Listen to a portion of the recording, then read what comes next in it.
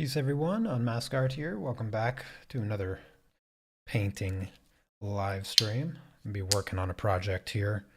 I'm just prepping my paint, getting it all mixed up and everything.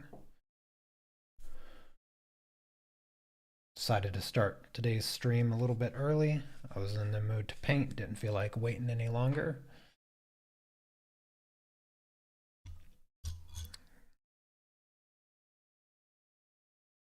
Just listening to some music and getting started on this project. Hope everyone's having a good day.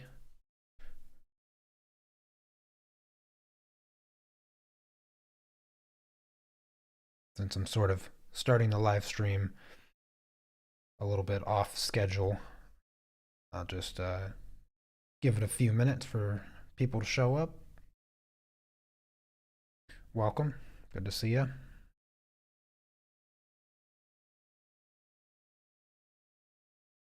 My apologies to everyone that was expecting me to be live at my normal time. But, I was just sitting here and I've been just anticipating finding the time to work on this project. So I just wanted to get into it. I didn't want to just sit here and do nothing. Sit here and wait for time to go by. So just finished lunch, so I figured now's a good time to just start painting. I'm just mixing up some oil, some linseed oil in my oil paints here. This is going to make them nice and creamy.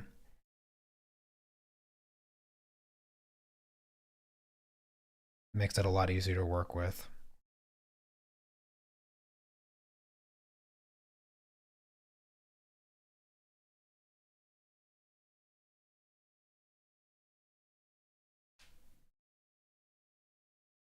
For those of you watching, if you have any questions for me, don't hesitate to ask. Always happy to have some questions or conversation, whatever you want to talk about. And that's what these live streams are all about, really. Just hanging out and doing some art.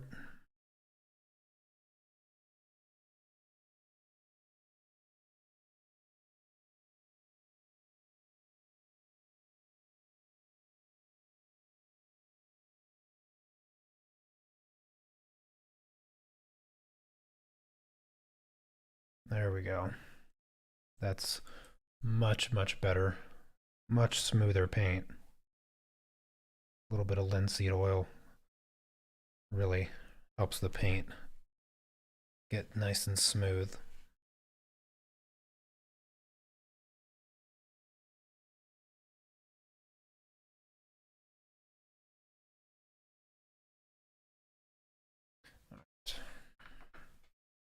Let's just add a little bit more oil to the other colors now.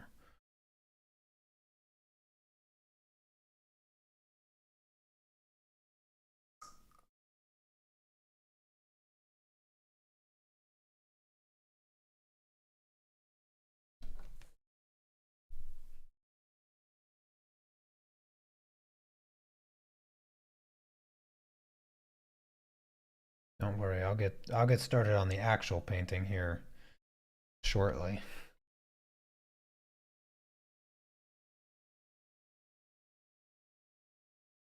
Might need a little bit more oil here. We'll see. This lighter gray color tends to need less oil because otherwise it gets a little bit too soft and translucent, and it's a little less fun to work with in that case.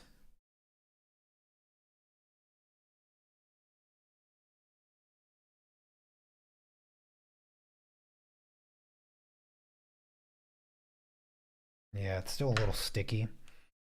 I don't like the oil paint to be sticky. I like it to be smooth.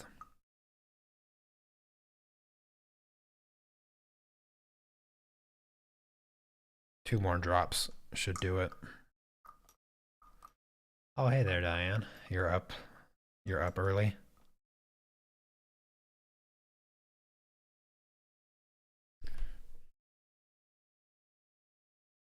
Yeah, I was gonna wait to my usual time to start streaming, but I was just really, really excited to get started.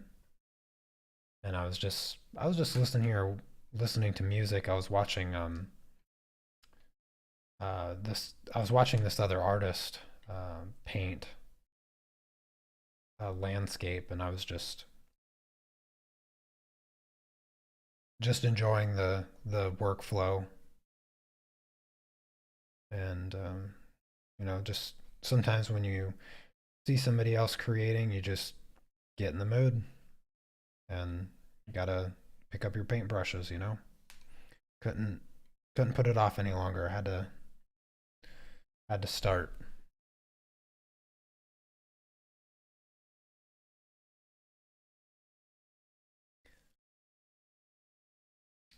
Hello, Matt Hath. Karma. Um, it is. It's just noon. Yeah, just a little afternoon here in Poland. 12:11.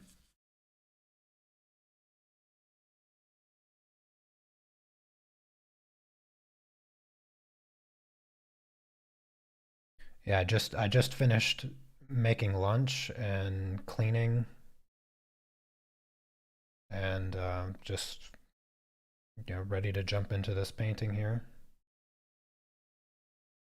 This isn't the painting. This is just me mixing the paint.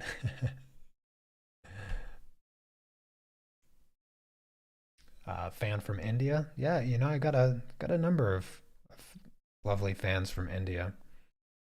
Welcome. I'm glad you stopped into the live stream. Appreciate it.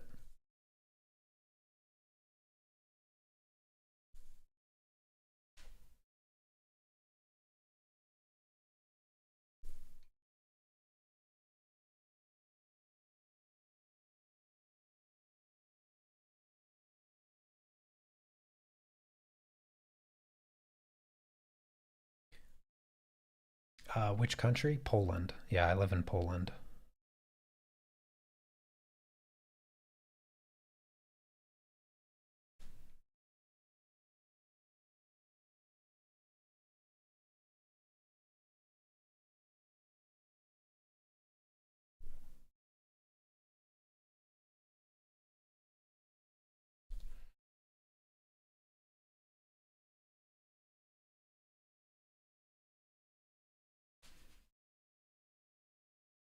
Yeah, this series of paintings that I've been working on the past 6 months or so is for the Evolve program. There's more information in the description, but about 6 months ago, they reached out to me and asked me if I'd like to do a review of the program, and I did. I did the first few projects and did a review, and I asked them if if I could if I could just work through the whole program, and I'd live stream it and stuff, and they agreed, and I'm grateful for it. I'm grateful for the opportunity to you know be pushed back into oil painting. Um, it's definitely been a little bit more of a creative outlet for me, aside from uh, just focusing on teaching. So it's nice to work with the medium again, because I really love oil painting, and the projects. So I've gotten to the stage in the program where I get to take my own reference photos, set up my own still life, and do the projects that I want. And so the last painting I did was of an Xbox controller, and this one's of a um, like a drawing mannequin thing. Those little uh, like action figure type I don't know what they call them, but a drawing figure that you can change the pose and everything and draw proportions and all that. And so that's what I'm going to be working on today. And I got two of them. I got a male and a female uh, figure, little plastic figurine thingy. And so I'll probably do a couple projects with both just the male, just the female, and then combining them in like different poses and stuff. So I look forward to doing more projects similar to what you'll see me doing today.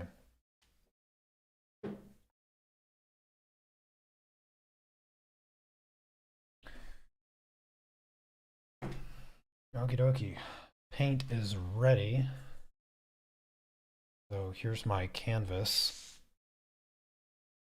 What happened to my hair? I cut it off some time ago. Um, I mean, I had like slightly longer hair. Excuse me. I had slightly longer hair last week, but I just needed to get rid of it. It was driving me nuts.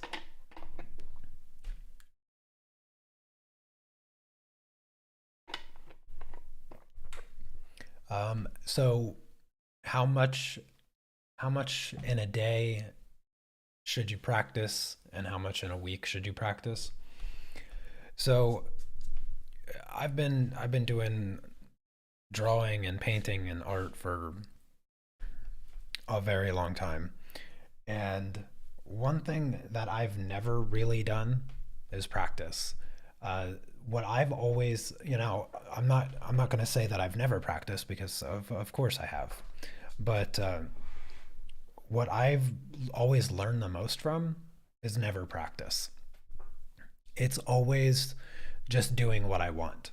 So when the topic of practice comes up, I always say the best thing to do is to just do what you like instead. So if you want to get better at painting, then paint. Just find a picture that you like and try to replicate it and learn that way. Because every project that you do from the beginning of your artistic journey is practice. Like this is practice for me right now. Like I know exactly how I'm going to do it and all of that, but uh, I'll still fall short of perfect because that's just how we are as humans. We'll never actually be perfect. So I would just say do what you like and don't worry about anything else. Oh, hey there, Chrissy. Yeah, I started today's live stream a little bit early, so get the opportunity to jump into the stream. Yeah, yeah. I'm just doing a fun little oil painting here. I grabbed the wrong color, so I need to clean my brush already.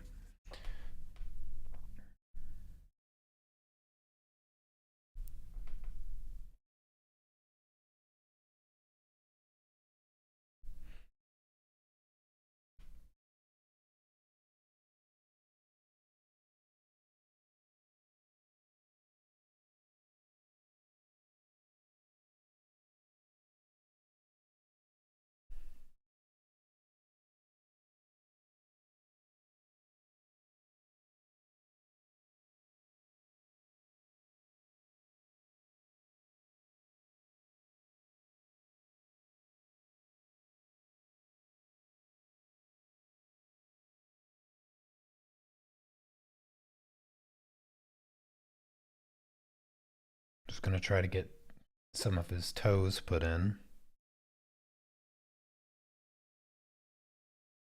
I'm gonna be doing this one little section at a time, which is a little bit different than I normally do with these projects, but I think it's going to be the best path to take. So just one small section at a time. put the shadows in, and then put the lights in and blend the gradients.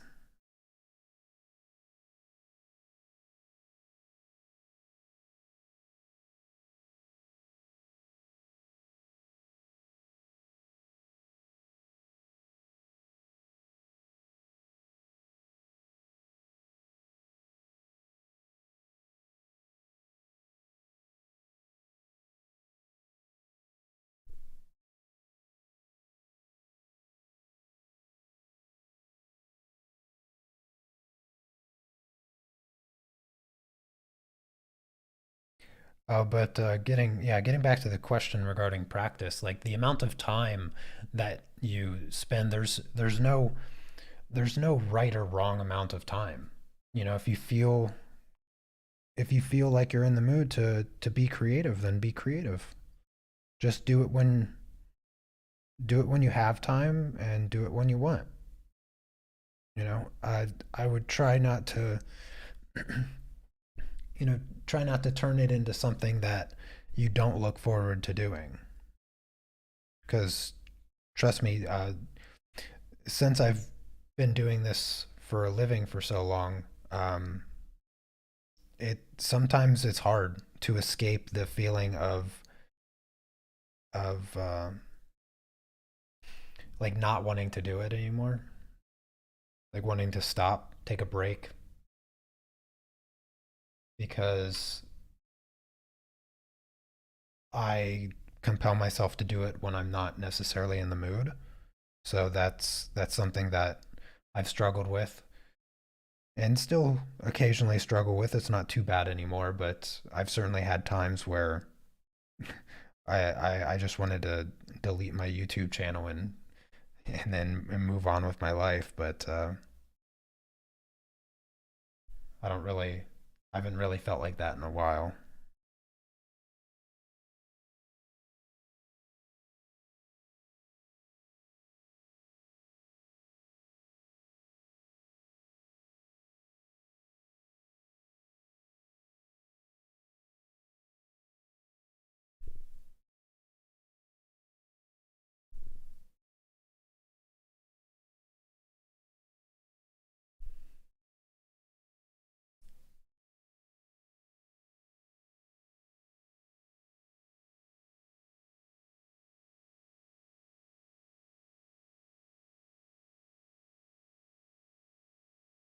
You find that when you practice, you stumble on some interesting techniques. Yeah,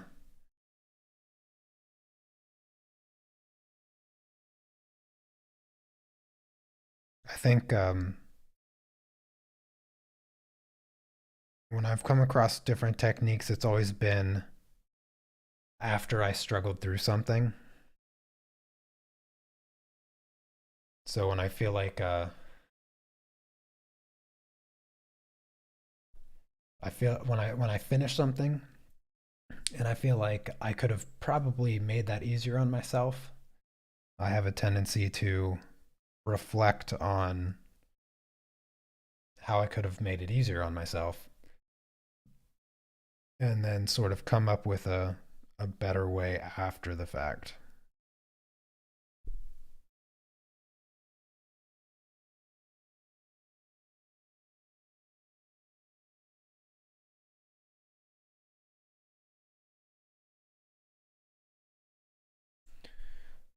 Hmm. Actually, I think I might make that the darkest shadow. Yeah, I think I'm gonna make that the darkest shadow.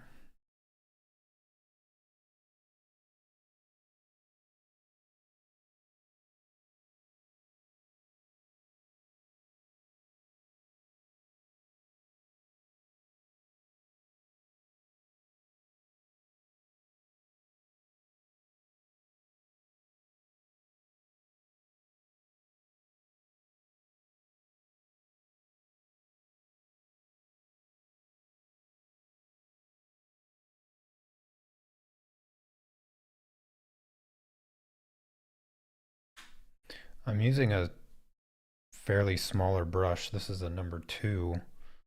I've usually been using a number 6, but details are a bit smaller.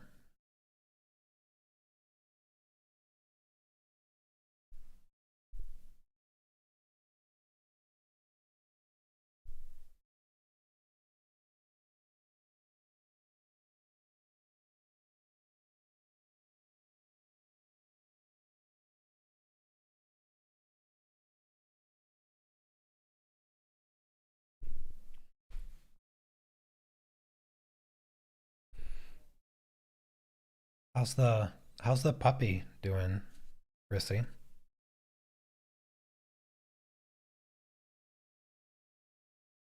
I know I asked you the other day that you were in the live stream, but I didn't catch the answer.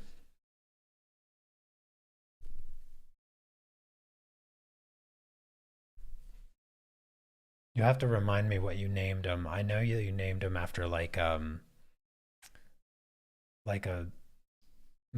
mythological god or something, like Archimedes or something like that. I can't remember the name for the life of me for some reason. I know as soon as you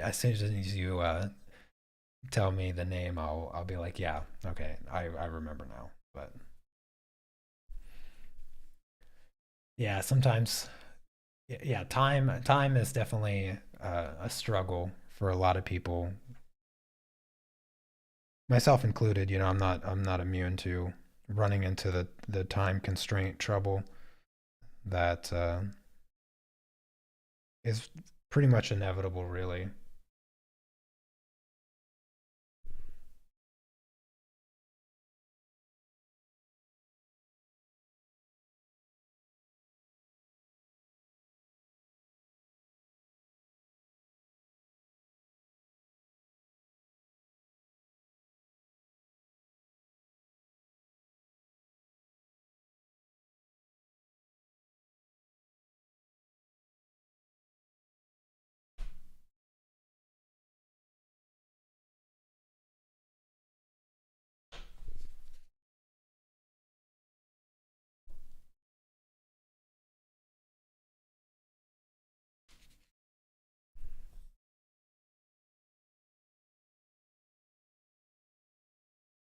My voice is like Zeus. That's funny. I don't think I've ever heard that before.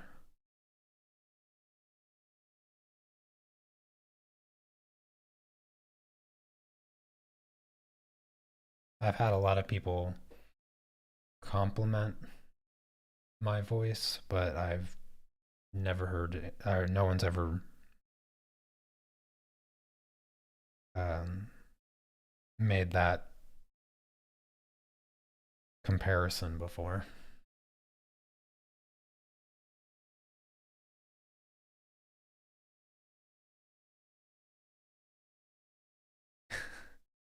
That's nice. That's good. I'm glad the pup's doing good. Getting some good training. You said that you're gonna do um some lessons, right? Some like training puppy training lessons or something like that. Like formal training.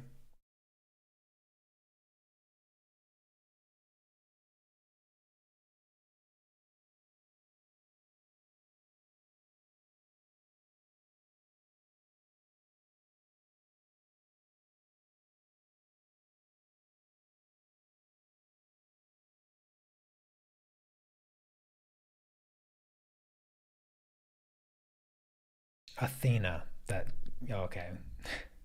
I knew it was I knew it started with an A. Yeah, yeah. I knew it. Athena. I don't I was thinking it was a boy. I don't know why. Yeah, I don't know why.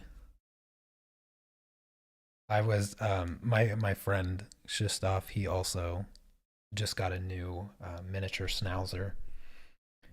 You had you yours isn't a schnauzer, is it? Yeah, yeah, it is, right? Yeah, you're going to puppy school. That's what I thought. Yeah, I'm trying to remember everything. It's tough sometimes, but his his family dog had passed away recently in just the past month, and so they got a new schnauzer, miniature schnauzer.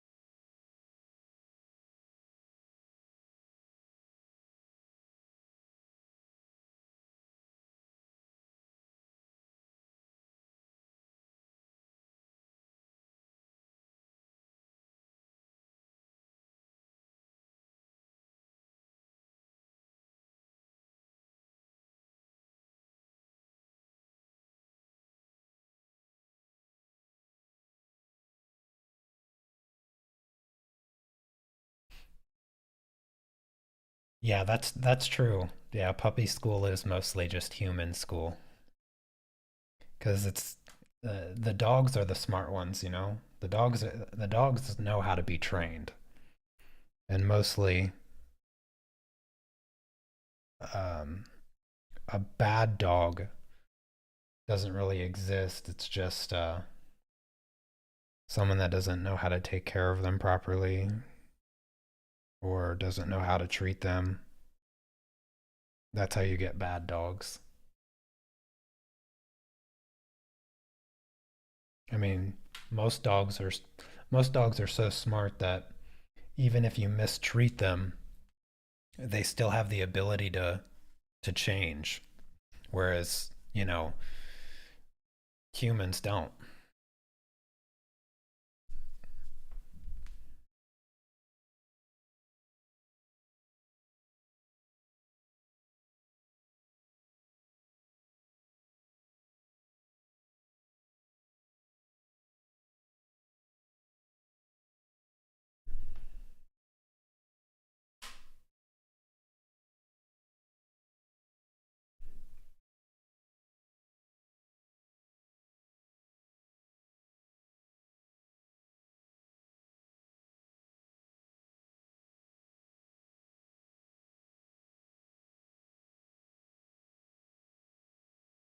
What do I do for a living?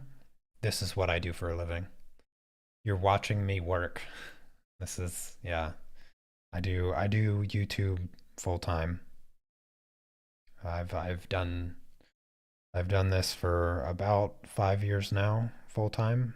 I think five, maybe almost 6 years. Coming up in uh so this fall, this coming October will be will be 9 years. Yeah. Gosh darn, I keep grabbing the wrong color.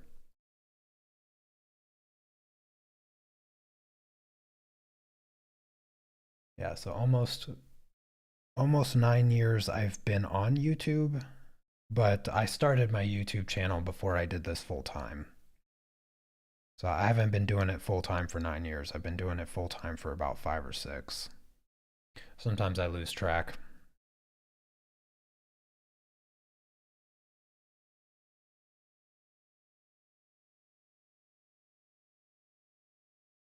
This is your wow.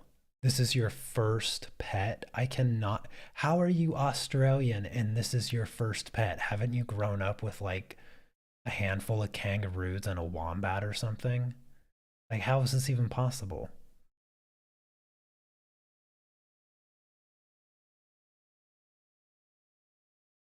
Wow, that's crazy. You know, pets have always been like so much a part of my life that I just can't even I can't comprehend. That's wild.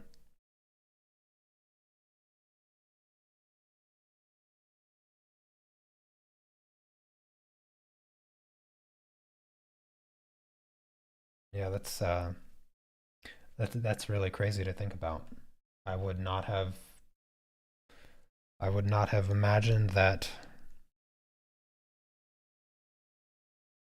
you could have gone that long without ever having a pet.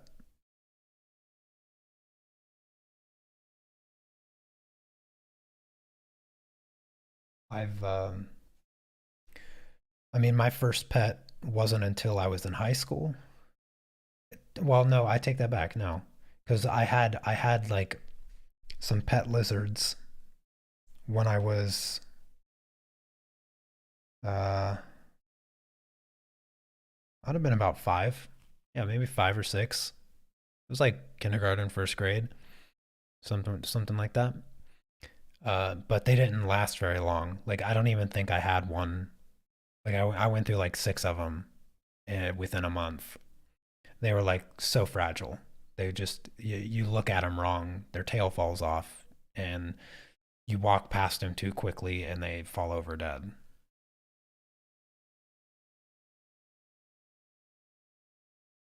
Yeah, I can understand that. Life getting in the way, and I mean, especially like I mean, not all pets are huge responsibility, but for sure a dog.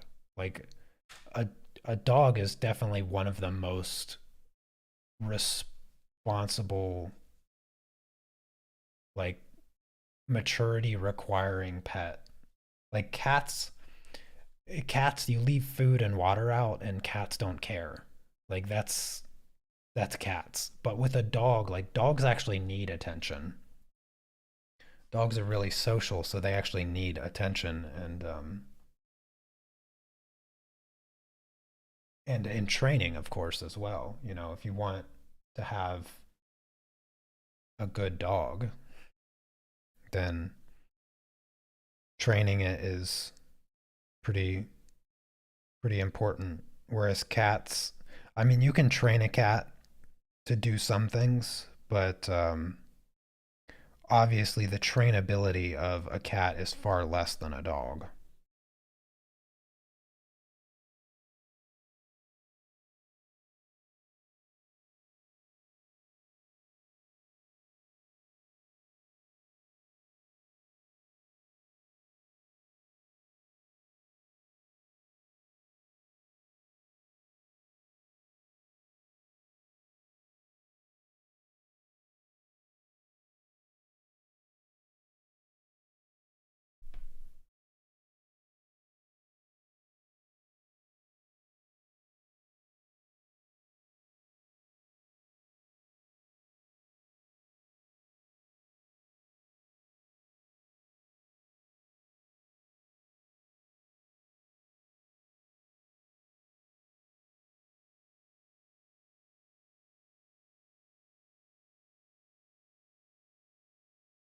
I'm glad that udon is really easy to take care of.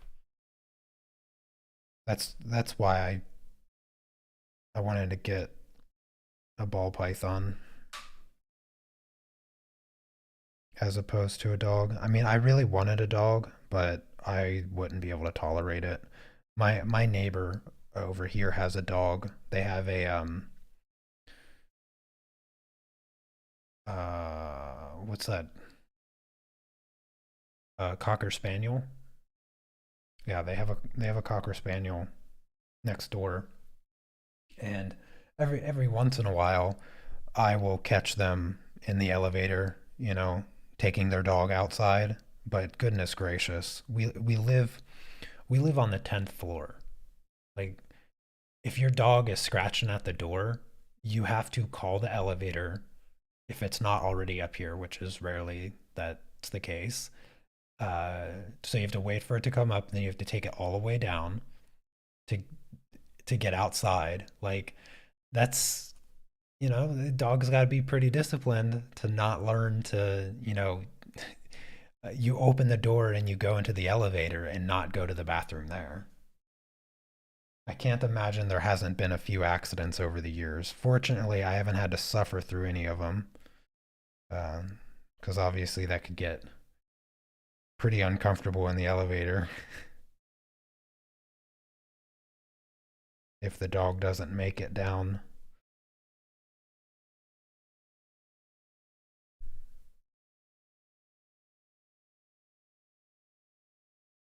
Yeah, the terrier breeds are really trainable dogs for sure.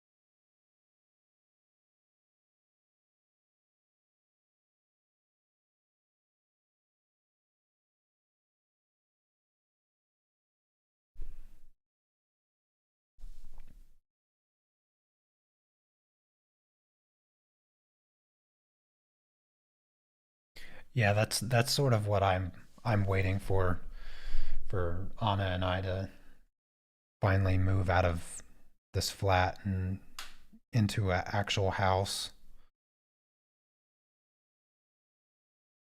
Only then would I be truly considering getting a dog.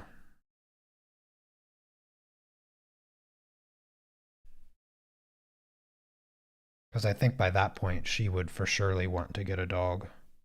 But she is adamant about getting a Dotson. Like she doesn't want any other dog. She just wants a Dotson, which I'm fine with that breed. Um, I sort of feel bad for them because they have terrible joint problems because their breed is so manipulated. Whereas I want to get um I can't think of it. Oh goodness, why can't I think of the breed?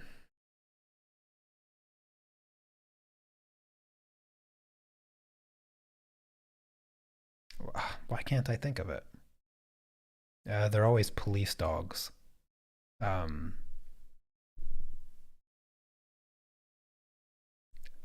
I had it like right in. I was just about to say it, and then it immediately like jumped out of my brain, and now it's not there anymore.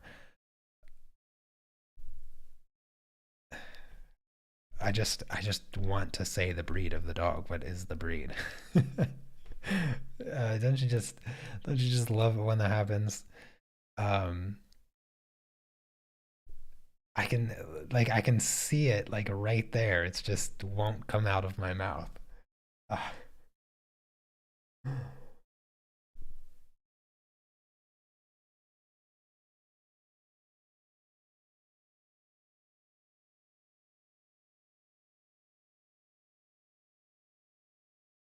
they're black, brown. They're always like police dogs. German Shepherd. Oh my goodness. Why couldn't I? Yes, thank you so much. Oh my goodness, it was driving me crazy. I just can't get over the fact that I couldn't remember it. Yeah. So I've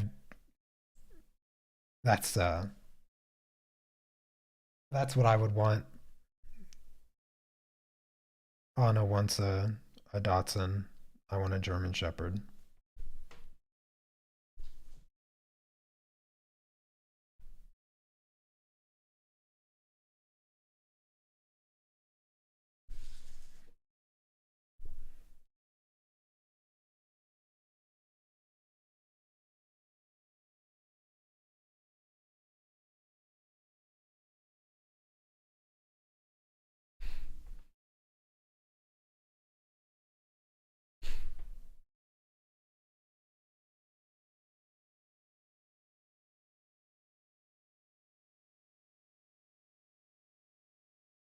Yeah, taking a rescue would be tough because there's a lot of bad habits that could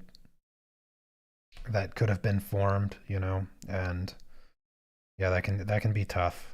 I know Cece, she took a rescue, and she was um, she was an outdoor dog, which makes it even tougher because since she wasn't crate trained, she has like really bad anxiety when she's inside small spaces, and so it can be rough sometimes. And I know Cece had some trouble with that dog, or has been having some trouble with it.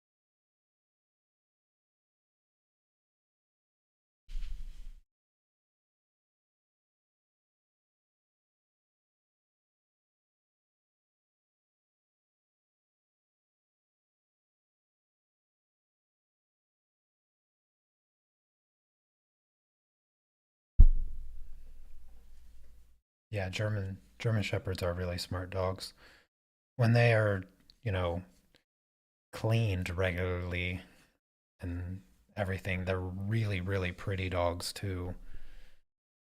As long as they're not, as long as they're not bred to have really low backs, because every breed can have some known issues, and German shepherds are, if you a, a, a get it from a bad breeder, they can be bred to have really lower backs, which cause all kinds of health problems in the long run. But aside from that, they're strong, resilient dogs and extremely smart.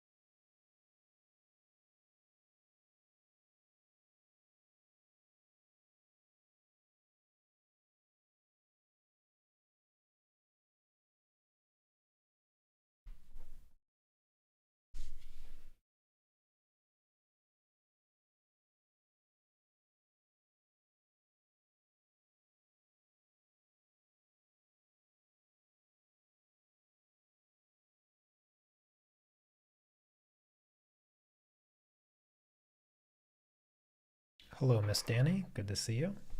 Happy Friday to you as well. Hope you're doing well.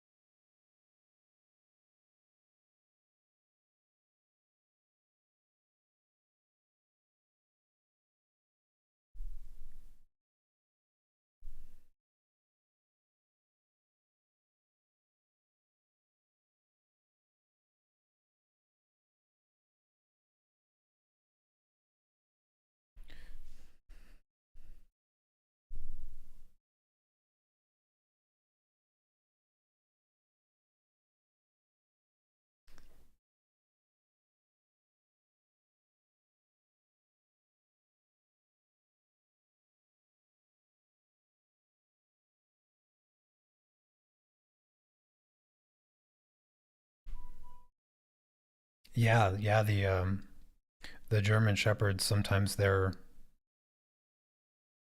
sometimes they're bred to have that really lowered form in the back where they arch down. I don't know why anybody would want that, but it's sort of like a certain characteristic trait that people have gravitated towards.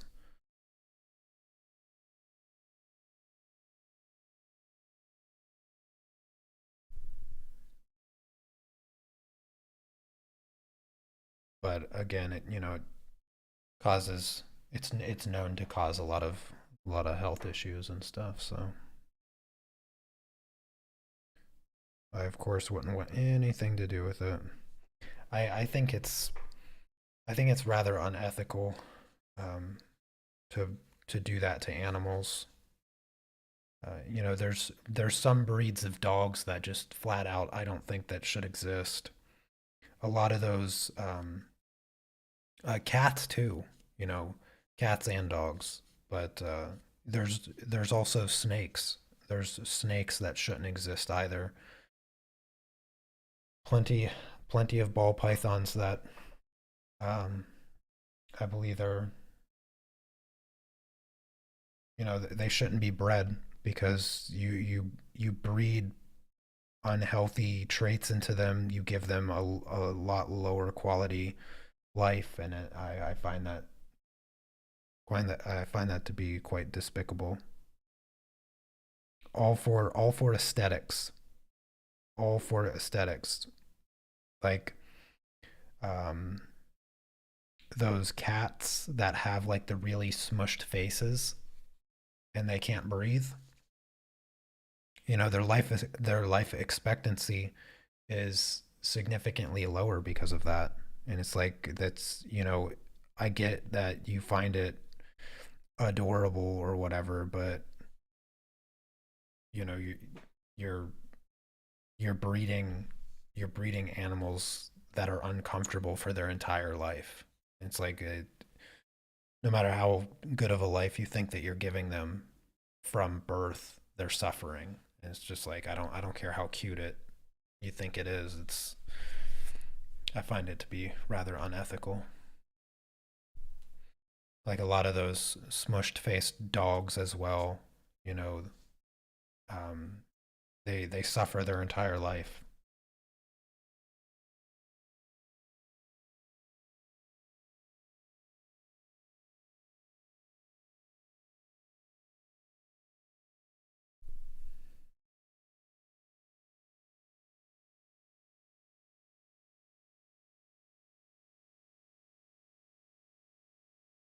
Yeah, I'm doing quite well, Danny. Yes, thank you. Glad you're doing good too.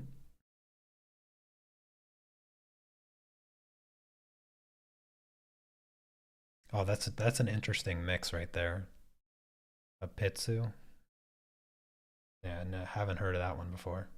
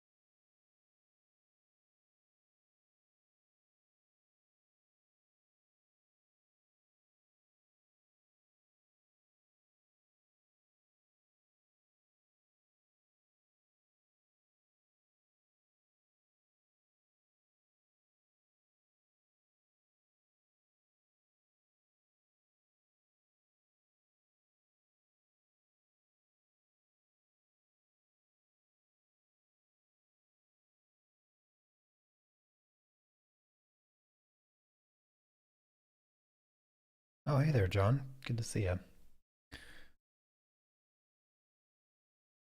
Just working on another Evolve painting here.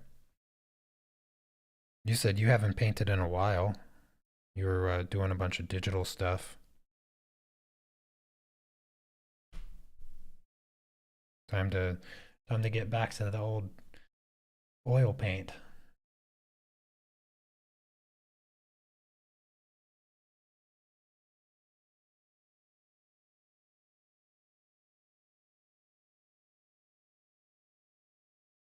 I'm sort of breaking the rules a little bit on this project, but we'll see.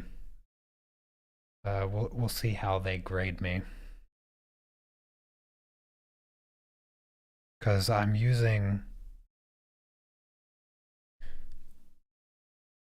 not mixing the what are the transition values or whatever they call them. I forget what they call them in the program.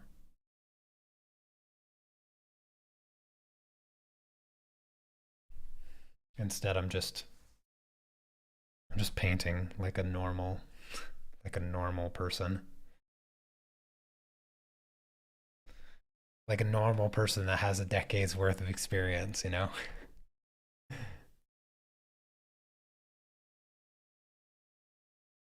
Now, did you finish block three?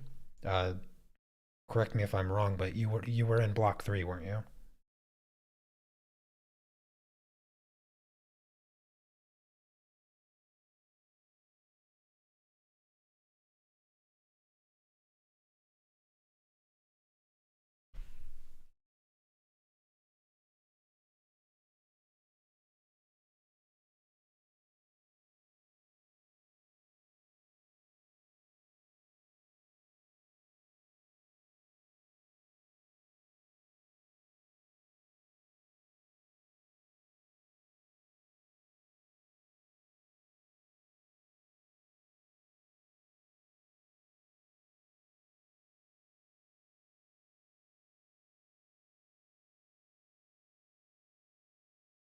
Oh, you stopped midway through block four. Oh, okay.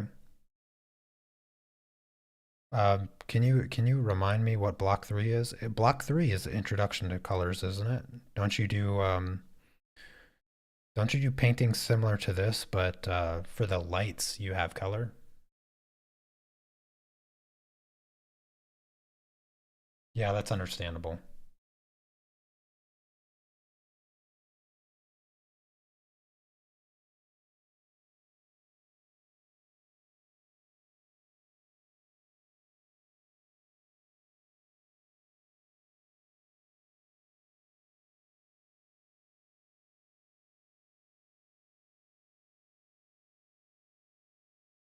You should you should finish it up though, you know?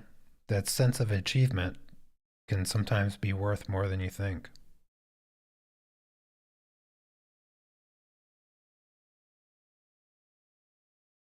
So what do you do in block four?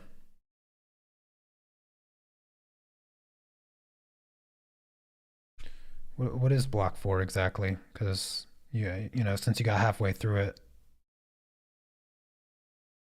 what what made you stop, I guess? Or what uh, I mean, I guess you stopped to do sort of your own thing for some time, but what about like the projects was it that you wanted to do your own thing instead of just finishing it? Block four is when the hard stuff comes. Oh, now I know why you quit. It got hard. You wanted to stick with the easy stuff.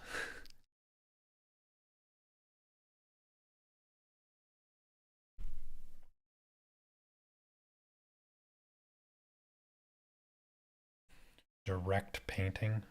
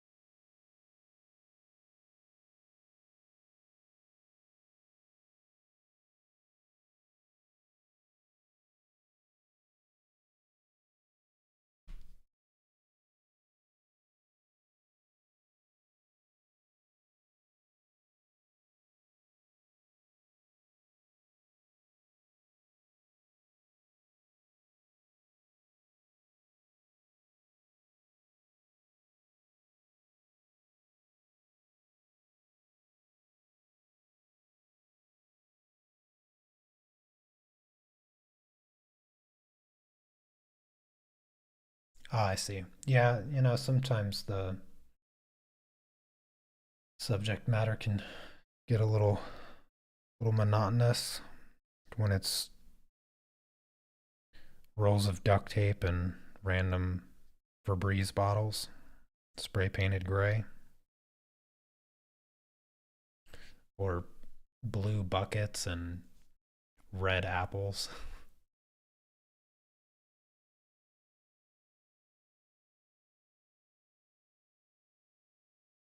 This project is already a lot of fun. Yeah, you're absolutely right, Chrissy. Like I'm just jamming out to some music and chatting with all of you. So it's very therapeutic indeed. I mean, as therapeutic as listening to Slaughter to Prevail can be. I'm very at peace, but the music I'm listening to is about as opposite as you can get. Definitely, uh, definitely not what you most people would expect. I know many of you have known me for some time now and know that I listen to some pretty heavy music, but Slaughter to Prevail is definitely one of the more hardcore bands that I listen to.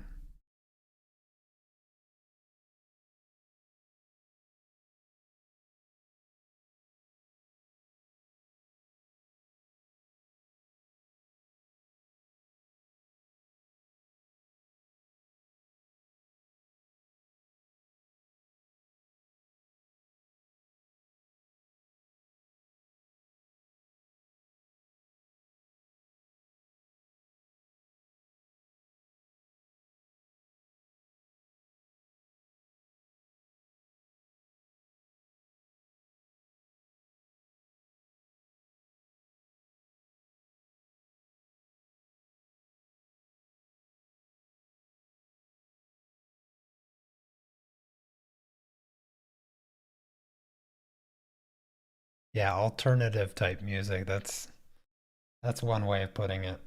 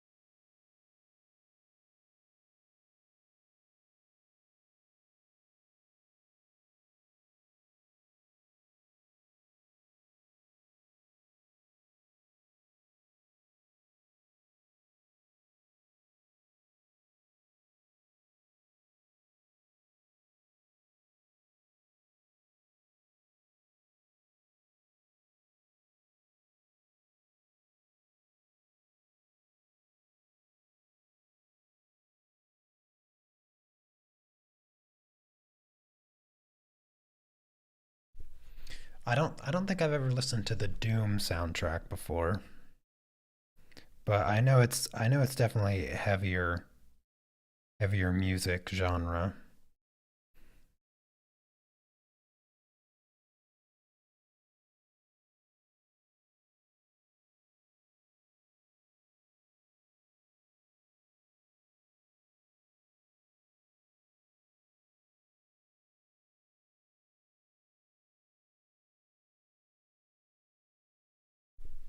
Sometimes I just think that it's a little funny. Um,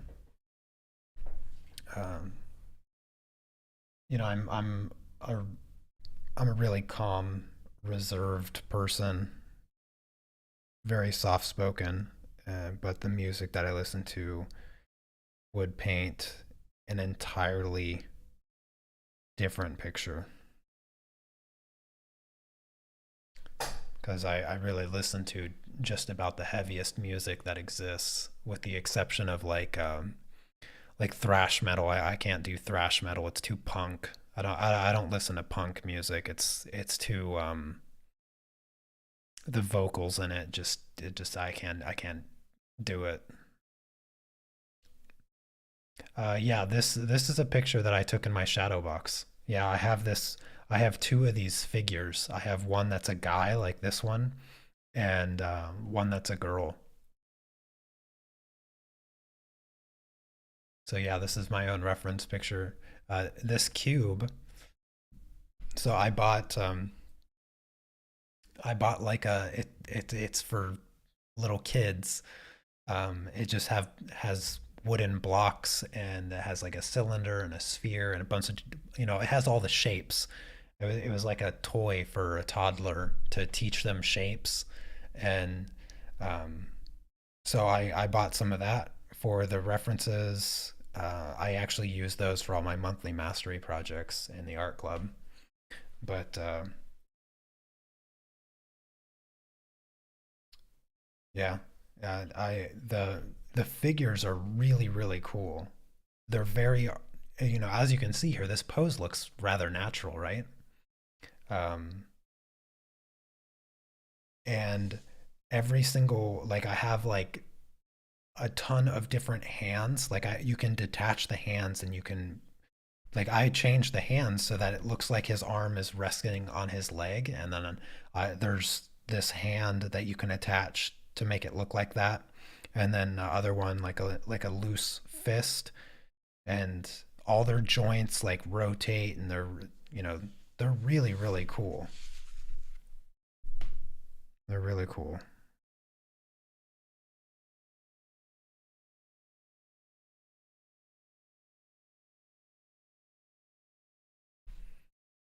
They're Japanese anime drawing dolls.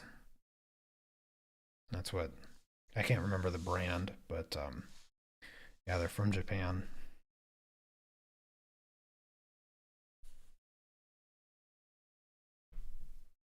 You recommend Sabaton? Never heard of that.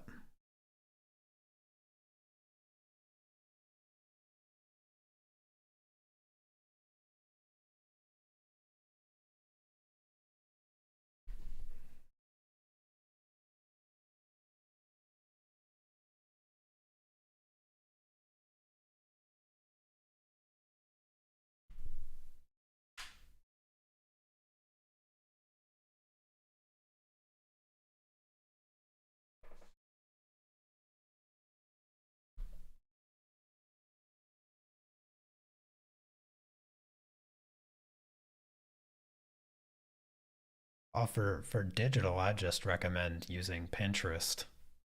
Yeah, just go to Pinterest, find any pose that you could ever imagine, and then you just copy the image and paste it over, and then draw right over top of it. That's the way digital artists do it. There's no reason to there's no reason to do it the old school method when you're doing digital art. Anybody that does digital art doesn't waste the time,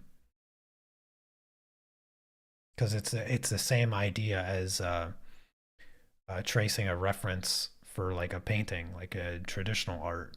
You just if you need the pose, just quickly do like take the photo, carry it over, do a quick sketch right over, boom, you got the pose. You don't have to draw like the photo as it is, or trace anything like that. But I mean, when I do digital stuff, that's what I do. I just go over to Pinterest, find a pose that I like, and then I just translate it into my drawing the way that I want.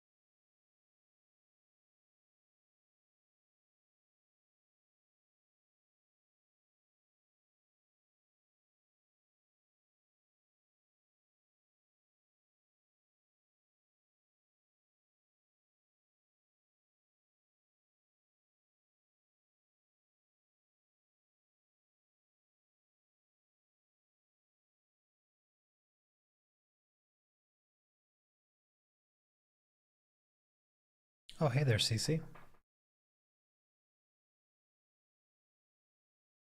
Oh, thank you, John. Yeah, I'm glad they've been helpful.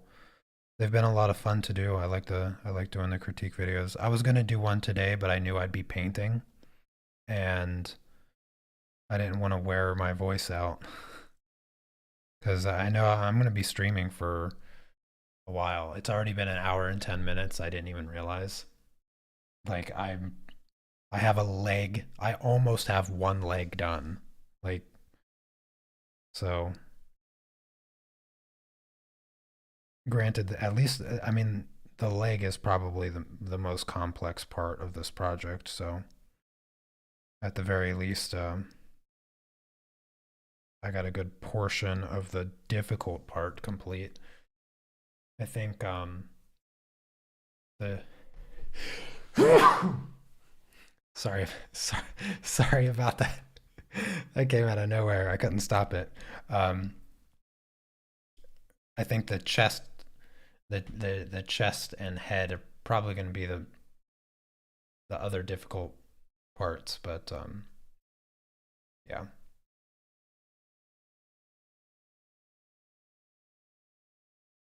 Hey there, Kizzy.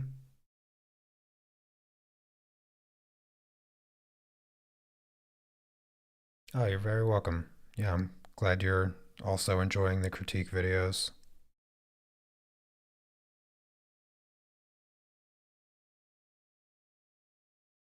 Kizzy, I don't know if you've joined the Facebook group or joined the Discord, but if you ever want me to do a critique of one of your drawings or paintings or whatnot, you can always share it there. I do live critique every the first Friday of every month, so there's going to be one coming up here soon since April is finishing up. So there'll be an is it next is it next Friday? What is the date? No, so it won't be next Friday, but it'll be the following Friday. And if you keep an eye out for those live critiques, um, you can submit you can submit a project, and I will do a critique of it during the live critique session. So you get more personalized feedback if you want. Yeah, this is a evolve painting that I'm doing. This is of course my own reference photo though, which is something that you get to do when you get to block two, which is nice. The best part is that you get to take your own reference photos.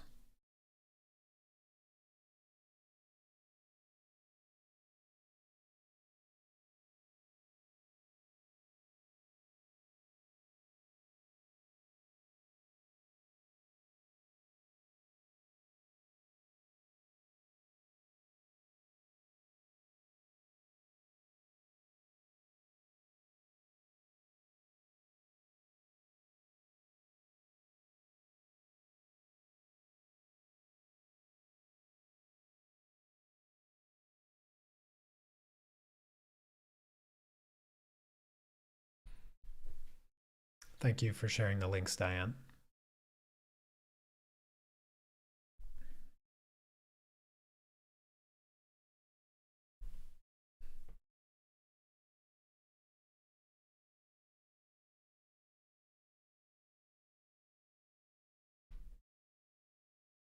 Oh, you're on Discord, okay.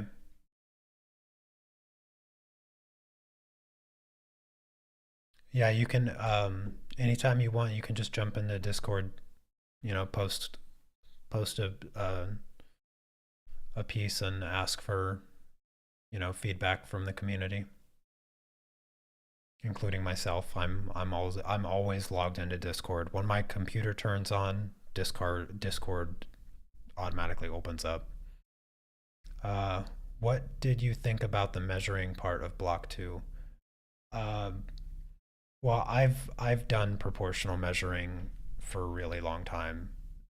It's a very useful skill to learn.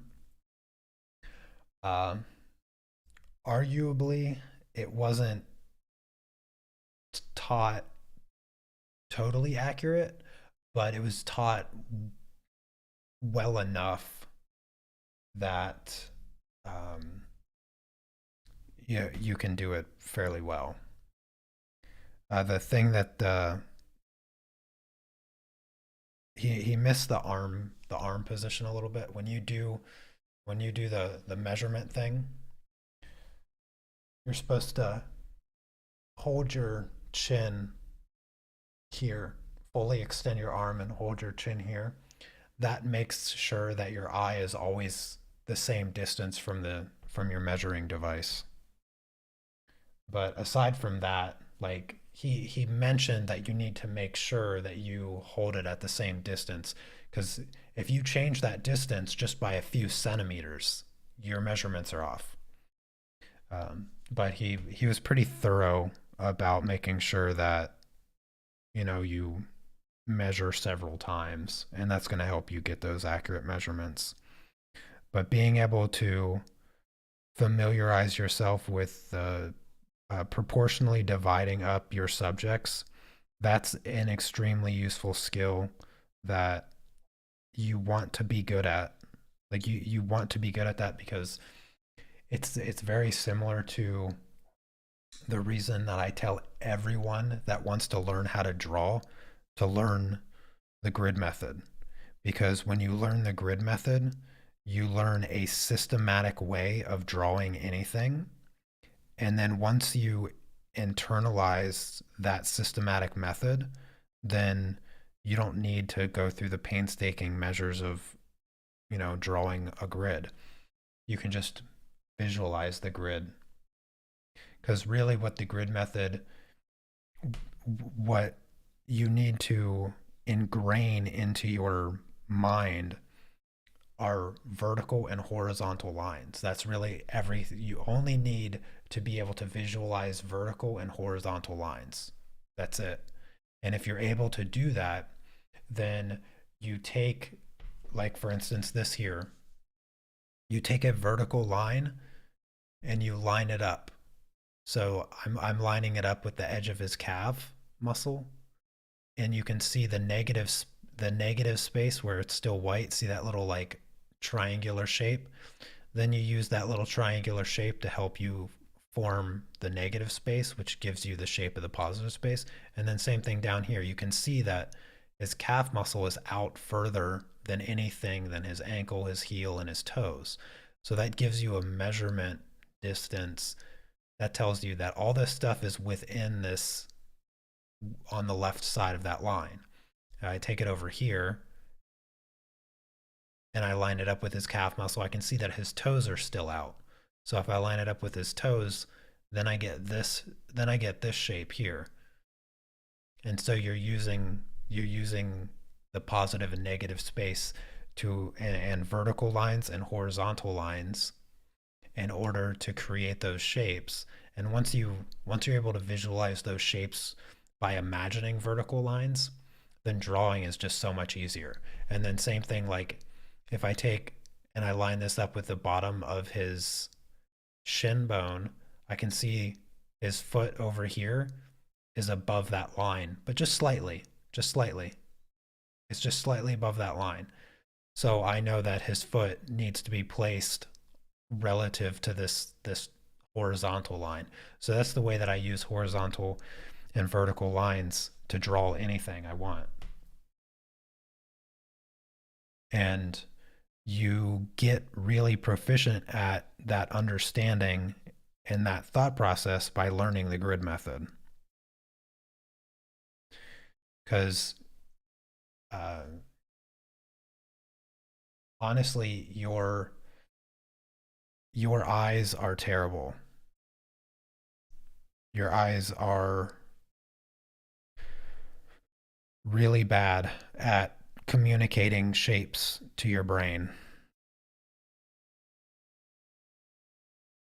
Genuinely awful. I'll give you an example. The top of these paintbrushes are the same length.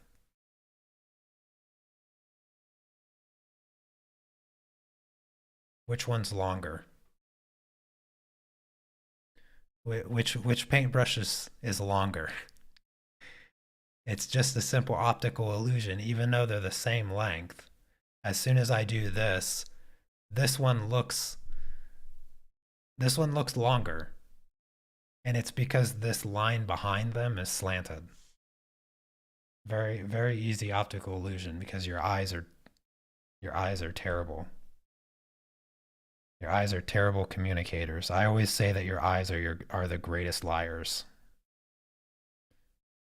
Your eyes can convince you of a lot of things, and oftentimes the truth is not one of those things. You know, there's like an infinite number of optical illusions, and there's probably optical illusions we're not even aware of yet. So by learning the grid method, you remove the the optical illusion. You dismantle it, and instead you draw precisely, sort of in a mathematical way. Oh, hey there, Elena.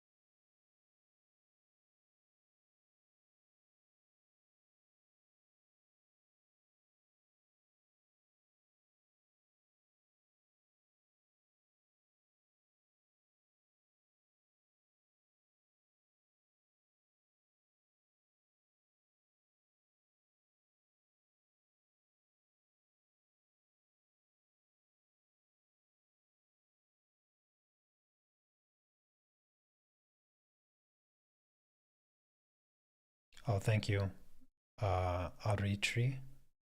Hopefully I pronounced that correctly. Appreciate that.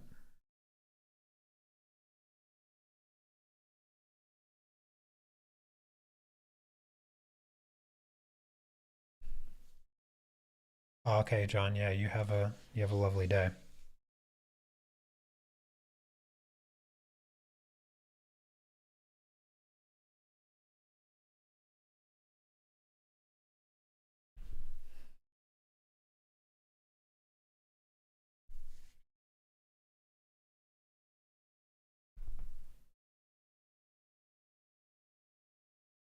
Oh, okay, Danny. Yeah, no problem. I'm always I'm always listening to music too. Either that or like a live stream, like some of you are listening to my live stream. I have a hard time finding a live stream that I can listen to though. Too many too many opinions. Too many opinions out there. Just sometimes I just want to listen to a conversation about nothing. You know what I mean?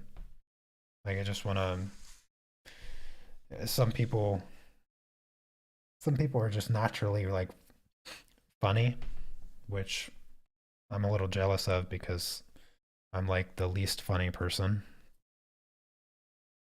I feel like I could have a slightly more successful uh, successful YouTube channel if I was perhaps even remotely funny. But I guess I was just, I don't know, a sense of humor just never really developed with me, I guess. Some people find me to be funny, but very few, very few.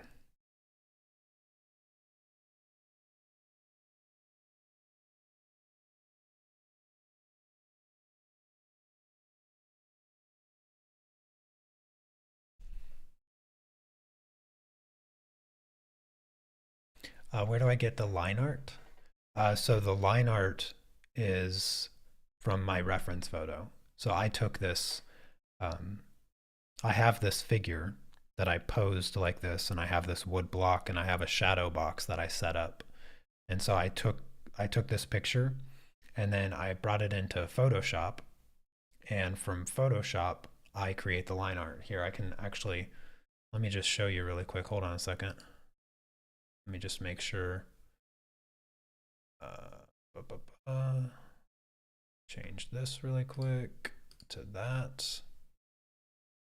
So here we go. Here we're in Photoshop. Here's my reference photo. So here's the original reference photo here that you can see. And what I do is I create this layer. Boom. There's the line art. So what I do is I just take the photo, and I take the original photo, and I tune it down like this. I make it more translucent. And then I just come in here with a paintbrush, and I draw the lines. And I just outline the important stuff, right? And I turn this off, and boom, there you go. Perfect line art. And that's how I do it. And I almost always have Photoshop opened up while I'm working.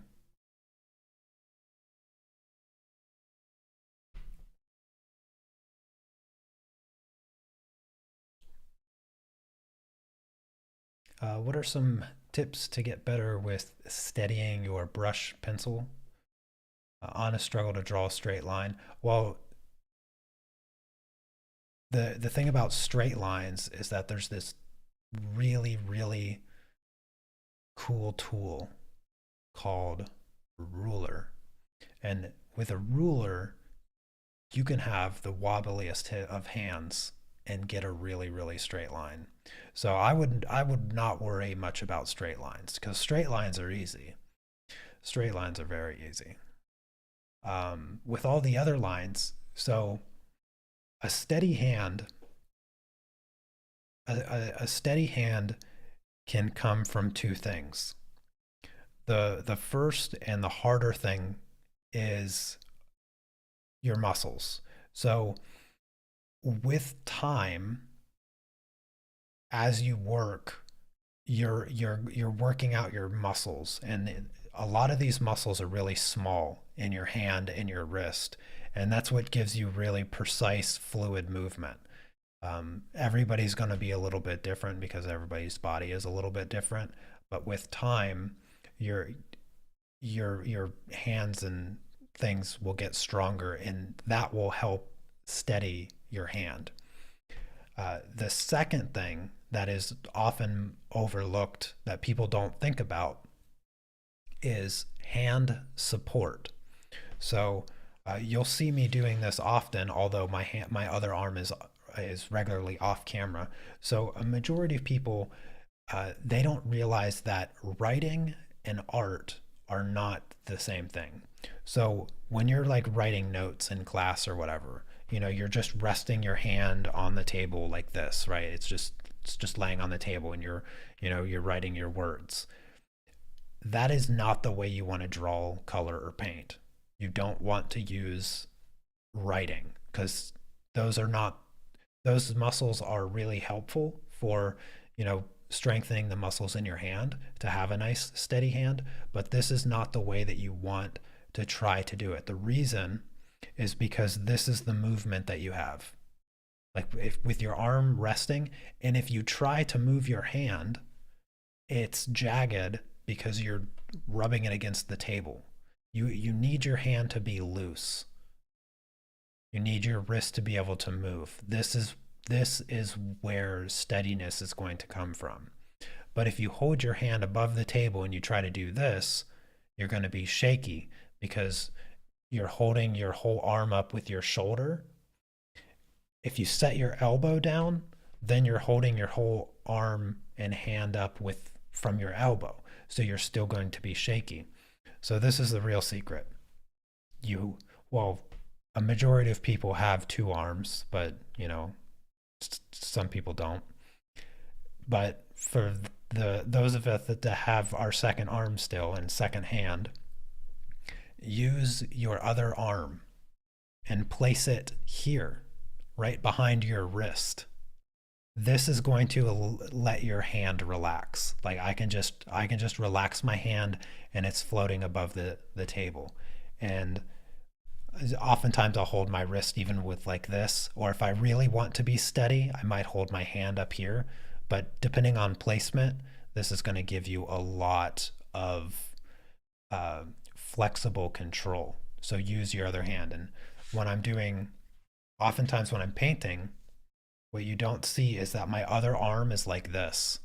My other arm comes across my painting and I rest my hand on it like this. There's still space here. This isn't touching the table. I have it on my elbow and my fingertips over here, and my other hand is like this. And this is where you're going to get a lot of stability.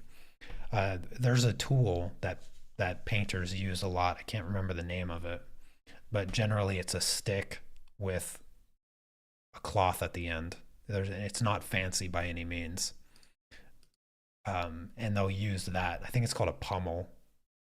I want to say, I don't know why I want to say it's called a pummel, but it's a stick with a ball on the end, and they use it to steady their hand. So those are the two ways.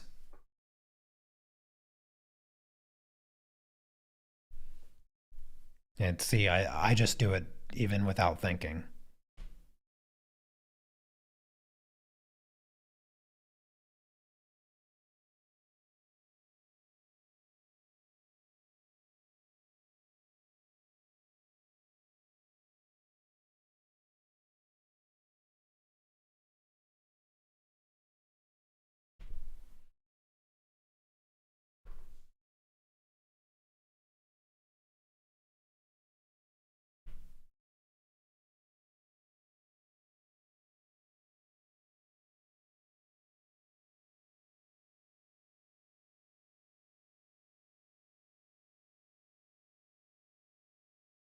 A maul stick. Okay. There you go. It's a maul stick.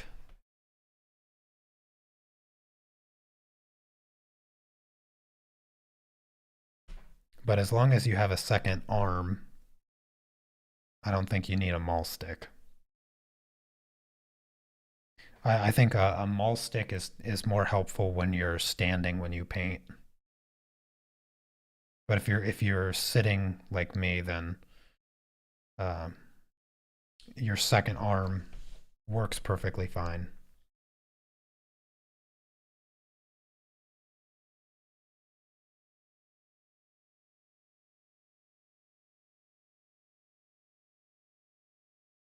But yeah, trust me. Yeah, you definitely don't want to paint or draw like you're writing. That's that's going to be the first step. Sometimes that can be difficult to train yourself out of. I have atrocious handwriting. I have terrible handwriting, and even when I try to write neat, I can't. If I'm consciously trying to write neat but still do it in a reasonable time, I just can't do it.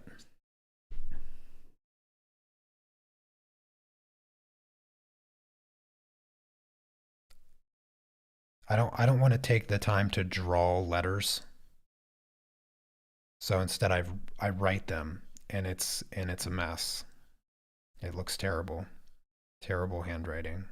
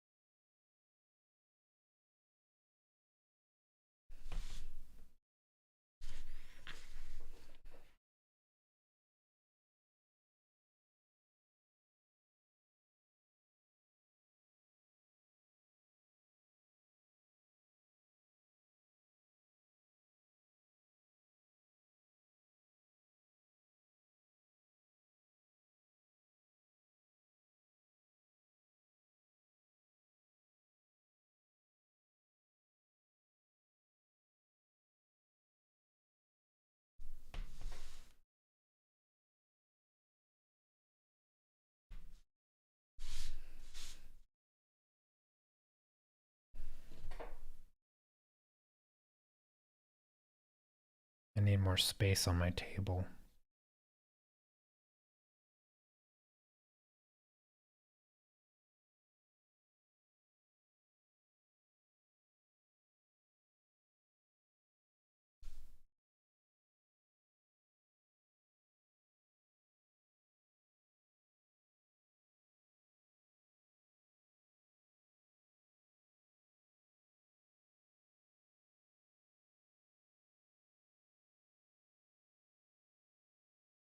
The number is 2. Yeah, I'm using the number 2 brush that comes in the brush set.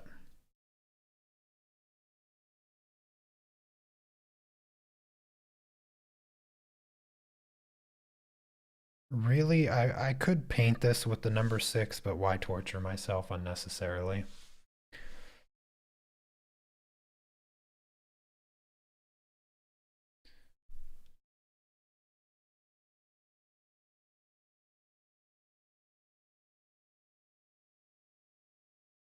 I'm not really painting with the method that they teach you either.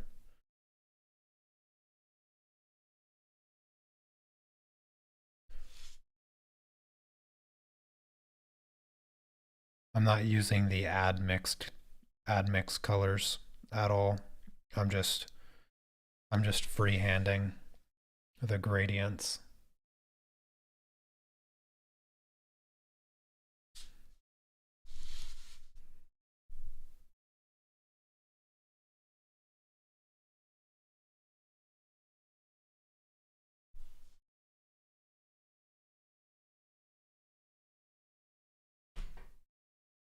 Yeah, it's a pretty small brush. I mean, a number 2 is honestly a number 2 is about as small as you would ever need to paint anything. Anything smaller than a number 2 and you're not even going to be able to hold any oil paint.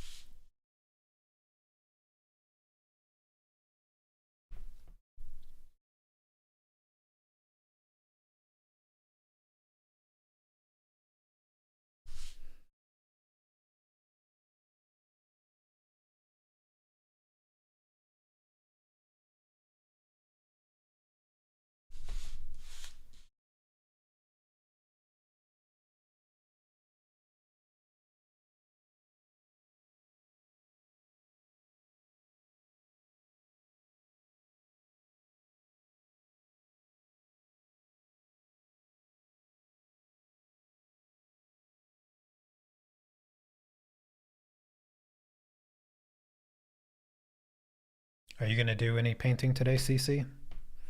What's on your agenda?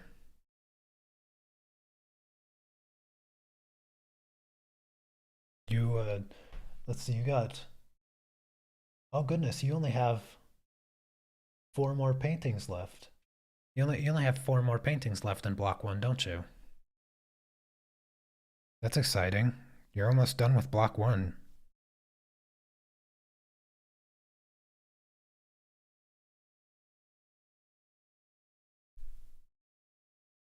Did you get uh Jason all moved into his new shop?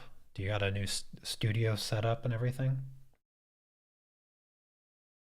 You haven't been on the FaceTime calls the past couple weeks, so we haven't chatted much.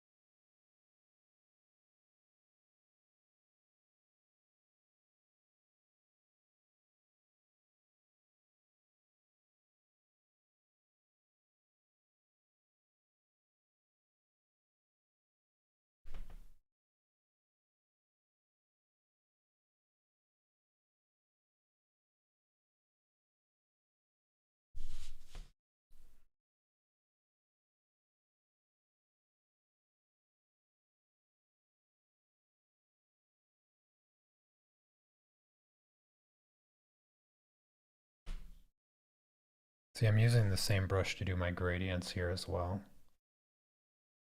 The smaller gradients are actually a little bit easier to produce. It's the big stuff that is actually hard. Because you can just sort of like run your brush gently across the edge of your two values and just sort of mix it right there on the canvas. No add mixture, no nothing is really necessary. Doing the add mixtures is just extra work for no reason.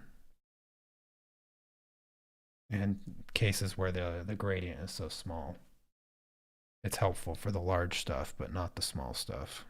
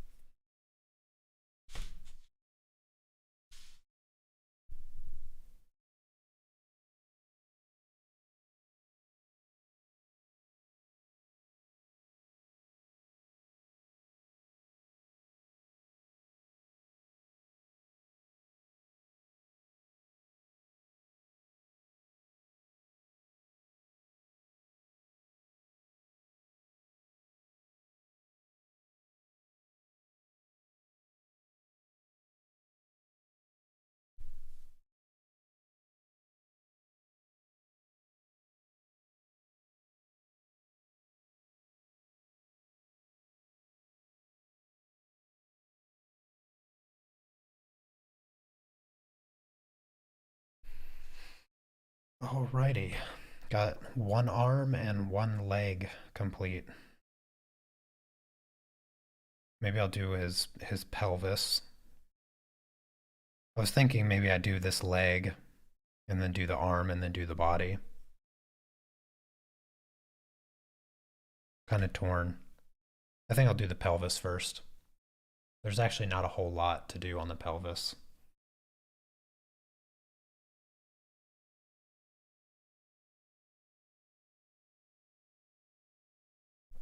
So I think, yeah, I'll do the pelvis, and then I think I'll do the other arm and leg, and then do the torso, chest, and head.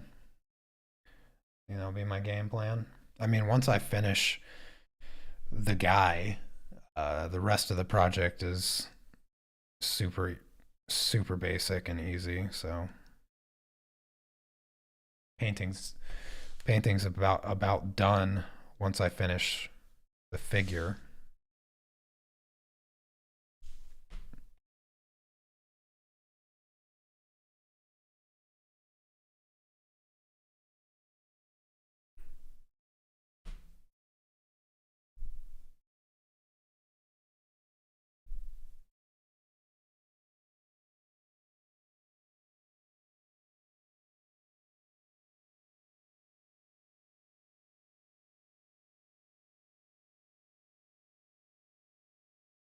Oh, thank you so much for the super chat, Mr. Rainbow Butterfly. Really appreciate that. How are you doing?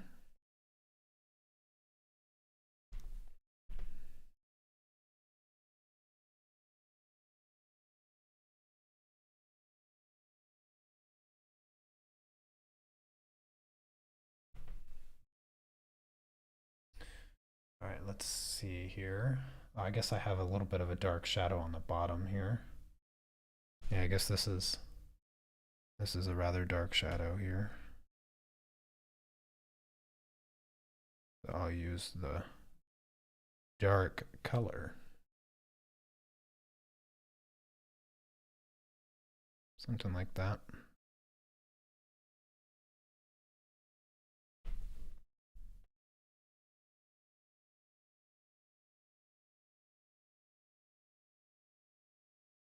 And then I'll use the lighter dark shadow.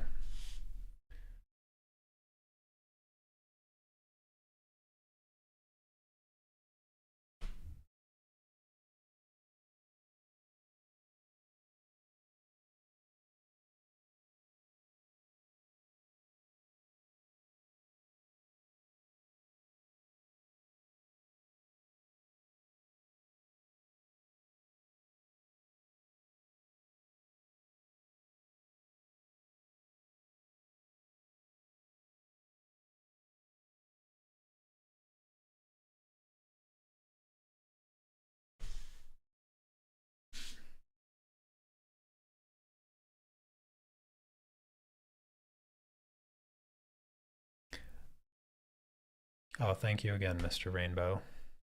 I really appreciate that. I'm glad you like my artwork. I'm glad you're able to catch a live stream and share your appreciation. I always appreciate it.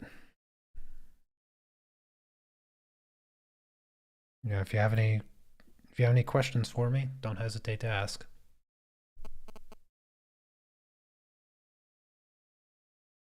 All right. Fill in a little bit more.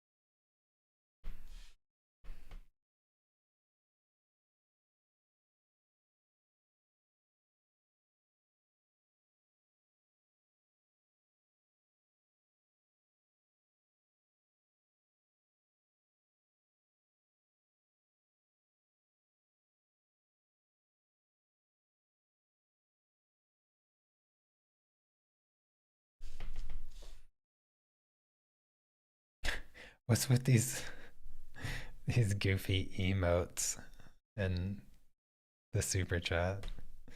Thanks for the super chat.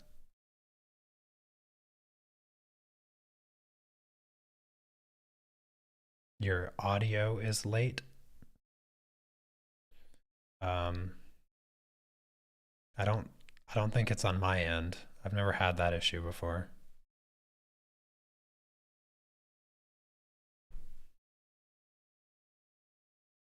The great banana. Yep.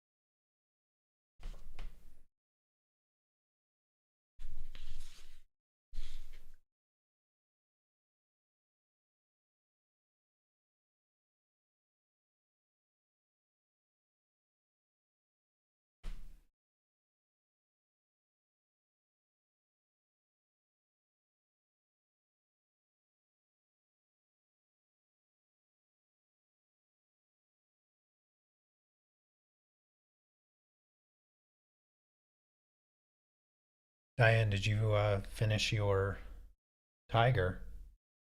You're all done with your tiger, right?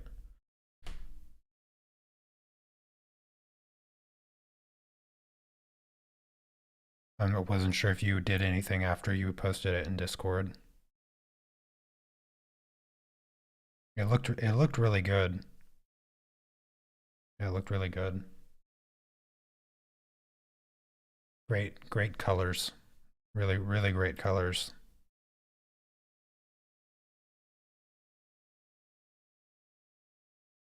You use different colors for the toning than what I used, or did you use the same ones?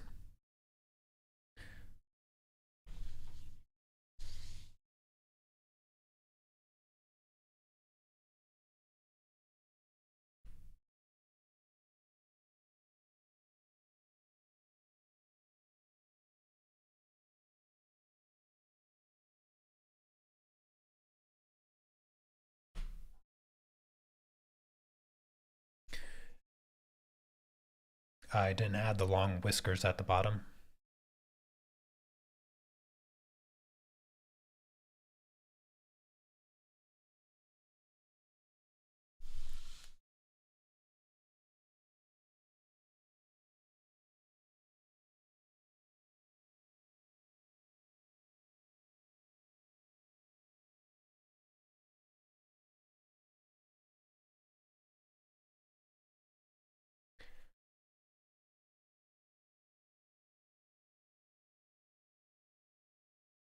You used purple and teal and bright red. Oh, okay. You want to get a new desk for the studio and one that has a side table. Do I have any recommendations? Um, well, it's not like I know tables by name or anything, but some of those, like the table that I'm using, is one of those really cheap crafting tables that you would buy a child. Like no joke, it's that cheap of a table. It's the like it does have a metal frame, which is kind of surprising. But of course, the tabletop itself is like that cheap particle board that falls apart. The drawers and the little side thingy are like those really awful cloth type drawers, but they work well enough. And I mean, I've put this table through a lot. And really, the only thing that makes this table good is that I built my monitor stand around it. So the table itself it's sort of wobbly, but what I do to fix the wobble is I push it all the way up against the wall, and that prevents it from wobbling. So um, you can go cheap. You can go cheap, and it lifts up and stuff like that, so I can change the angle that I paint and draw and stuff, which is very helpful. Um, if you find a cheap table, oftentimes you can make it better just by working on it a little bit. So, if you want to save some money, go with a cheap table and just build it into what you actually need. A lot of the cheap crafting art tables, you could probably get for like $100 or something. Something like this. Like this is like a $70 table.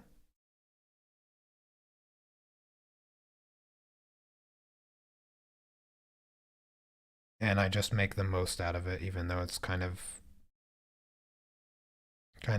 rickety. Like it squeaks a lot. I don't know if you guys, if the yeah, you can hear when I press on it. Like that drives me nuts. I could probably find some way to like tighten whatever's loose up so it doesn't do that, but I haven't been able to figure it out. So if you want to, you know, if you want to fix that problem on your own table, you can go with a cheap table. That's all I'm trying to say. Yes, this is a drafting table. It's the adjustable thing. I don't have it adjusted. It's flat right now. I generally do these paintings flat because it's just easier for me to spin this around without it sliding everywhere.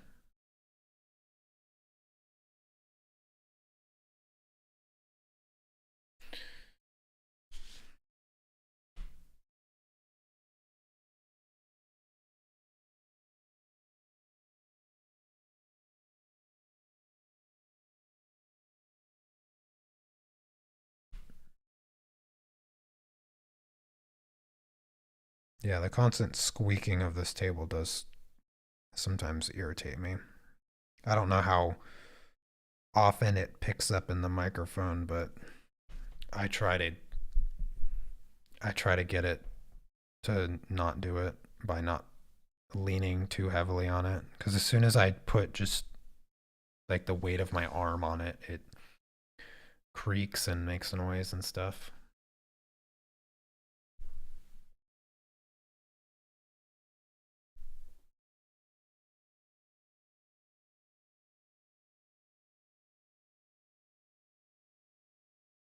Yeah. Yeah, so for this project here, you must have not have been in the live stream when I showed it, but I set this figure up in my shadow box, and I took the reference photo, so this is my own reference photo and everything. And then I created the line art in Photoshop and all of that. And then I tape the border here because eventually I'll paint the background.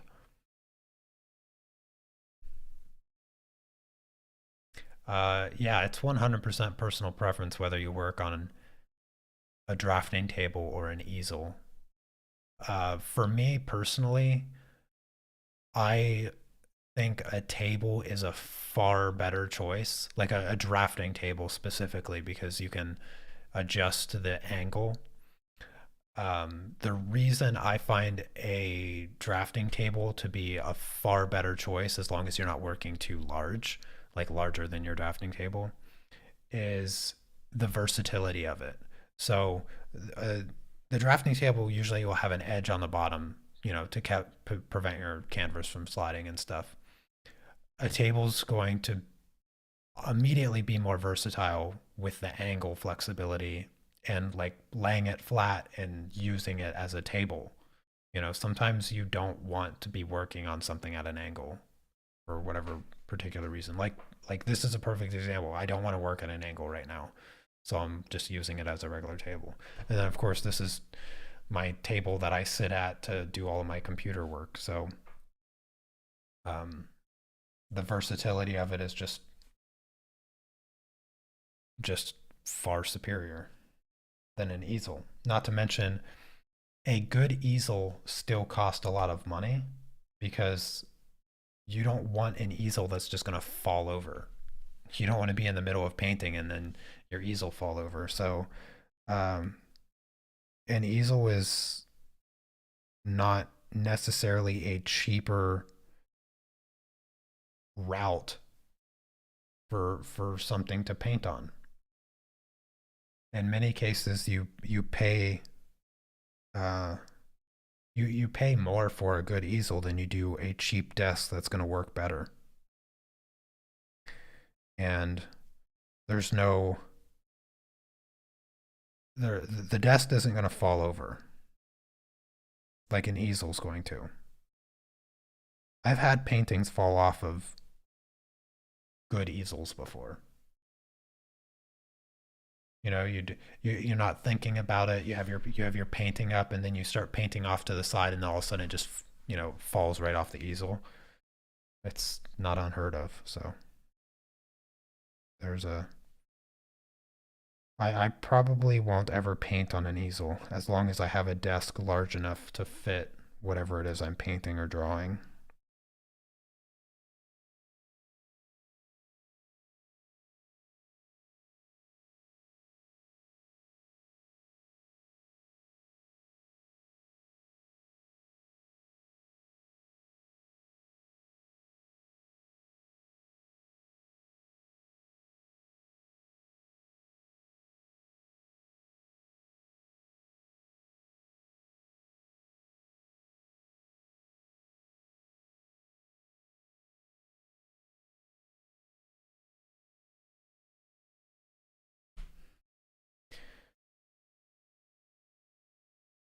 Can I draw you like the Titanic scene?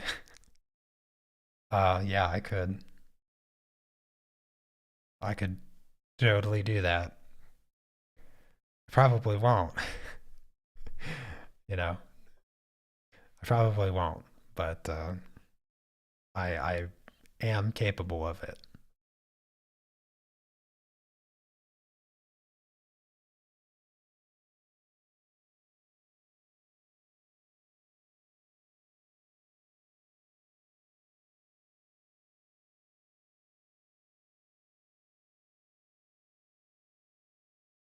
That's the first time that I got that request, by the way.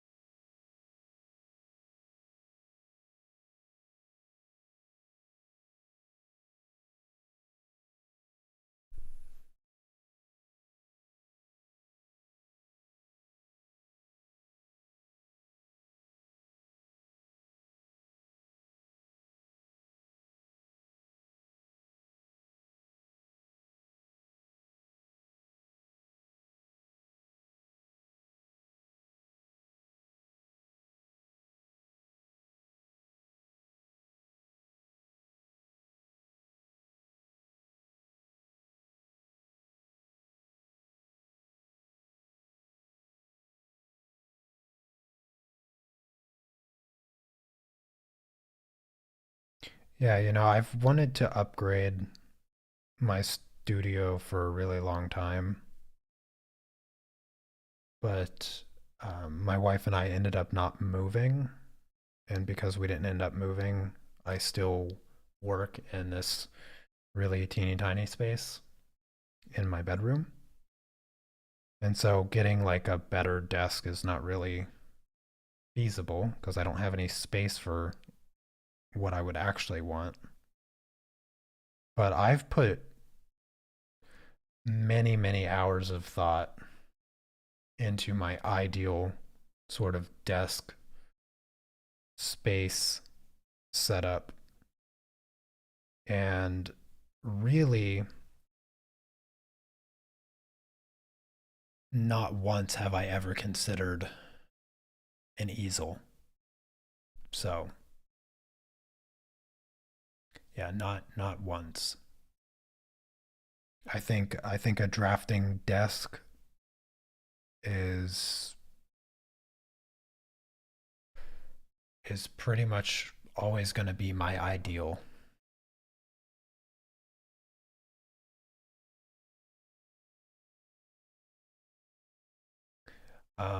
Are you born or trained artist teacher? I don't think you're born anything other than human. Teaching, so teaching you have to have a passion for, because there's, you can just type in artist on YouTube and you will find 100 better artists than me. Like, it's not a problem. You can find so many better artists than what I am. And I'm fine with that. I know that they exist. Trust me, I see them on Instagram and I get their recommendations here on YouTube. There's better artists than me. No argument. No argument. Um, Better teachers. That's where I'm going to argue a little bit. See, I love to do art. It's, I find it meditative. I find it peaceful. I enjoy doing it. If I wasn't doing it live streaming right now, I'd still be doing it. I'd still be just hanging out, listening to music, and doing this and having a blast because this is what I love to do. I love to do this. But I love to teach also. And just because there's a ton of better artists out there than I am doesn't mean that they're capable of teaching it. Because teaching, just like art, is a skill. It's a skill that I've never practiced, not the way that I've practiced art, but it's something that I've always loved to do. My favorite feeling is when I can teach something to somebody. It doesn't even matter what it is. I could teach you how to walk the dog with a yo-yo or do the Eiffel Tower because I used to do yo-yos when I was like in the fifth grade. And my favorite part is when somebody gets it. Like, I love that. That's my favorite feeling. My favorite feeling is when somebody else gets it. And so I'm passionate about sharing the knowledge and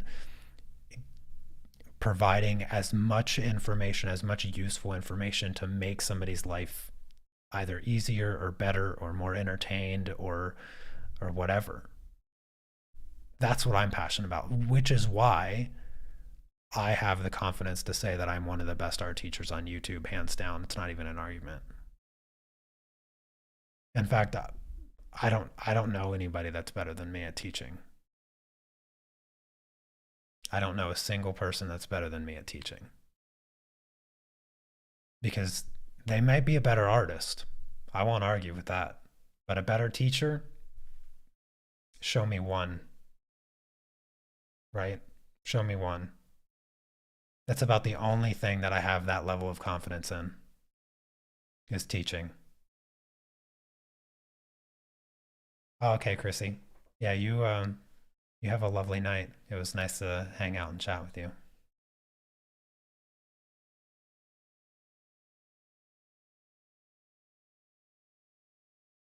Sorry, I didn't mean to go on that rant. I was ranting and I forgot to keep painting.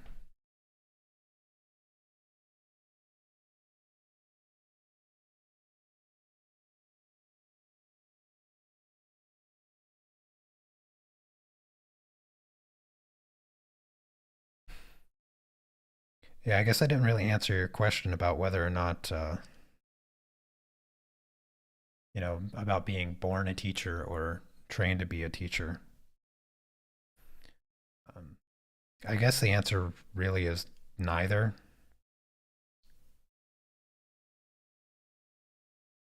I think I think it's come from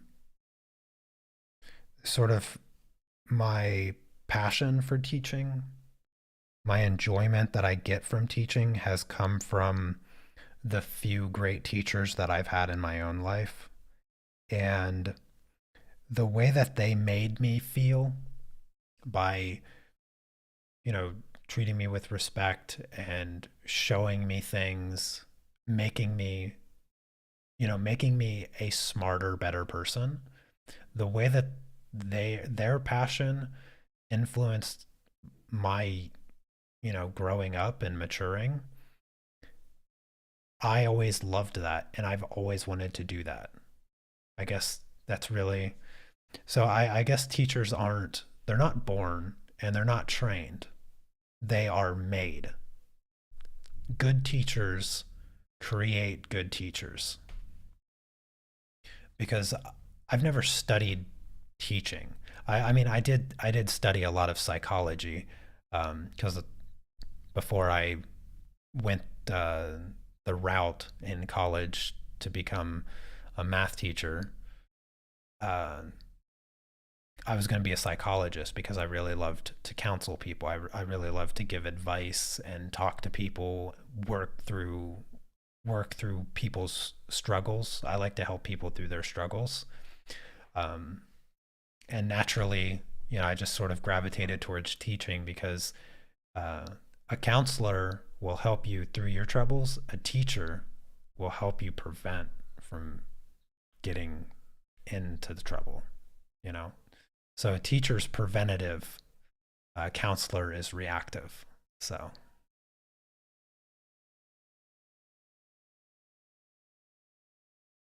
forget what color I'm using. Great question, man. I love that question. Yeah. Yeah. It's, something I could talk all day about.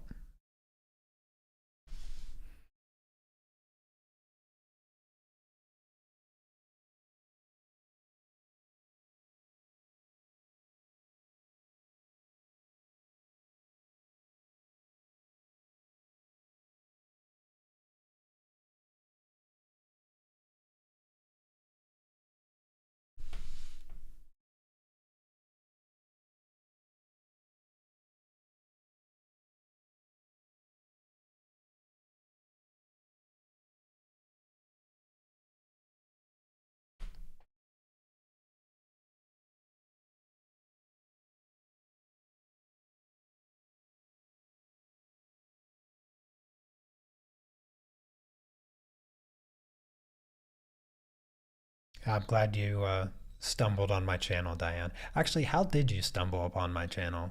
Because I feel like I mean, it's been a couple years now, hasn't it? I mean, at least a year and a half. Like yeah, that you've been around. I'm curious. I'm curious. I don't know the story of how you came across my channel. And for everybody else watching, let me know how you came across my channel. I'd love to know. I guess I never really asked that question before.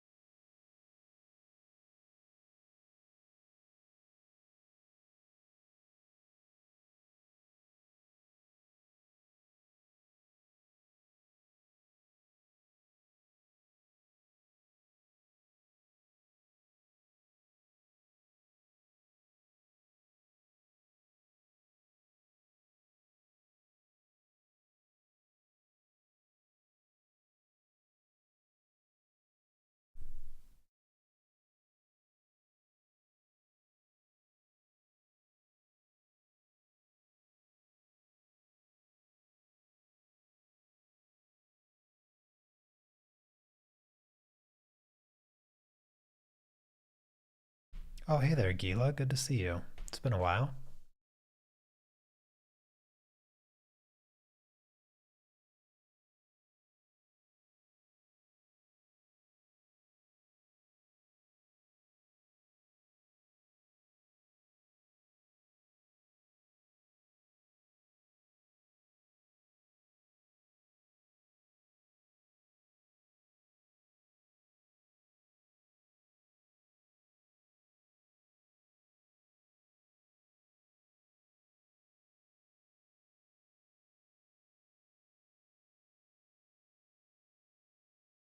Uh, so you were browsing through YouTube for art instruction and found my channel? Oh, that's cool.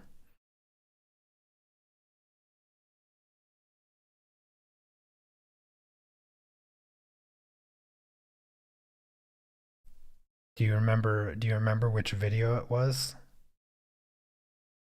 You've been around for a while too, Cherry. So I'm curious if you can remember which video it was that you came across.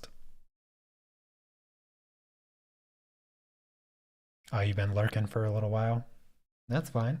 Lurk away. I do the same thing when I watch live streams. I can count on my hand how many times I've typed in a live chat.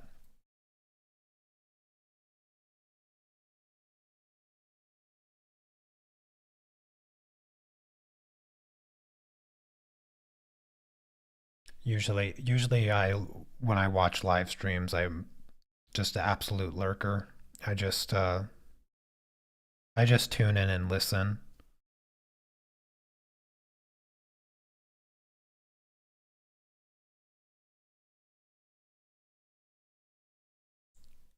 Oh, you did some Zentangles.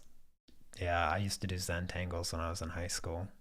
I didn't know they were called Zentangles at the time. I just like to doodle about, pile it all into one crazy design. Wanted to get into art, but had didn't have any confidence. That's understandable. I think a lot of people are in that boat, actually. Yeah. Oh, so Inktober. So yeah, okay. I kind of remember. Yeah, I kind of remember. Wow, that was a long time ago. My Chibi series. Wow. Goodness gracious, that was so long ago.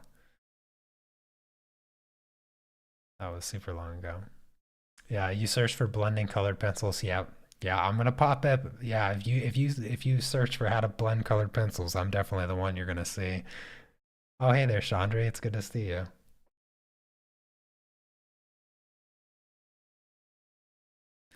Oh, you're looking at graphite? Oh, okay.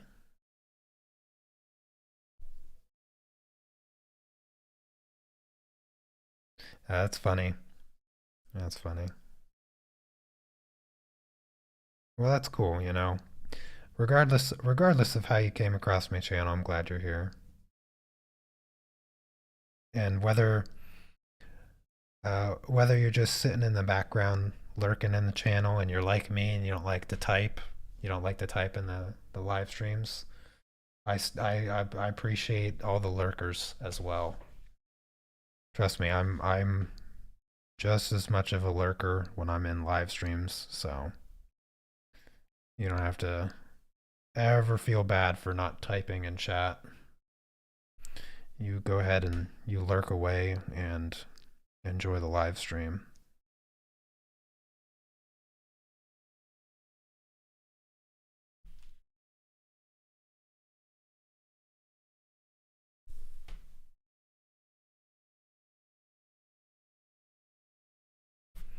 I really enjoy doing these oil paintings live streams. I'll try to get the next reference photo taken and everything for prepared for next Friday. I don't currently have any plans for next Friday's potential stream. You know, just for anybody that's curious, I don't guarantee a live stream on Friday. I just do it when I have something that I want to work on. But I do live stream every Monday through Thursday, just in case you were unaware of that.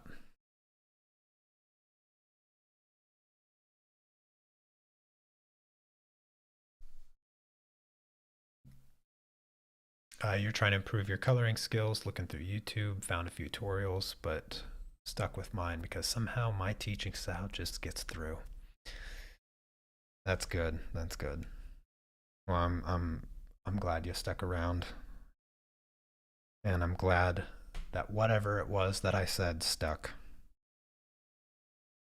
That's what I want. I want it to stick. I want to be the last tutorial that you ever need. I've been putting it off for like years now, and I've started it like 3 times now, but I've been wanting to do a tutorial on hair, like human hair, and I've been wanting to title it the last hair tutorial you'll ever have to watch. And I have, like I said, I've written it, I've started it like 3 times now over the past like 2 years or something. And can't, I just can't get it out, you know? Because I have it like here, like the whole process, the idea, and the coherentness of it. Like I have it all right here, but it's proven to be a little bit more difficult producing it than I initially anticipated because nearly every one of my techniques that I discuss and explain, I explain to be universal. So it doesn't matter whether you're using oil paint or colored pencils or pastels or watercolors or markers. Um, the idea of creating the illusion of what you see is, it's a thought process. And I've been wanting to do that with hair, and I keep fighting myself with which medium. Like, what medium do I do the tutorial in? I thought about doing it in like multiple mediums just to prove the universality of it.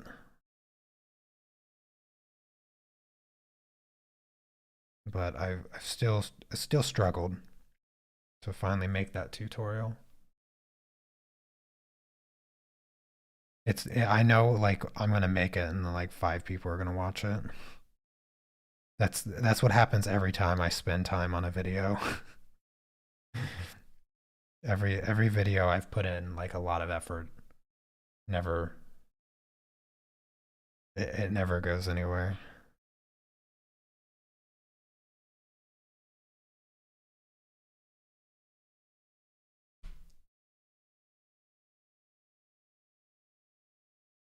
Um, my channel that started you with pastel pencils. Yep, no going back now. Yeah, pastel pencils are great.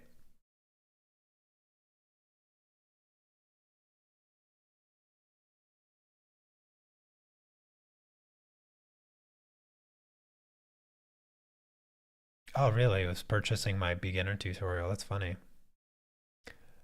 Um, oh, okay, Diane. Yeah, see you soon. I saw your last critique where I talked about hair and it made so much sense. Yeah. Well, that's good. I'm glad it made sense.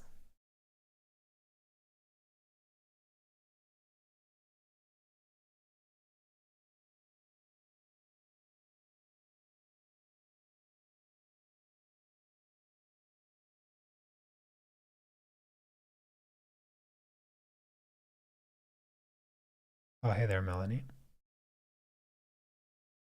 Yeah, mainly a lurker. Okay. You found the channel when browsing, and I was talking about how you became vegan and how much your taste for things changed. I found it interesting to listen and watch. Also, found the Facebooks. Oh, okay, cool.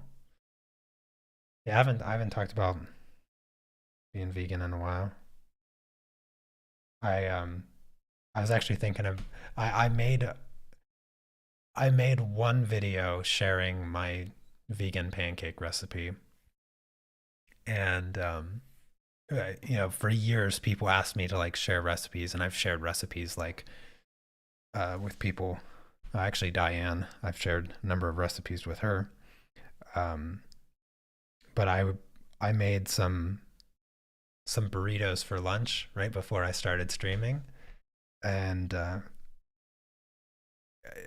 all, nearly every meal that I put time into, like yeah, if I cook for an hour, I almost always have the thought of how easy it is being vegan, and it sometimes makes me laugh when like I come across people that they ask me like, well, what do you eat? You know, because people are always caught off guard by all the things that I say that I don't eat. Like, well, I don't eat meat. I don't eat fish. I don't eat milk. I don't eat cheese. I don't eat eggs. Right? Like all these things that most people don't even really think about the ingredients in the first place, and then I just say all these things that I don't eat, and then their their question is almost always, well, what do you eat? And when I spend time in the kitchen cooking something, especially something as tasty as burritos for lunch, uh, it makes me laugh because like who doesn't love burritos? Like burritos are like the greatest food ever invented. Um, and they're so easy to make. And you know, I use bulgur instead of rice because it tastes better than rice. Um, Kidney beans, chopped spinach, and some tomatoes and hot sauce. And what else did I put in it? I made uh, you can make mayonnaise vegan. It's ridiculously easy if you have a blender. So I have some mayonnaise, and the mayonnaise, um, if you put just a little bit extra lemon juice in it, it goes from mayonnaise to sour cream just immediately. It tastes like mayonnaise when you want it to taste like mayonnaise. You put a little bit of lemon juice in it or lime juice, and immediately tastes like sour cream. So I put some of that in there as well, and made these super extra tasty burritos. And I'm just like, how can how can you not enjoy this? Like this is so easy, so easy. It's a thought that I often have that being vegan is just so easy. I just don't get it. I guess I'm a little biased in the sense that I've been vegan for so long, but regardless of that, I still just catch myself laughing sometimes about how easy it is. The hard part, being vegan is easy. The hard part is learning how to cook. That's the reality of it. That's the where the difficulty actually exists.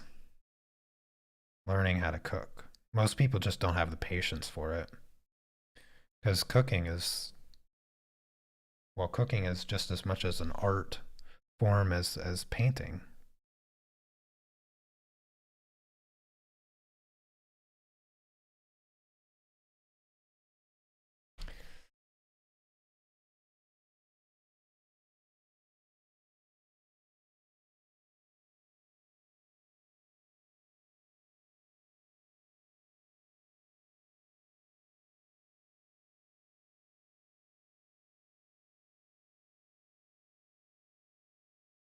I have no idea what I'm listening to right now, but it's super emo.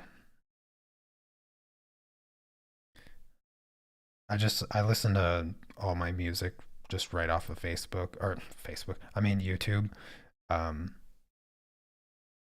and you know the videos just go into the next video. Usually it's something that I've already listened to, but every once in a while it just turns to something weird. This guy is this guy is super whiny. What is this? Escape the fate. Yeah, super emo. A little bit too emo for me right now. Let's let's go back to Spirit Box. Oh, Cece, I don't think I told you about Spirit Box. If you haven't listened to Spirit Box, you have to. Her voice is amazing. Like there's not very many females that can sing this good. Like she's really good. You have to check out Spirit Box. I've been like listening to them on repeat for the past like 3 days now.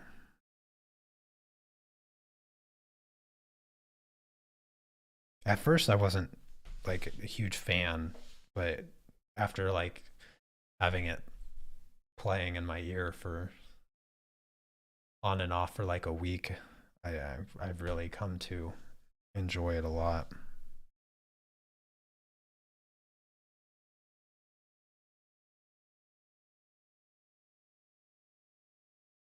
Let's see, let's see.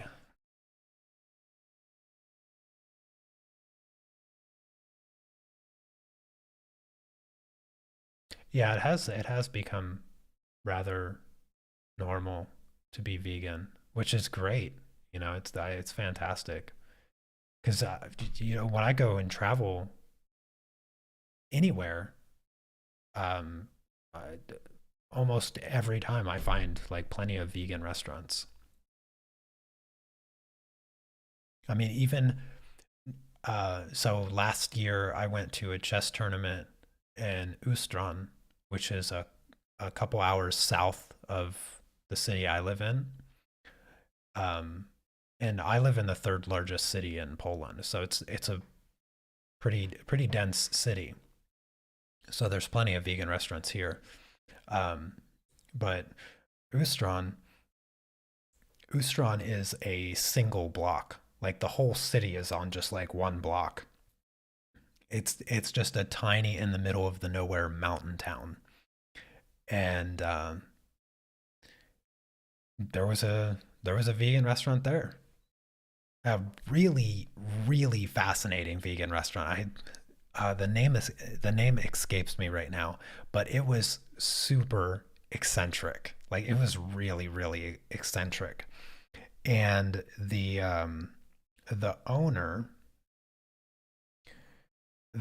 of the restaurant, um, she studied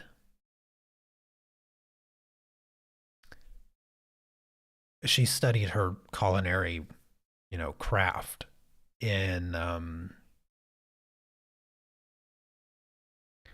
want to say Morocco. Um, I think it was Morocco, but she had this super unique fusion of food, um, that was like, I don't even know how to describe it. I don't even know how to describe it. Just know that it was unique. Like I can't remember. I had a little bit of a conversation with her, um, which is how I know this. But yeah, it was super unique food because she was Polish, but she studied her culinary arts, learning a completely different culture of food. And so the seasonings that she used were very unique, something that I'd never tasted before. I've never had anything like it.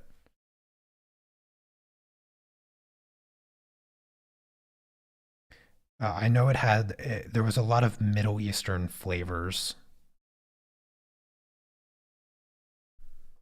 or like North Central Africa or whatnot. I can't quite remember exactly, but it was super good and very unique.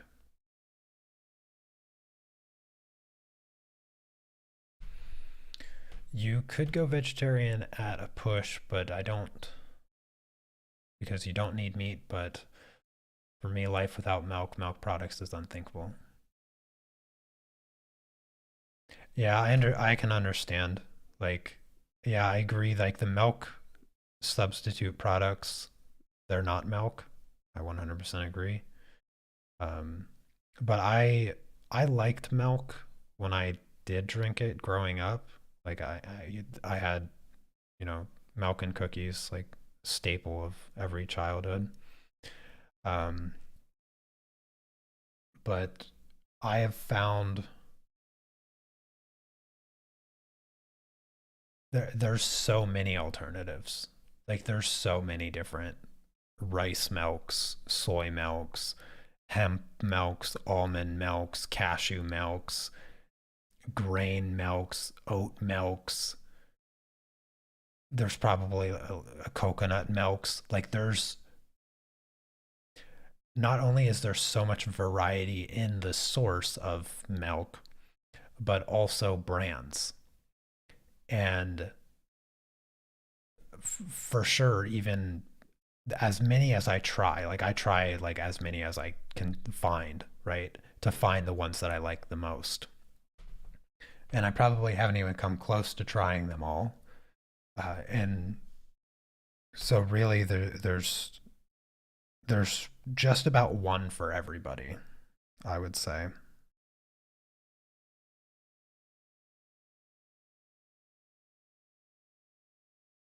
But yeah, you're not going to get the fat that animal milk has in it, which is a lot of where the flavor comes from. Oh, hey there, Paulo. Good to see you.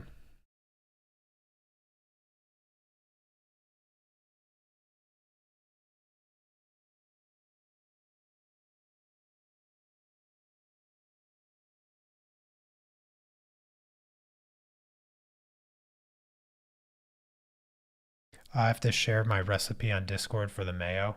Honestly, it's ridiculously easy. Um, it's just a 2-to-1 ratio, soy milk and um, grapeseed oil, and then you can flavor it with salt, lemon, mustard, and syrup. So just about almost every recipe is about the same, give or take the mild ingredients like the amount of salt or the amount of lemon juice or something like that. But it's a 2-to-1 ratio, so 1 cup of soy milk to 2 cups of grapeseed oil, and then what you do is you take the soy milk and your flavoring ingredients. So my wife likes garlic in it, so you can do like a cup of soy milk, a clove of garlic, like a half a teaspoon or half a tablespoon of mustard, a pinch of salt. If you want it a little bit sweeter, then you can add syrup or agave nectar. So you just put that in a blender, you put it on high, and then you slowly pour in the grapeseed oil, and that's it. And like I said, 1 cup milk, 2 cups oil, and that will make, I mean, that will make a good amount of mayo, and that's all it is. It takes all of 5 minutes. Honestly, the worst part is just cleaning the blender. Like it takes 5 minutes to make the mayo. It takes 20 minutes to clean the blender. This oil, it it's annoying to clean oil out of a blender. But yeah, that's all it is. There's plenty of recipes and stuff that you can find on YouTube as well, that are going to follow that same sort of standard. And then, like I said, you want it to taste more sour cream, you just add more lemon juice to it.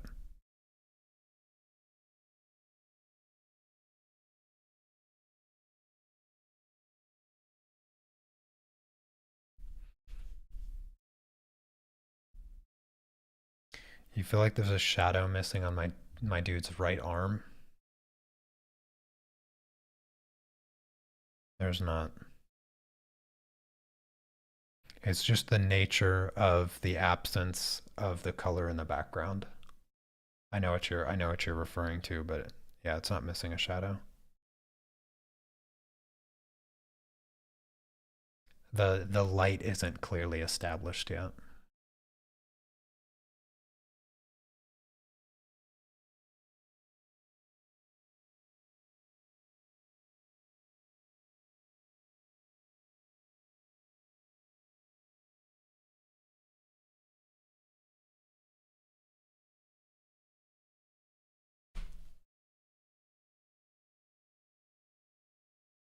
Yeah, yeah, that is a blending blender trick for cleaning it. I don't know if you have this trouble with your blender, but on my blender, the blade always gets this film. Like it doesn't matter what I blend. Like I could blend an apple and I wash it out as you describe. Uh, and a day later, there's like this whitish film that I can't wipe off from the blade, but I can scratch it with my fingernail.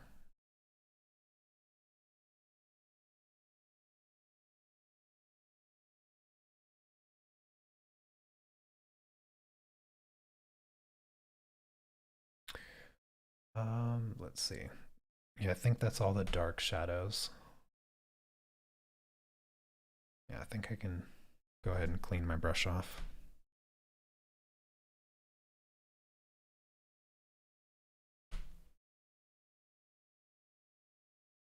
Oh, thank you, Norlane. Welcome, by the way.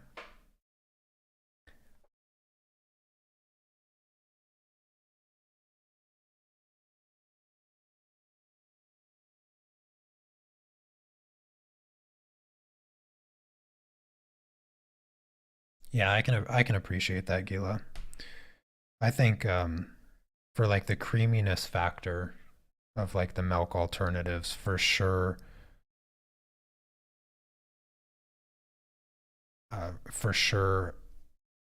almond milk is the best for that creaminess. My my favorite chocolate milk is almond chocolate milk. Almond chocolate milk is the best chocolate milk.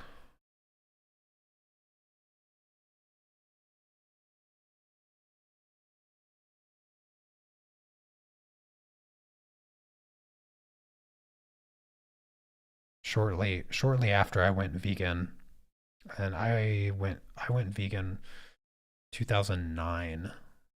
Yeah, July 2009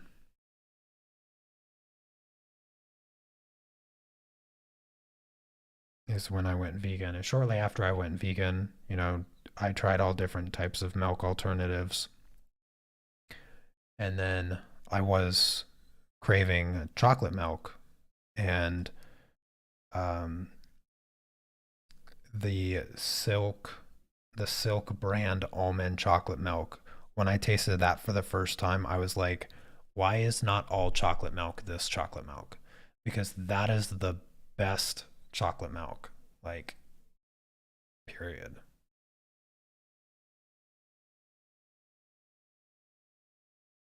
Yeah, I'm not sure what it is, Diane, that film. I don't know where the calcium buildup would be coming from. Like I don't think our water is treated in that way. And it wouldn't just show up only on the blender though. And that's the only place that it seems to show up.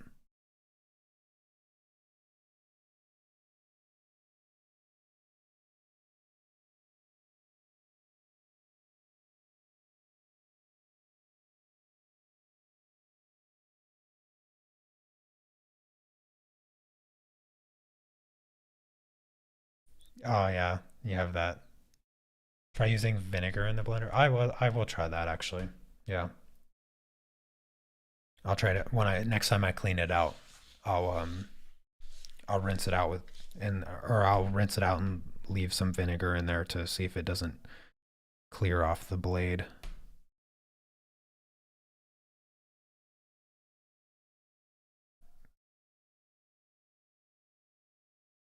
I was actually thinking about getting a new blender.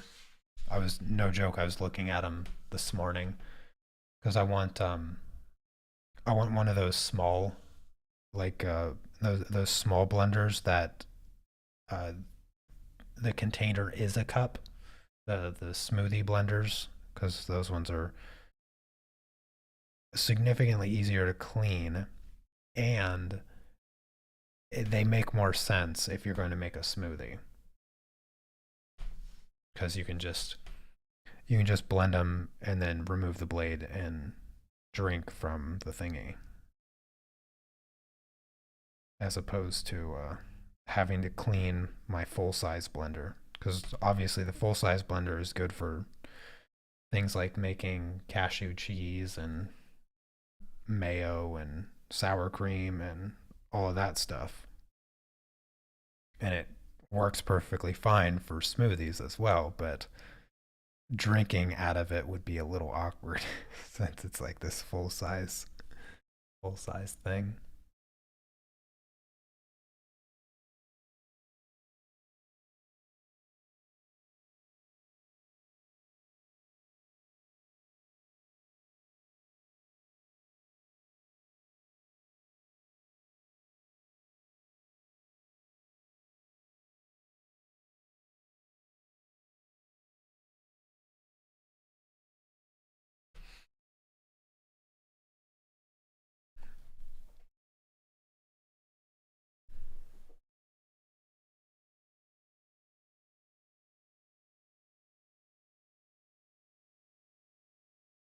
Oh, hey there, Rain.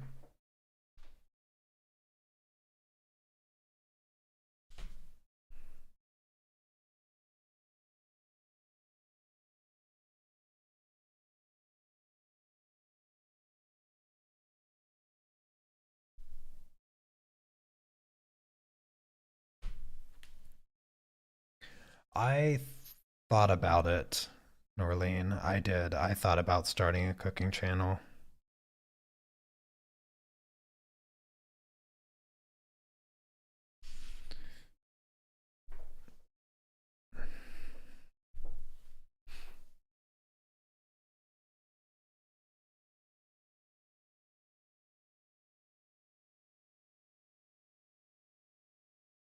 because I do enjoy cooking, but I don't have like the kitchen for it.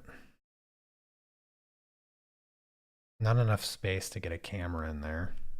It was really it was really crampy trying to just make pancakes in the one video that I did. And yeah, I definitely want a little bit more space.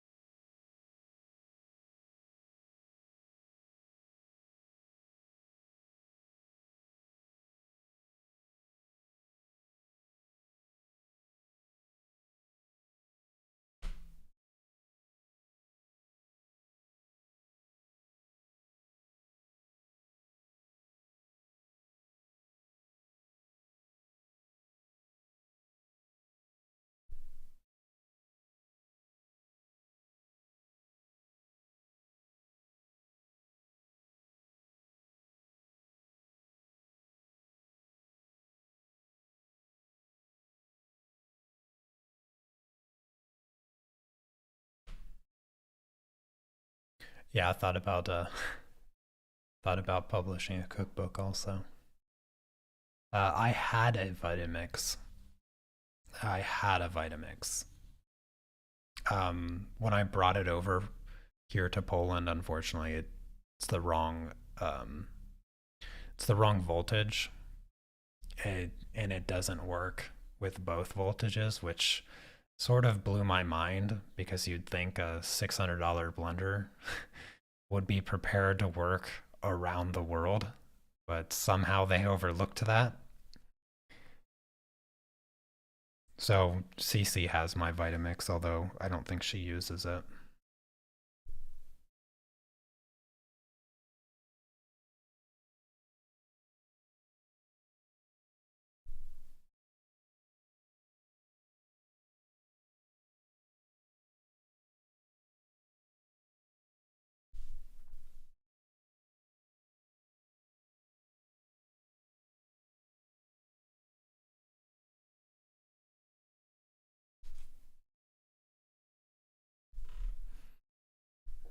Oh, you're real prepared in the kitchen, Norlene. I've been wanting to get a mixer for some time. I'm so tired of hand kneading all of my dough. Like I hand knead all of my dough. And I make dough so often. Like homemade pizzas. Yesterday I made dough for pierogi. I think it was Saturday. I think I made dough Saturday for my wife to make ushka, which are basically pierogies, but they're different shapes, and I don't have to fold them. uh, and then I don't know. I would probably still hand mix batter. I don't know. I don't think I'd use a mixer for batter because my wife doesn't eat pancakes, so I only have to make batter for one pancake. Um, but yeah, I've been wanting a mixer for some time because doing all the dough by hand is just it takes so long. I'm good at it too. I'm good at it and it still takes long. I'd love to not do it anymore. I've put off buying a mixer for so long. I have no idea why. I have no idea why. Like making cakes, like that kind of batter, I think I would probably use a mixer for because I use the hand mixer, the electric hand mixer thing. Having a stand mixer would be a bit nicer for cakes. Yeah.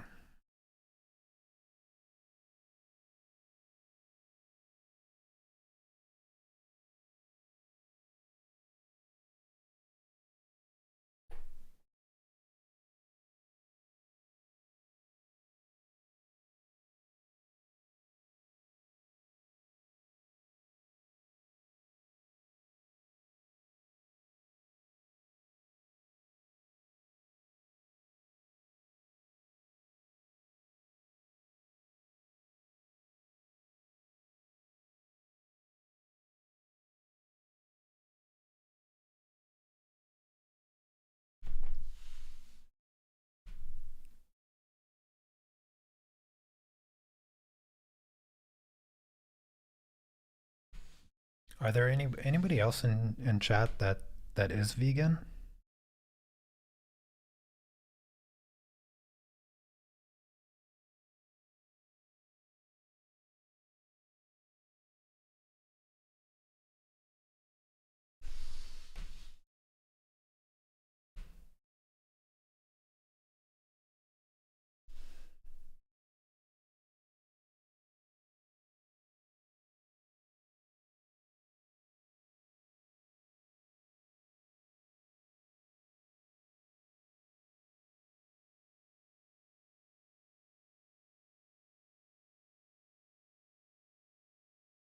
You used to make 6 loaves of bread a week.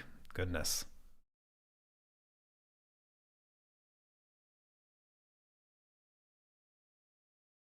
Oh, you're vegan also, Melanie. That's cool. How long have you been vegan for? I was wondering if there was any other vegans in chat.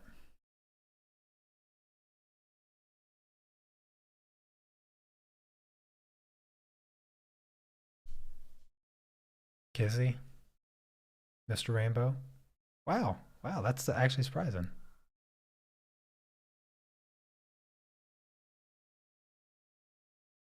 I honestly wasn't expecting even one, and to have you know nearly three-ish or so, three-ish, four-ish. That is quite surprising.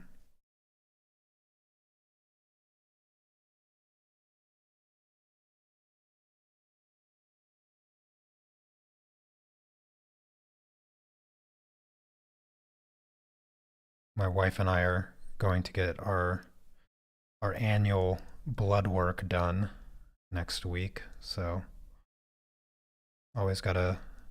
I mean, even if you're not vegan, you need to always make sure you're getting everything your body needs because a lot of myths about being vegan, like protein, which I can't even believe is still a thing. Um, but the more popular ones are vitamin D and B12. People are have convinced themselves that somehow vegans are more prone to be vitamin B12 deficient, even though B12 deficiency is far more common in people that are not vegan, because it's usually an absorption thing, not a diet thing. People struggle to absorb vitamin B12, and those are the people that are deficient in it. And of those people that are deficient in it, I don't even think 1% of those people are vegan. Like 99% of the people are just eating a standard diet.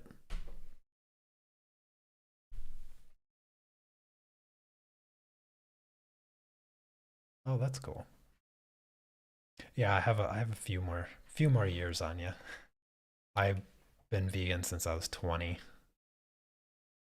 So, or yeah, 20. So 13 years.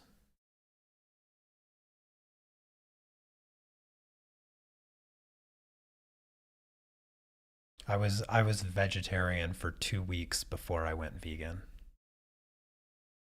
So technically I was vegetarian for 2 weeks before going vegan.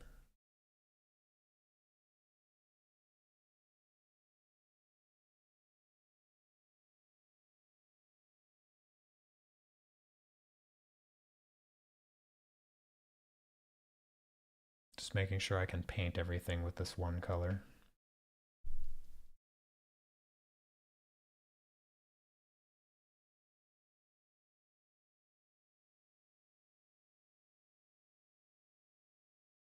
Yeah, processed food is the worst part. That is true.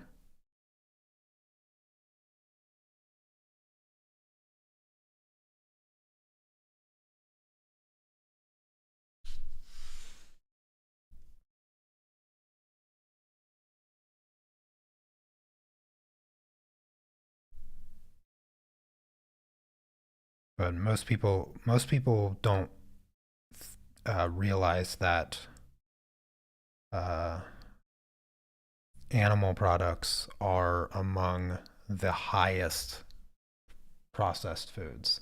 Like meat, like if you buy your meat from the grocery store, then it is one of the most carcinogenic sources of your life. The carcinogenic level of processed meat is, in some cases, even higher than cigarettes. And then when you take into account cooking that meat, which makes it even more carcinogenic.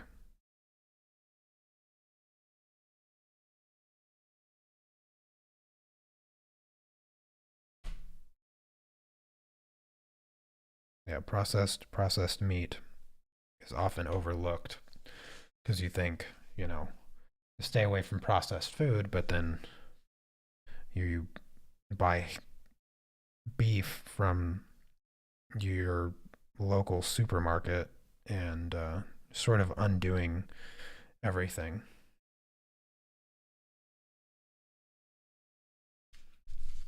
And then, of course, milk is again, you get if you get your animal milk from your local supermarket, the amount of hormones injected into it and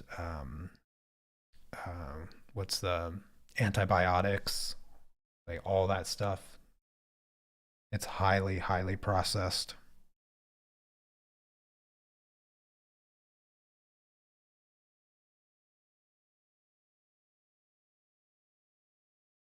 I mean, really, the animal products that are in the supermarket, your common supermarket,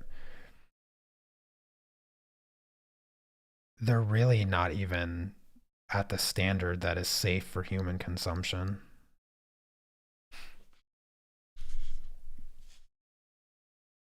the amount of chemicals that are pumped into it.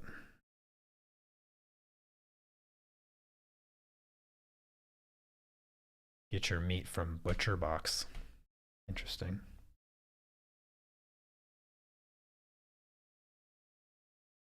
I've heard of butcher box before.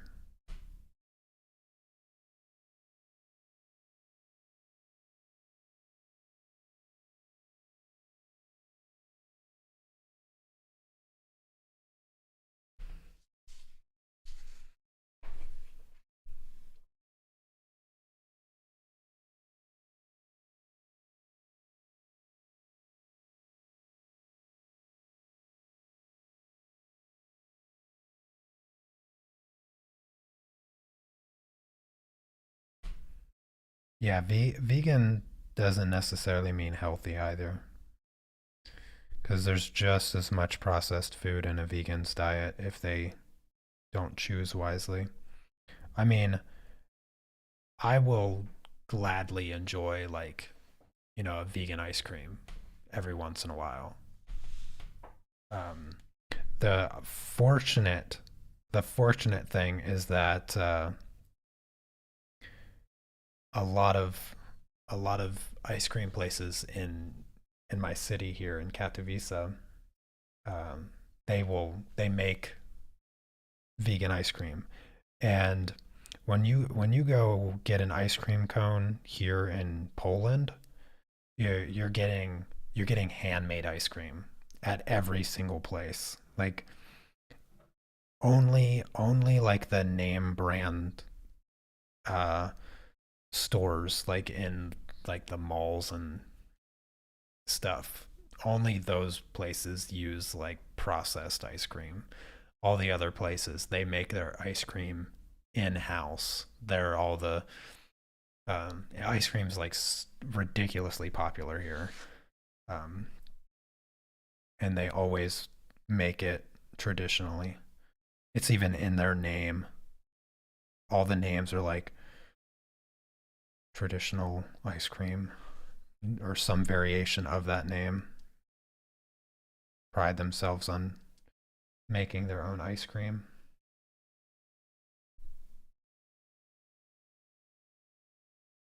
And the place that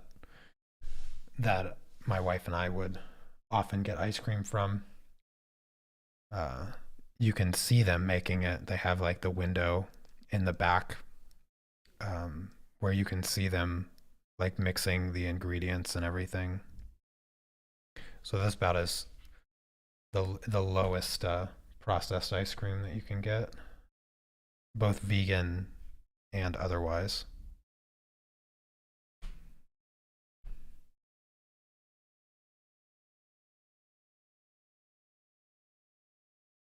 You can actually smell and taste cow. That's I'm not gonna lie, that's a little less than appealing, but it's funny. I get what you mean. I get what you mean. I don't know if there's anything that I'd want to drink and smell cow. But that's funny.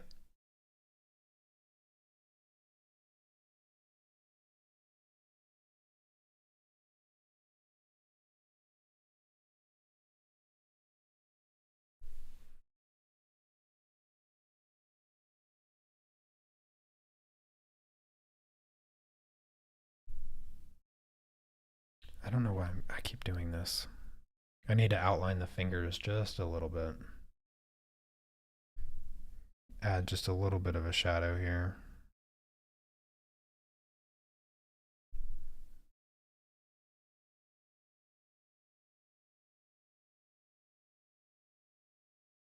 Yeah, that should be good enough.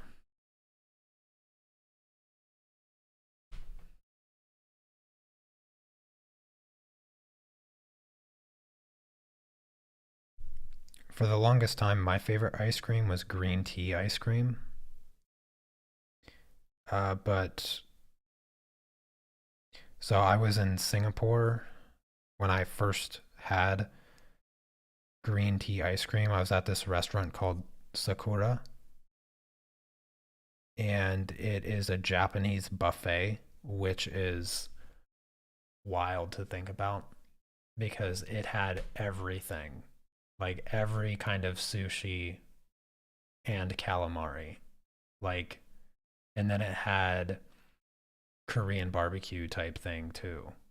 So it was the best kind of buffet. It had the best kind of buffet, and it had like 12 different ice creams. And I tried every flavor of ice cream that they had. I wasn't vegan at the time. This was this was when I was on deployment in the military, and I didn't go vegan until after I got back from deployment. Um, well, like a 6 months after I got back from deployment, because I didn't even when I was on deployment I didn't even know the word vegan. Like I didn't even that wasn't even in my vocabulary. I didn't even know what a vegan was.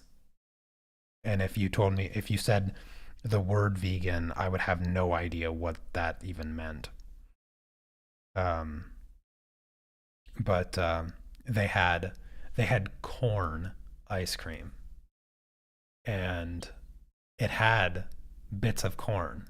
And I was like, that is a weird flavor of ice cream. And it was delicious. Like, it was really good ice cream.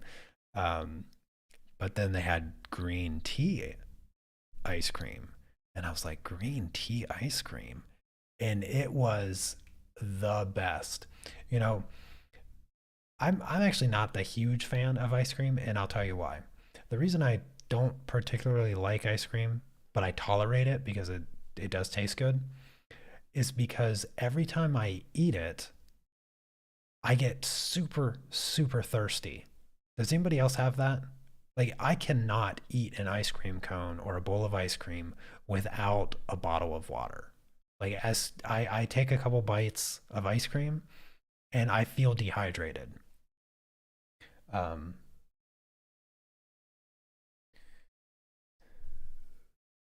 but other than that, like the green tea ice cream was just fantastic. I loved it. It was the first time I ever had it, and ever since I had it there in Singapore, every other green tea ice cream that I came across didn't even come close. Never even came close. I was like, this tastes like icy green tea. Like, all of them always just taste like icy green tea. And the one that I had in Singapore was just it was like the perfect creamy ice cream with infused with green tea, and it was sweet, but it had a little bit of that green tea bitterness to it, so it was really well balanced, like a good dark chocolate. You know, you get those dark chocolates that taste like dirt because they're so insanely bitter. Uh, it just tastes like like you're chewing on coffee beans. And then you get that dark chocolate that is just like the perfect balance of bitter and sweetness. And that's where this green tea ice cream was. And I've never had a green tea ice cream that even came close to it since then.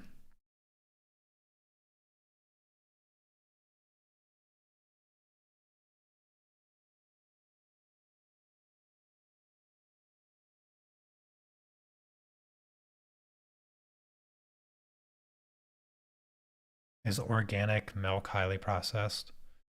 Most likely, yeah. Like, organic doesn't mean anything in milk. Uh, organic is organic essentially doesn't mean anything really because um, that's one of the big problems with the industrial food market. A lot of these like healthily titled, like all natural, organic, all that stuff. Um, they're perversions of what they originally meant to mean. Like all natural used to mean sort of like organic, but all natural doesn't mean anything at all. It's just marketing. It's just marketing. They're marketing something that they're trying to convince you is healthy. So more times than not, organic doesn't mean anything, unfortunately. Even with like fruits and vegetables, because a lot of the organic stuff is unregulated in the sense that the way that they measure whether or not it's organic is you can only use like a certain amount of pesticide, or you can only use a certain amount of antibiotics or something along those lines. So it's not as strict as you'd like to think it is, which is unfortunate because, you should have that choice. If you want to avoid as much as much chemicals in your food as you can, like you shouldn't be able to just market that stuff. But unfortunately, for the most part, it's just a sham, which hurts to hurts to have to admit, but it just it's just marketing. It's just marketing.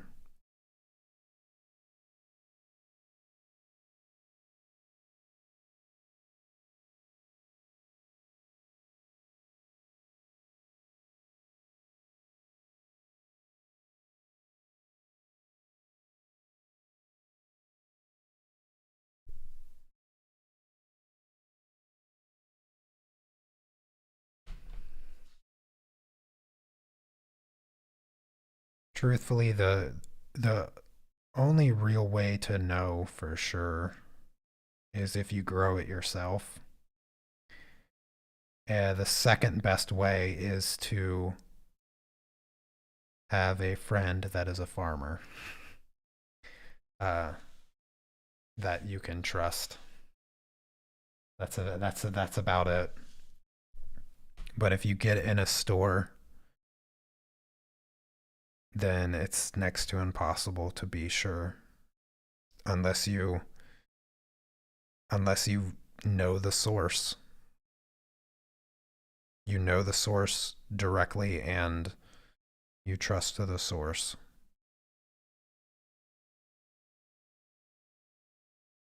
Because a lot of, think of it like this, a lot of the companies that do the organic stuff, like organic really started getting popular like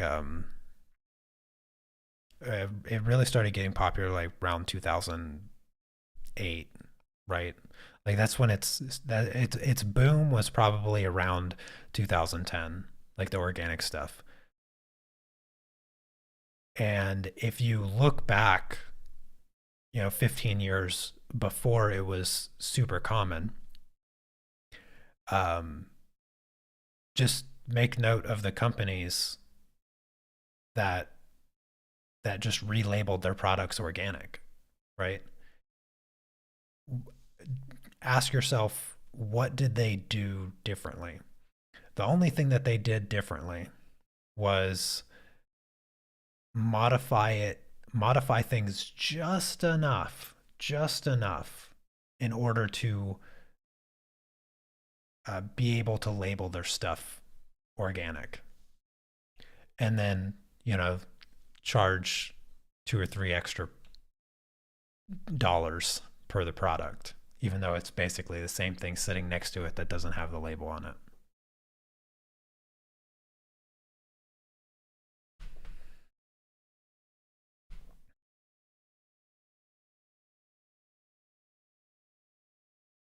Um, oh, you just bought a tower garden? Oh, that's cool. Was it difficult being on a ship with so many people? Not really.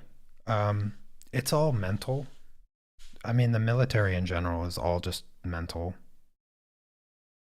and it was really easy for me. The hardest part was that I get motion sickness really bad, which I did not even take into consideration, Wait, what is happening with this finger? Oh, I see. It sort of looks like a fourth finger, but it's not. It's just that his leg is the same value as the hand. Looks a little strange, but whatever.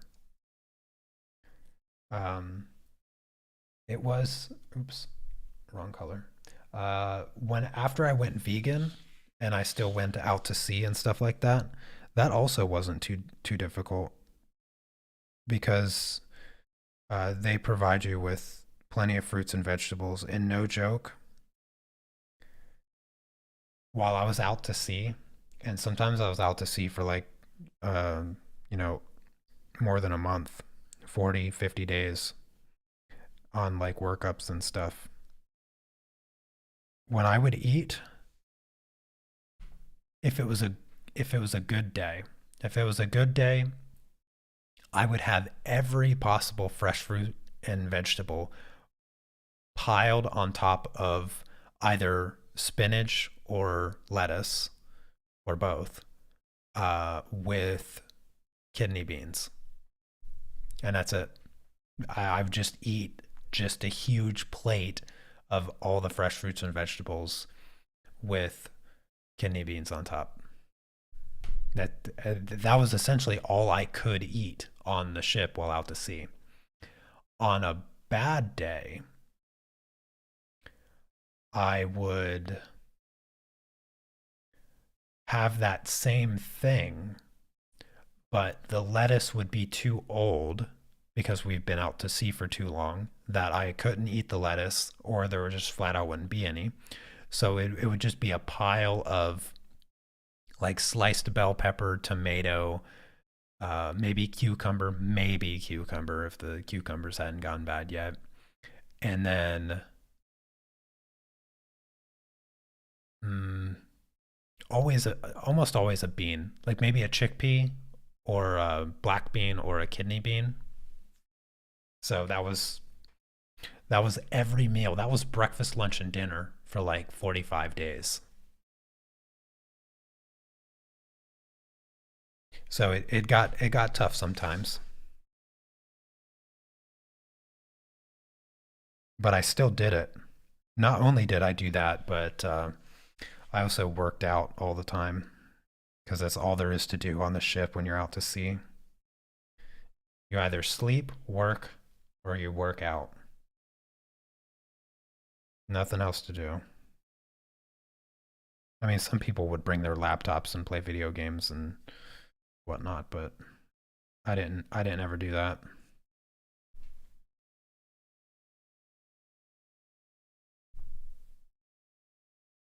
Yeah, the military, by the way, it's so compartmentalized on the ship that it doesn't really feel like there's that many people.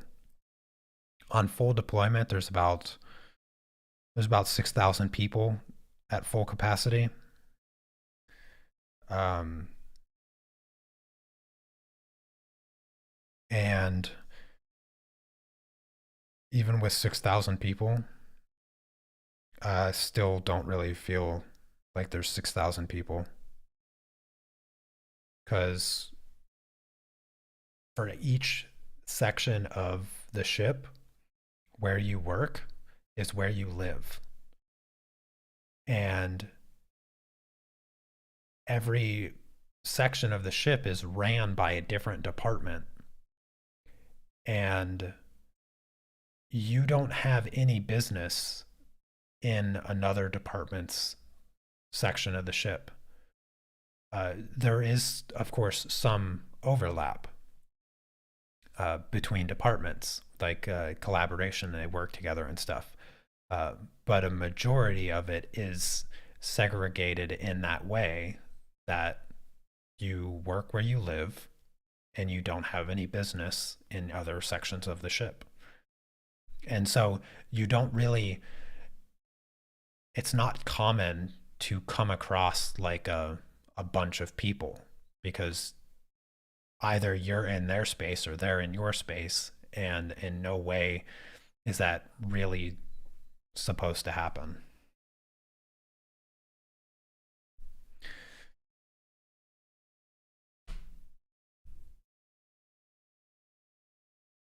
So I never felt like claustrophobic or anything on the ship with like a bunch of people because I never really saw many people, to be honest with you. It wasn't until it's not until everybody wants to get off the ship. That's the only time when it's time to pull into port and we've been out to sea for 60 straight days. Everybody wants to get on land. That's when you see a bunch of people, you know. But other than that, you don't really. It's funny because you don't realize how many people are on the ship until everybody's trying to get off at the same time, and they just have these little narrow gangways uh, coming off the ship.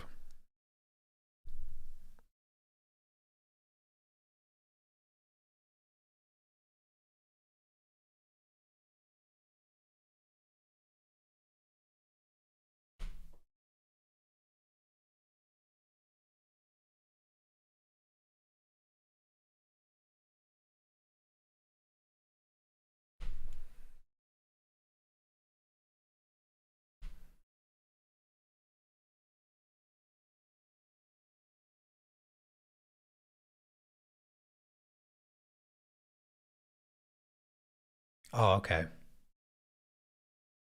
Well, when do you think you'll get moved in? I mean, there is space for you in the new shop, right? You will be moving in there, won't you?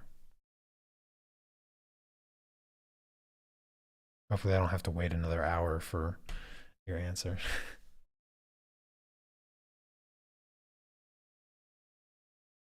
Oh, the band is Spirit Box.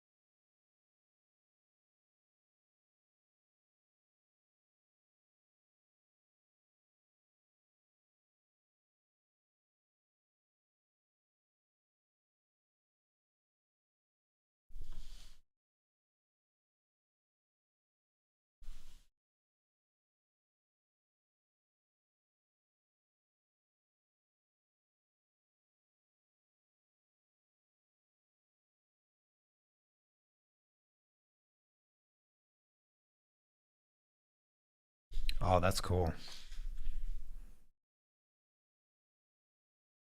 What's taking so long to move in?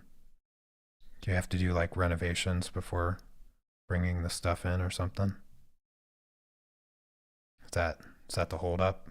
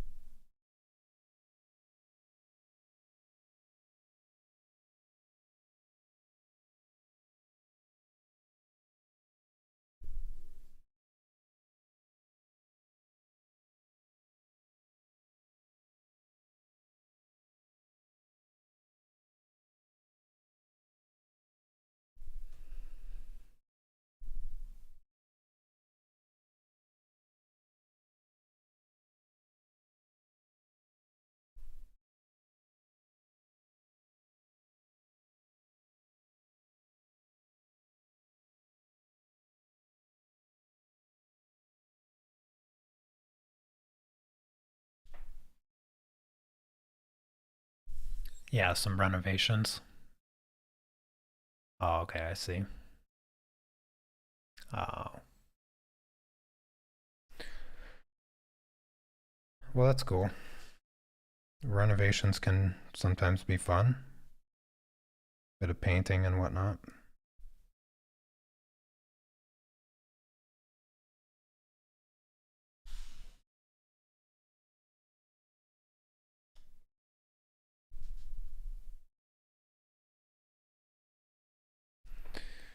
Oh, goodness.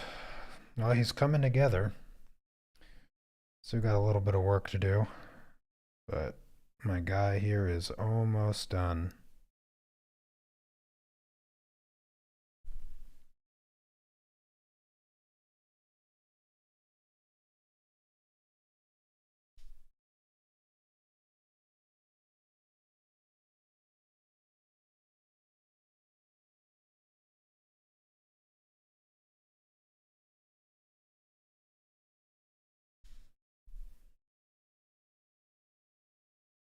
I don't like that highlight there. It's a little too big. There we go. That looks better.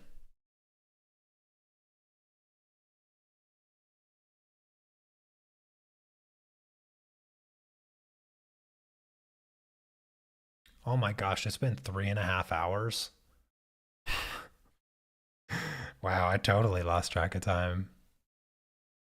I need to get some water.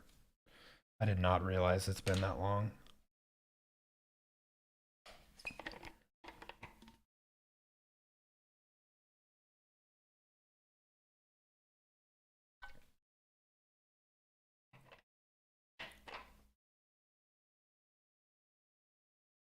Udon is not in my pocket today, by the way. He is peacefully sleeping in his cave, where I think he may have a preference as opposed to my hoodie pouch.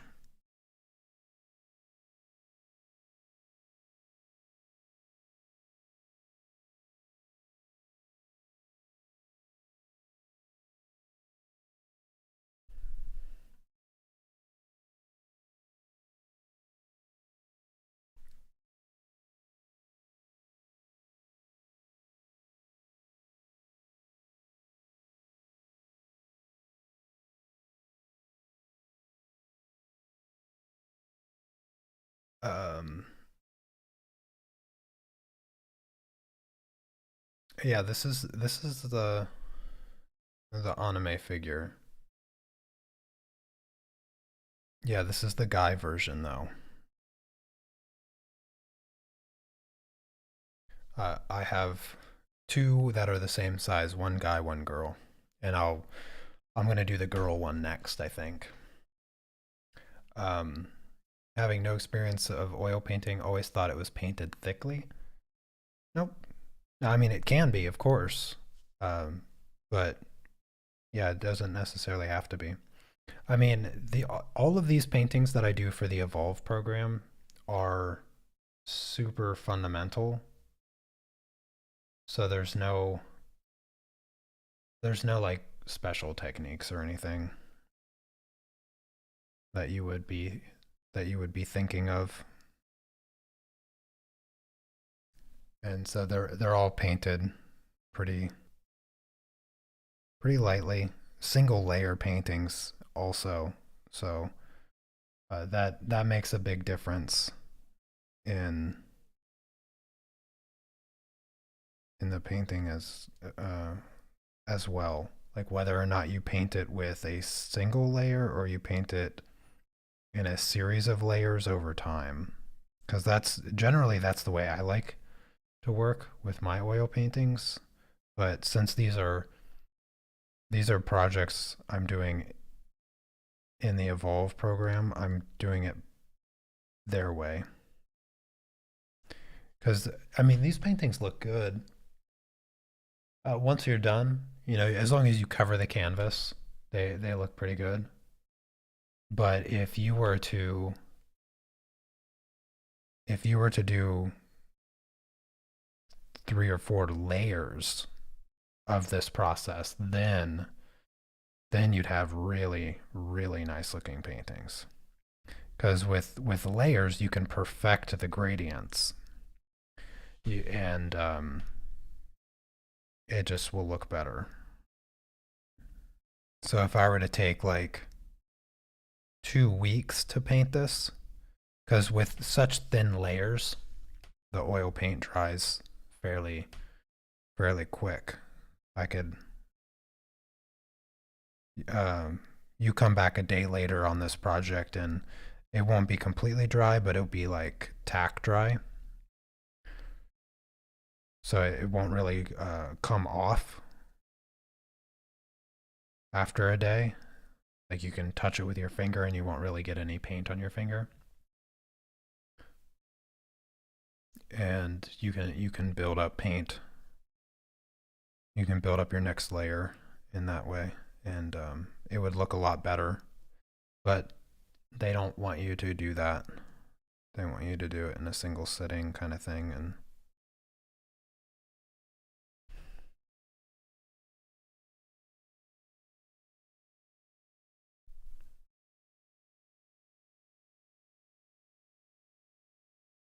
because this isn't really the technique of like a final painting. What they're teaching you at this stage in the program, what they're teaching you is to understand how to paint light. They want you to be able to establish the forms, and so they give you a really strict rule set, and they just want you to paint in that manner and not do anything else, because the artistic stuff comes later. You know, learn learn the super fundamentals, and then come back and then learn to be artistic and flexible and unique.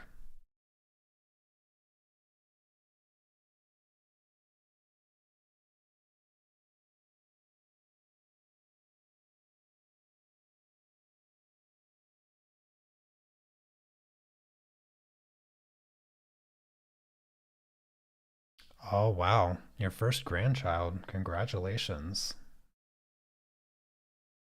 That's amazing.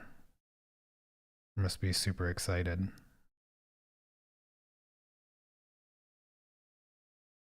Yeah, I can't imagine that feeling. Feeling of having that legacy. The next, the the next generation coming coming into existence. It just must be just a wild feeling. I mean, I obviously don't have any firsthand experience with that feeling, but I can see the effect that it has on my dad. You know, for him to be able to participate with his grandchildren. Like I've seen the way that it changed him. Yeah, I it's a weird feeling, but I am the same age of my best friend's parents when I was a child.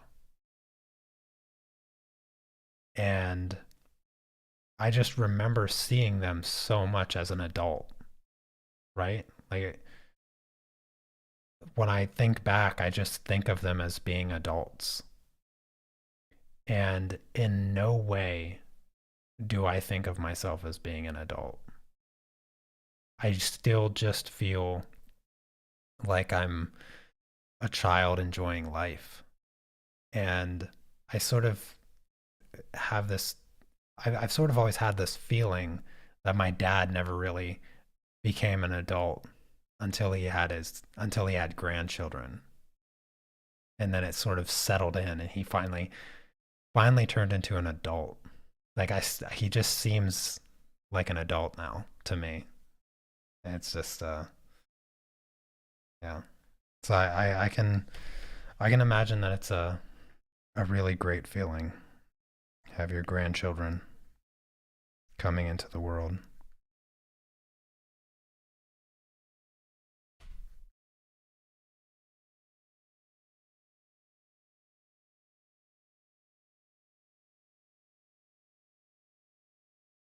That's the best uh, that's the best sort of description that I think I could give to the feeling that I imagine having grandchildren feels like. It feels like being an adult.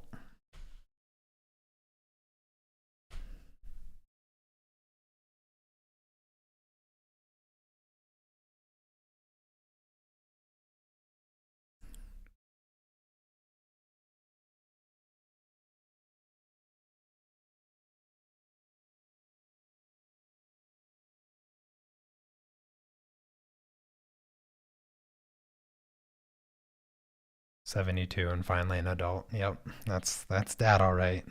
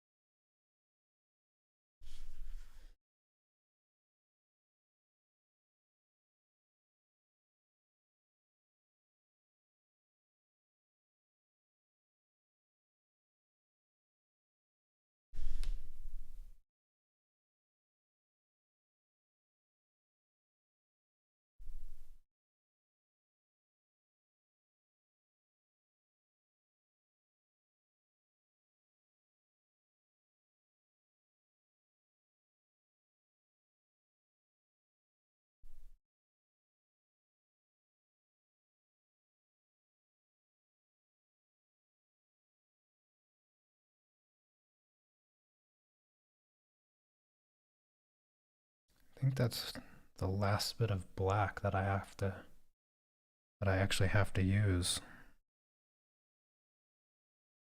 for my guy here.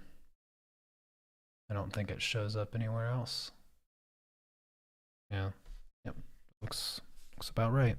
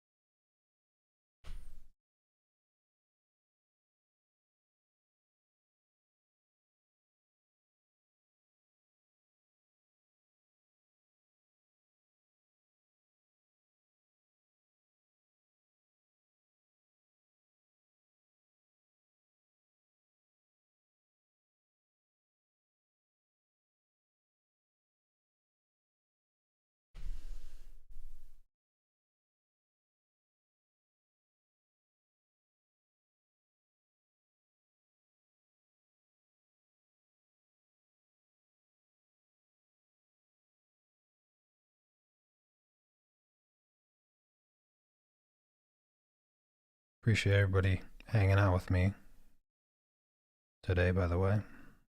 It's been a it's been a long stream. That is for sure. Definitely one of my longer streams. I wanted to finish this project today, which is why I started the stream a little bit earlier than normal.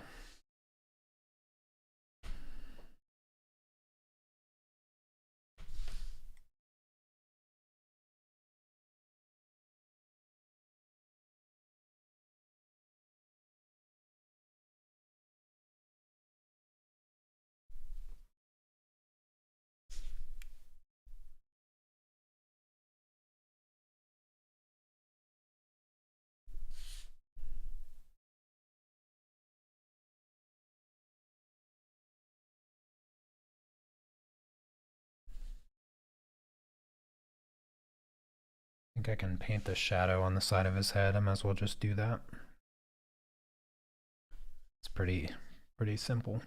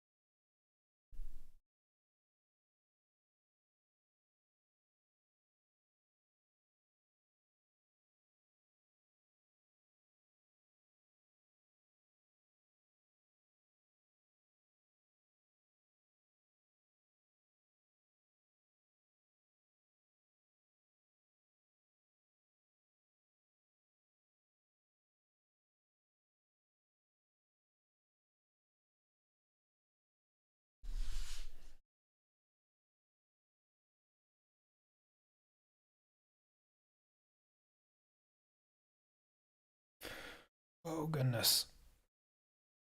I feel like I've been sitting for a bit too long. I need to get up and stretch.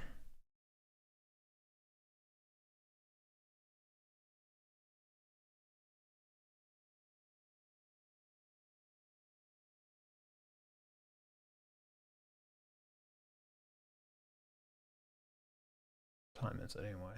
Wonder if my wife is going to be walking through the door anytime soon.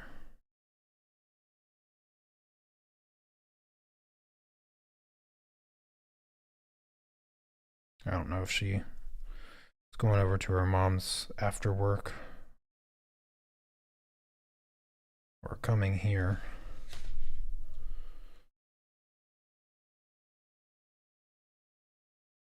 I hope she doesn't I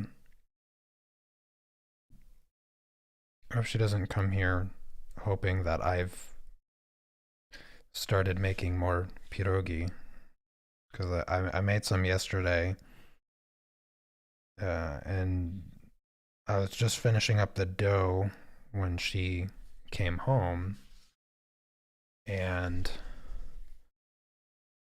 as soon as I finished, she was leaving to take some to her mom, and I'd hate to disappoint her, thinking that she can do that again, because I have not started making dough, obviously.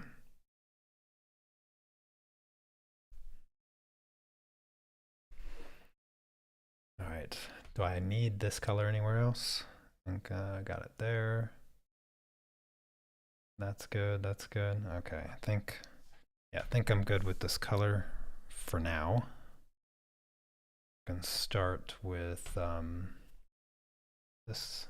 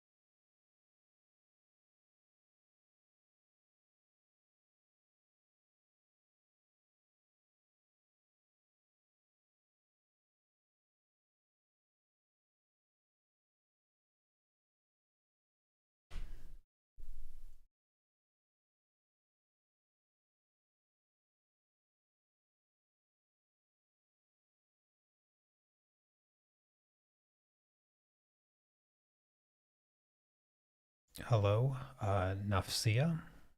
Good to see you.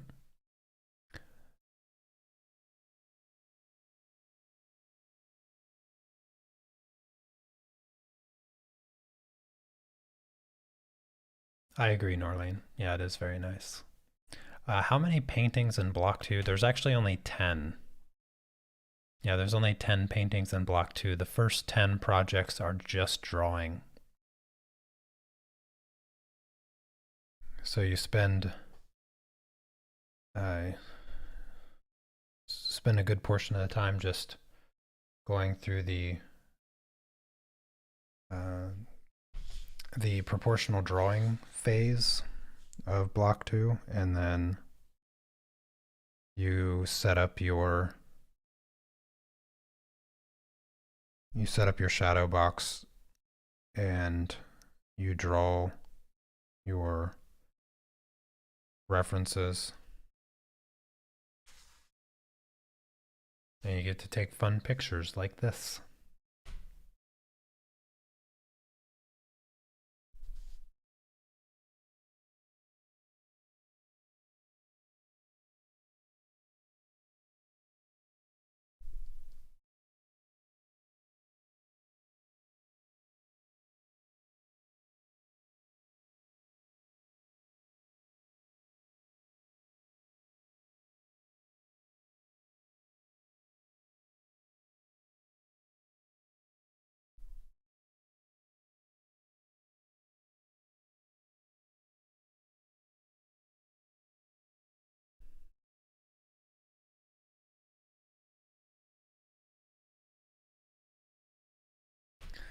All right. Um, last, last bit of color here, or last shade of gray. Just fill in this and then smooth out my gradients, and my guy here is done. And then it's on to the easy stuff, painting the cube that he's sitting on, and then the background.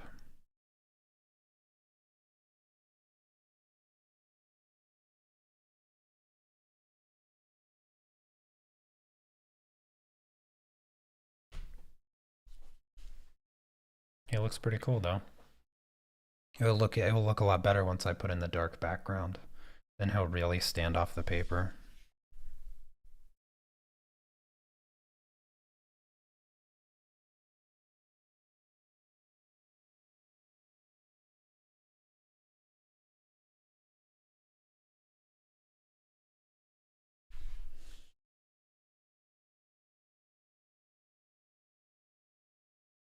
Yeah, you take care, Diane. It was nice having you around.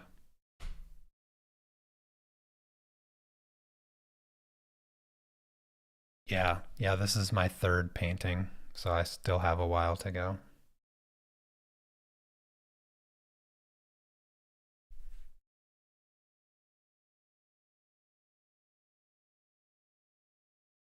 I'm not making it very easy on myself by doing uh, really complex paintings. I mean, my first one was a cylinder, a sphere, and a cube. And then I went from that to doing an Xbox controller. And then now I'm doing this. And I'll probably, like I said, I'm going to do the girl next, and then I'm going to do them together. And I might even do two.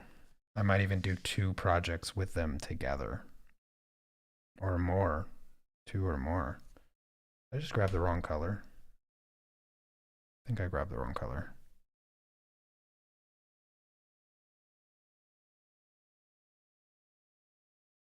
I did. I painted that the wrong color.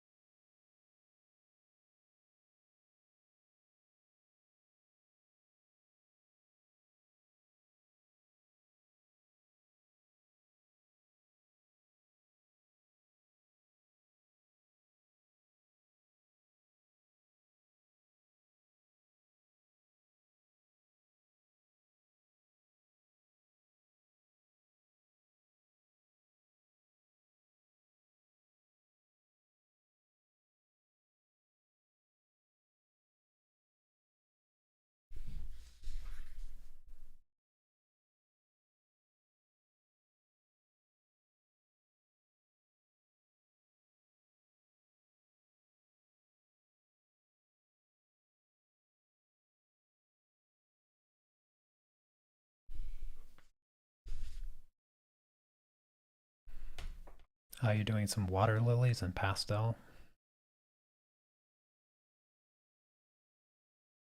That's great. That's great. Well, I hope if you're hearing me in your head, I hope you're listening. If that's the case, they'll probably turn out pretty good. I look forward to seeing them when you're done. Anybody else working on any paintings or projects or whatnot?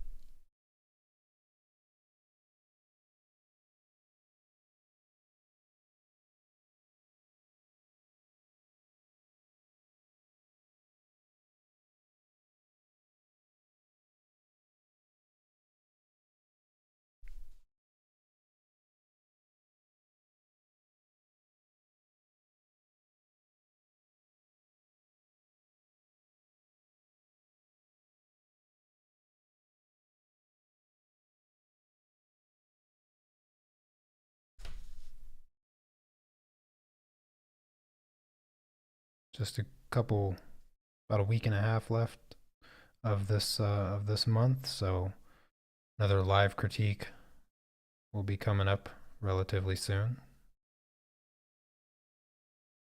So I hope you all are working on something to show me.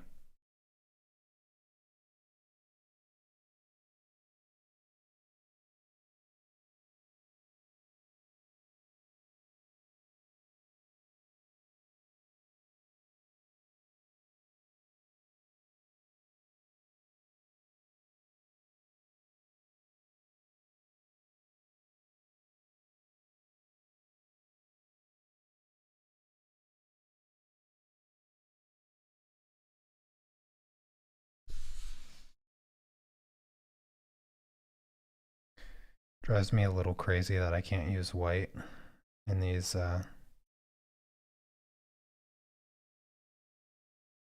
evolve projects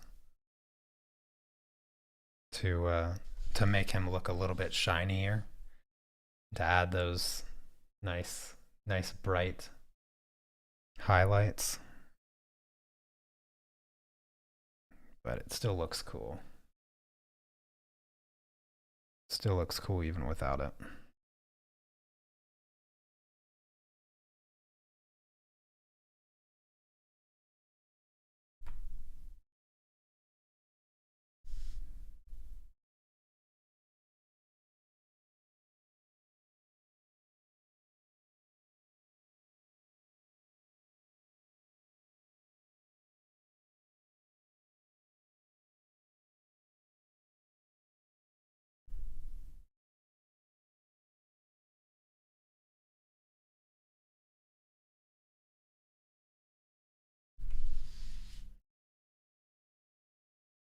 Alrighty. Um, just gonna touch up a bit of his gradients. Let's see here. I don't really feel like there's a whole lot to touch up.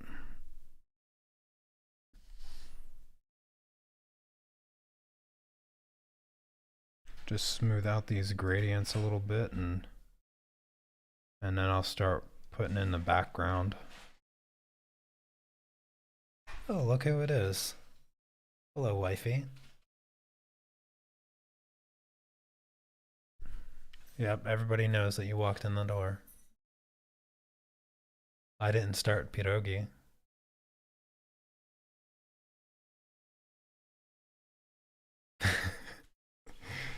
Feel free to get started on them yourself. I said, feel free to get started on them yourself. I know it won't.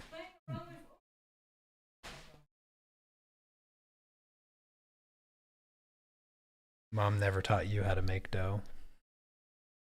I said, Mom never taught you how to make dough. Yeah, you have me. Okie dokie. Let's put in the cube now. So I'm gonna use this shadow color here. Start putting in the shadows for the cube.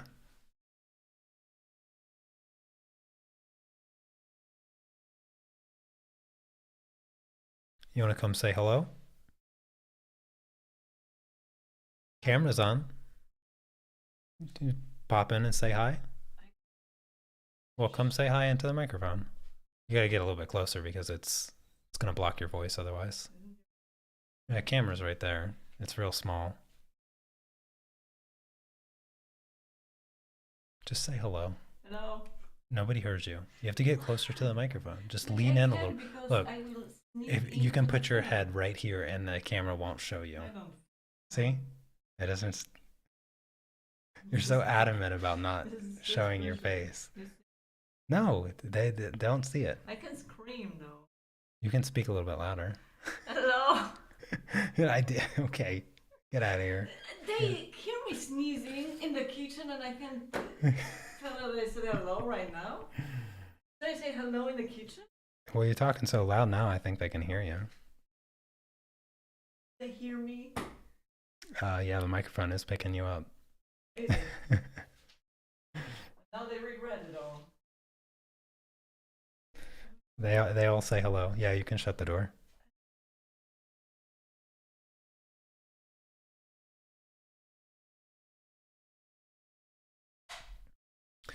For the uninitiated, that is my lovely wife, Anna.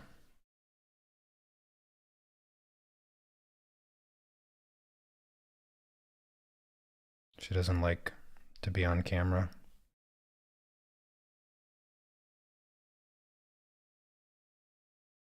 She won't even FaceTime with my family, so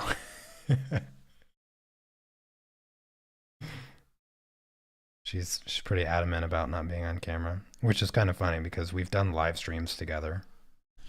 If you go back far enough, you can see some live streams that my wife and I did together. Colored pencil live stream, acrylic painting live stream, and soft pastel live stream. So we've done a few live streams together back in the day.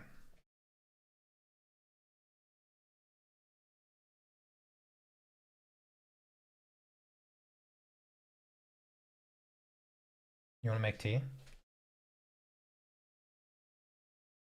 You want me.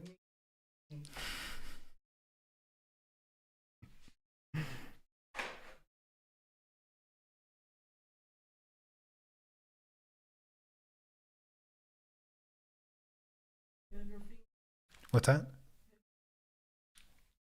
Water? I need water. It's empty. No, I washed all the dishes. No, don't put tea in that.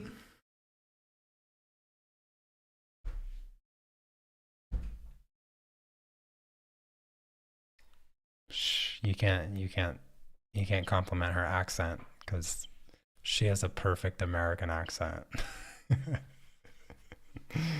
She tells me all the time that she has a perfect American accent. She can't even say perfect without an accent.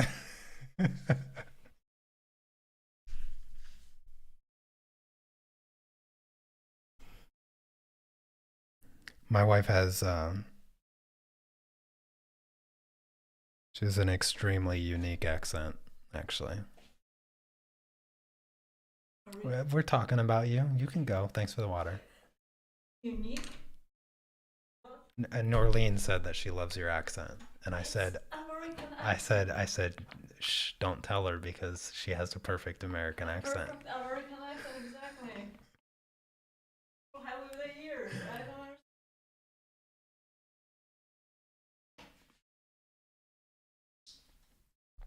Anyways,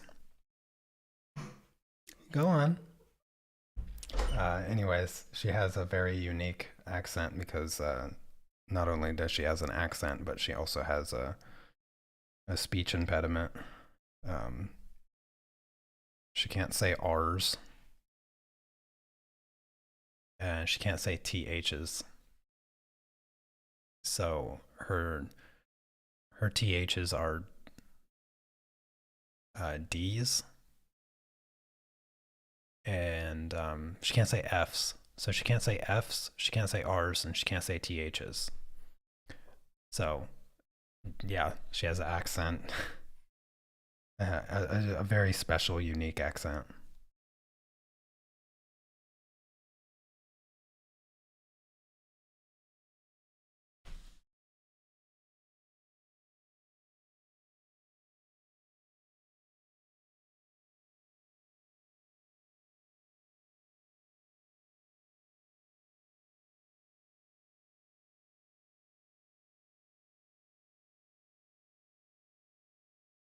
It's rough being Polish and not being able to say R's, because in Polish you roll your R's. She can't she can't roll her R's.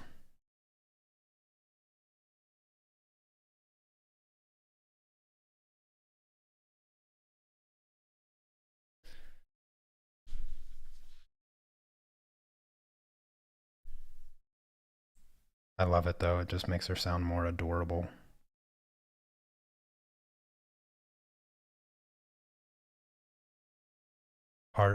Difficult to be taken seriously when you sound as adorable as my wife, but you know. Oh, okay, Cherry. Well, I'm glad you were able to hang out for some time. You have a lovely rest of your day.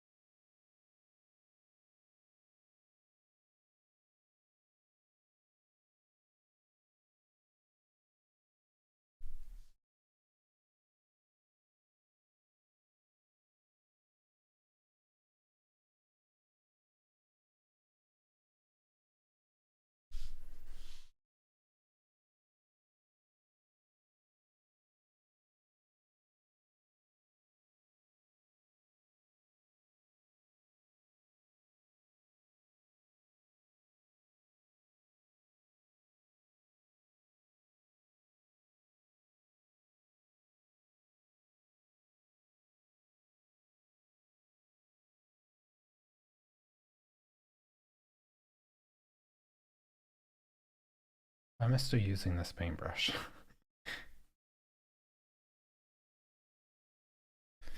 I could fill this in so much faster. I think what I'll do is I'll clean it off and quickly do around his feet because that's a bit smaller. And then I'll switch to my number 6.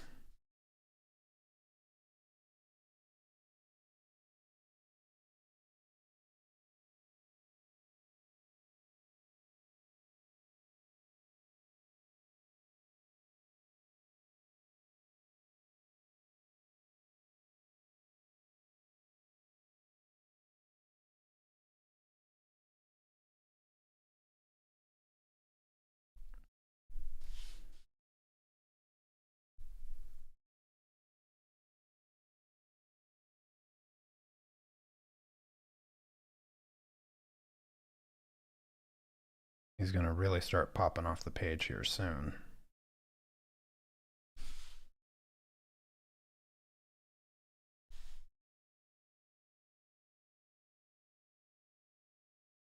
I have to mix my background color once I'm ready for it.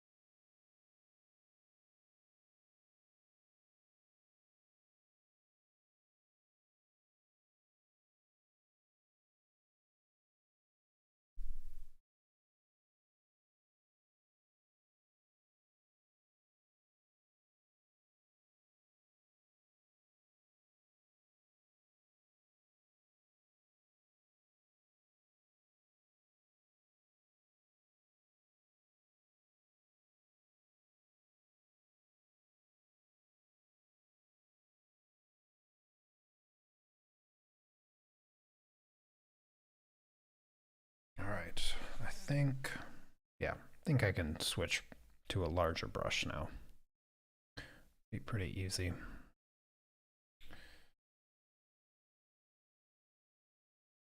This is just a number 6, so it's not too big.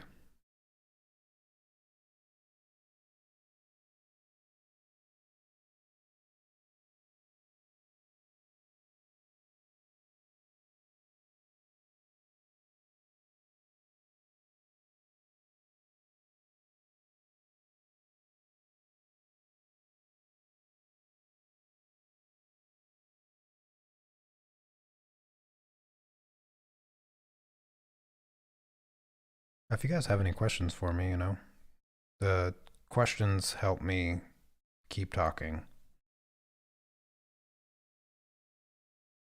When I hit when I hit 4 hours, it's difficult to keep the conversation going.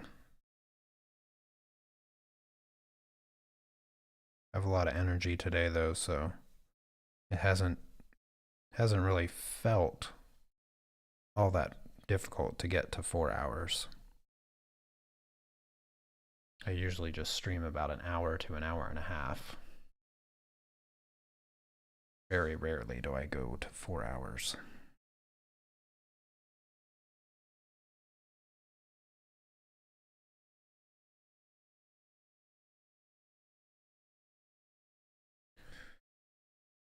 The longest I've ever streamed doing art was little more than 7.5 hours.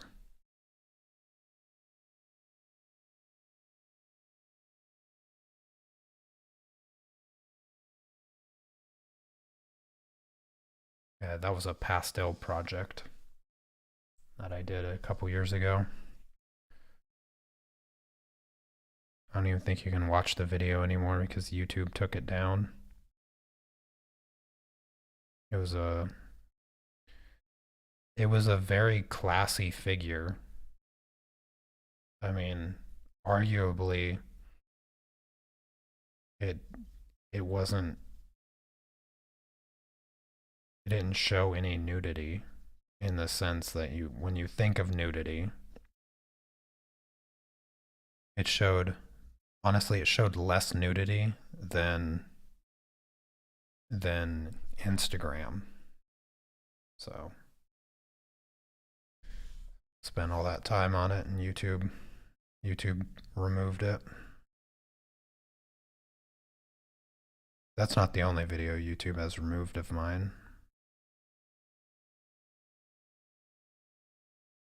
I don't know what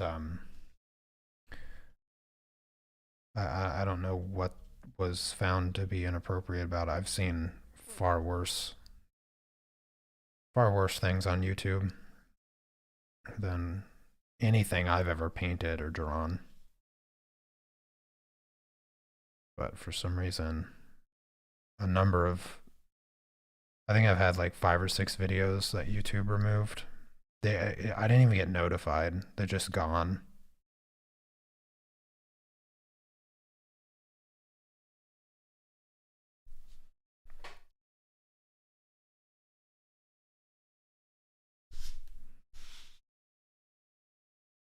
I feel like I'm probably one of the least controversial artists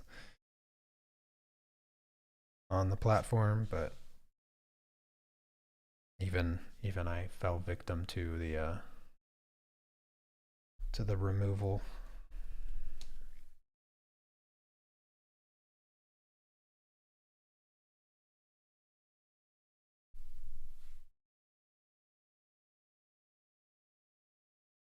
All right, I think one side of the box slightly darker than the bright side.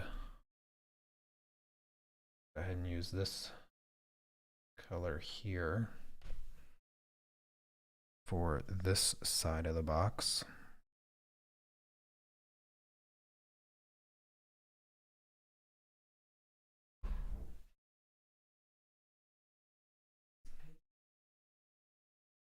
Thank you.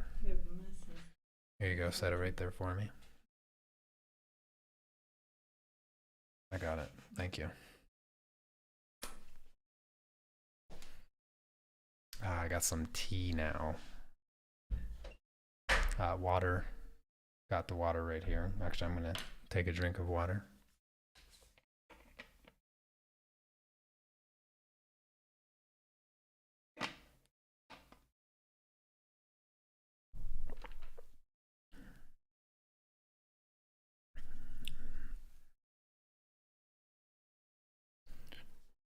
Give my tea a minute to cool down.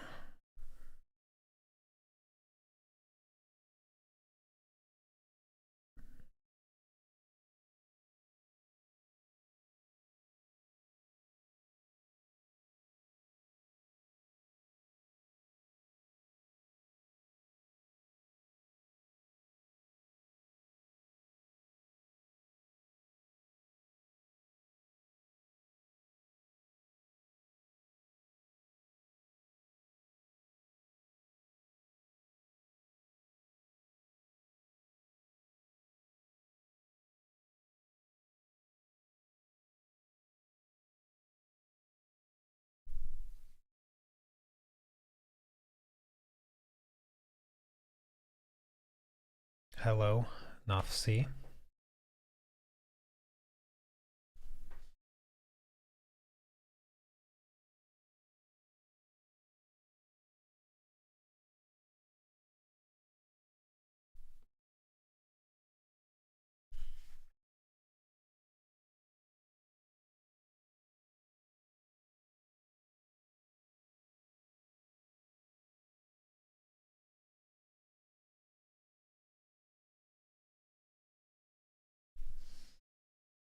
All right, and then this section here and here.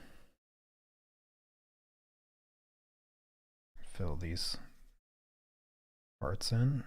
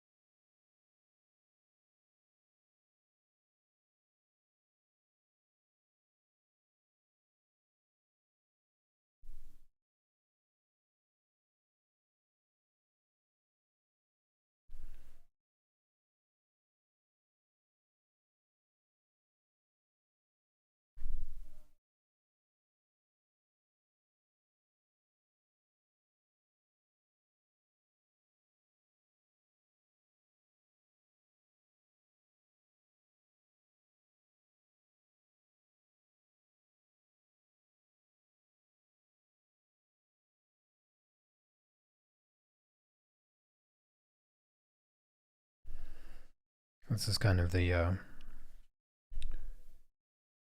easy, boring part of the project. Sort of just filling in these shapes. There's no gradients. There's nothing. Just the simple and straightforward shapes and values.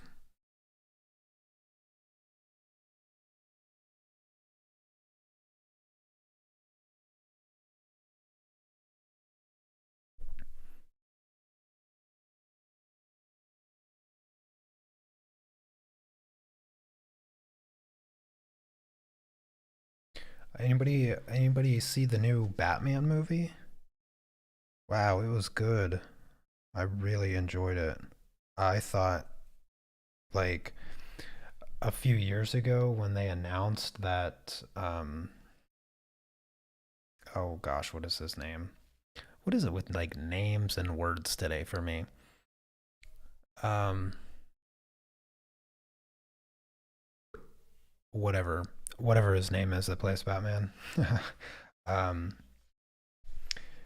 he did such a good job. Like I was really impressed at how well he played Batman. Like I that honestly, that's one of the best Batmans for sure.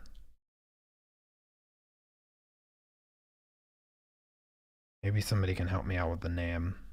Um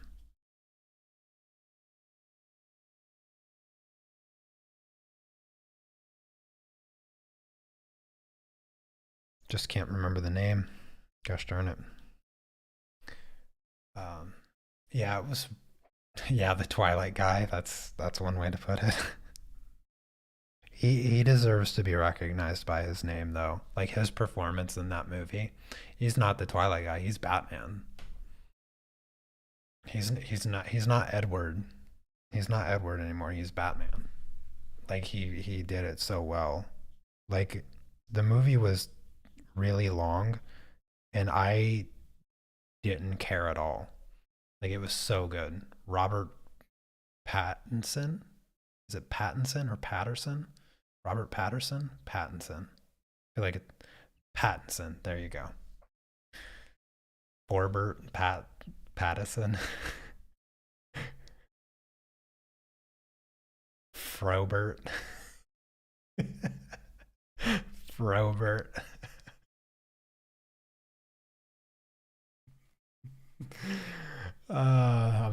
I'm gonna name my firstborn child Frobert. uh,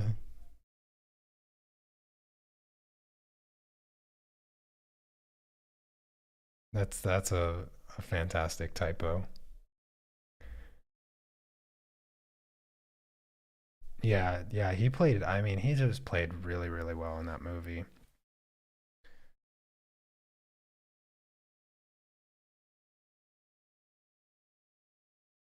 Like, admittedly, like as far as an action movie goes, it wasn't like the greatest action, but story wise, it was really compelling, and I enjoyed it a lot.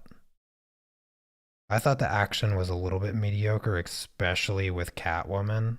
Ugh.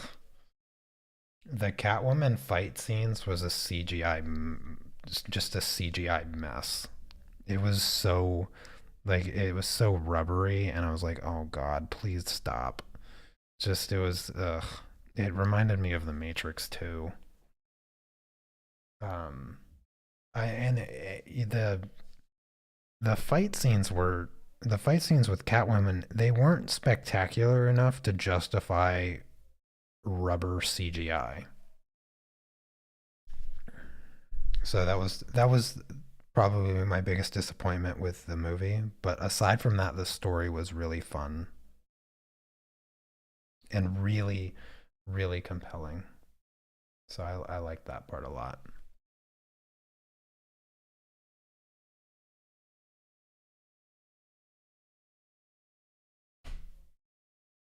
Another movie, I mentioned this movie like real briefly in my live stream, I think on Monday or Tuesday, called The Outfit.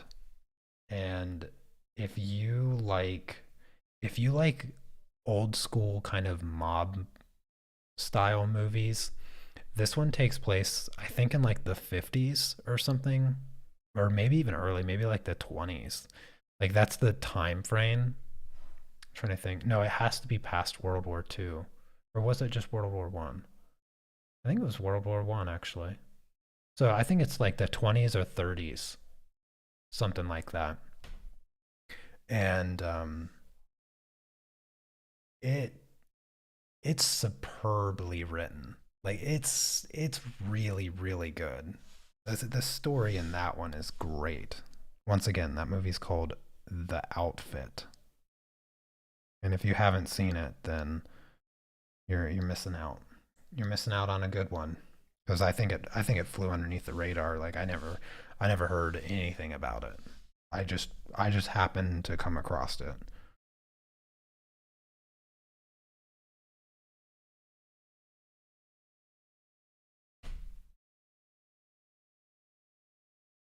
It's one of those like rare gem movies that flies way underneath the radar and nobody ever gets to see, and it just disappears into obscurity. Like it doesn't have none of the actors or actresses in it I ever heard about or anything, which is probably why it's not really talked about. But um, it was super.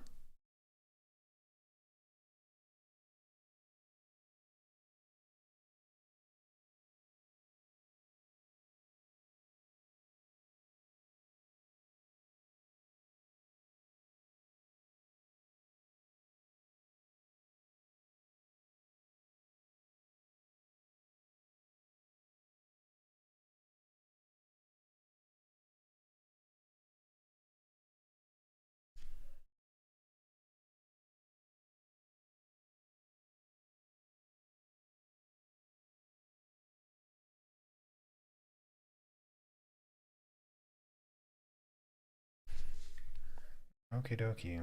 Why is my cube? I just feel like my cube looks weird. The cast shadow. I'm gonna use this color now. I think I'll bring it up to about here. Something, something like that. Or maybe I'll bring it up a little bit higher. Maybe I'll bring it up to here.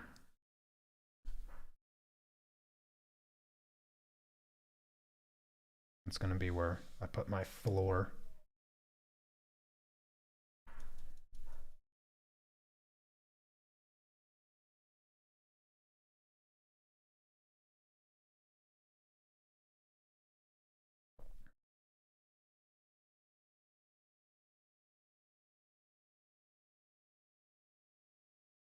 Oh, that's the first tea I had all day.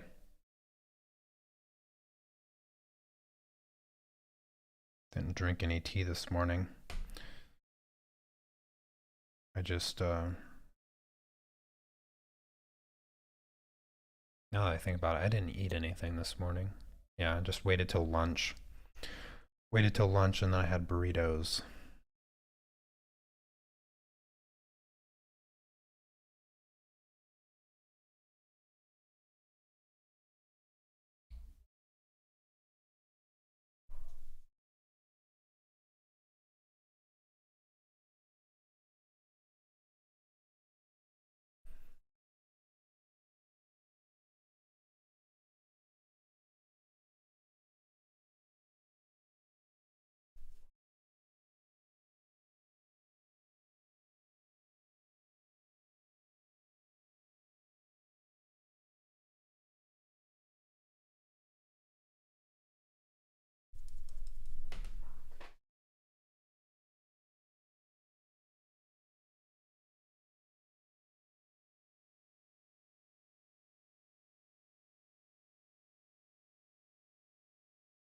So any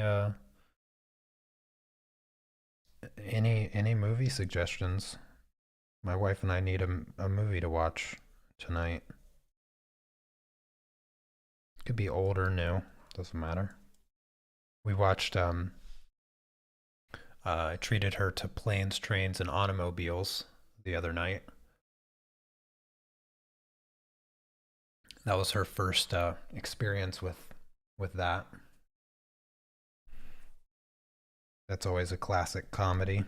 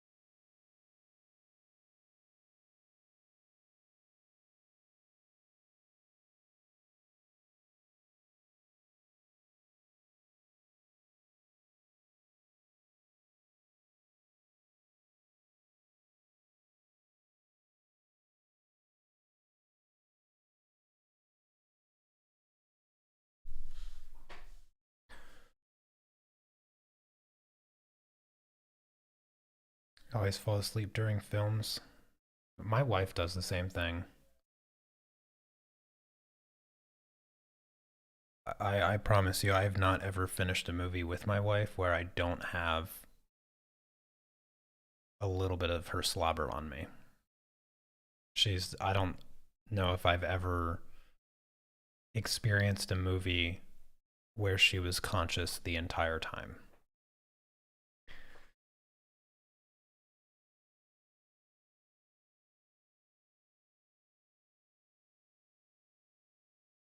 Is that a movie title? Mr. Rainbow? Is that a movie suggestion?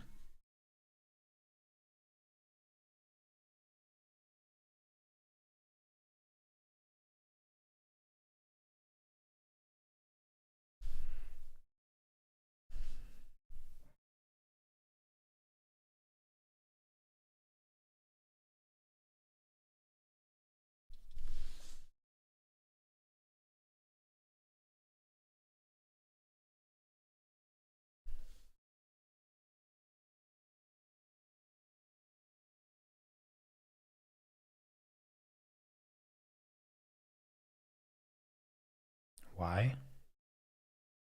Oh, because I asked for movie suggestions. I asked if anybody had any movie suggestions. And I don't know what Addie crochet blankets? Crochet blankets? Oh, add crochet blankets? I don't know if that was a statement or I didn't know what that was. Um, that's why I asked if it was a movie title because it was the first thing after I asked if anybody had any movie suggestions for my wife and I.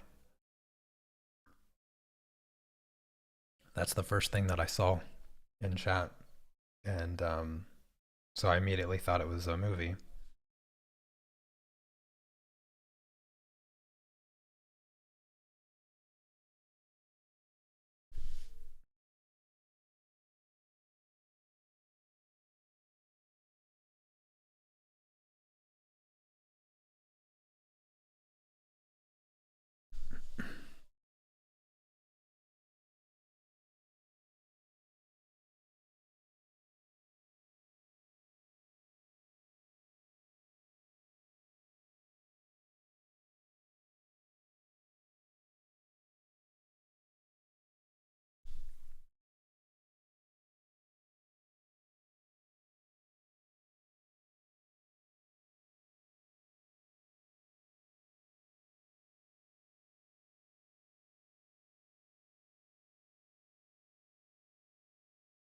Oh, you thought it was a movie title too? uh, it's been a long stream for all of us, I think.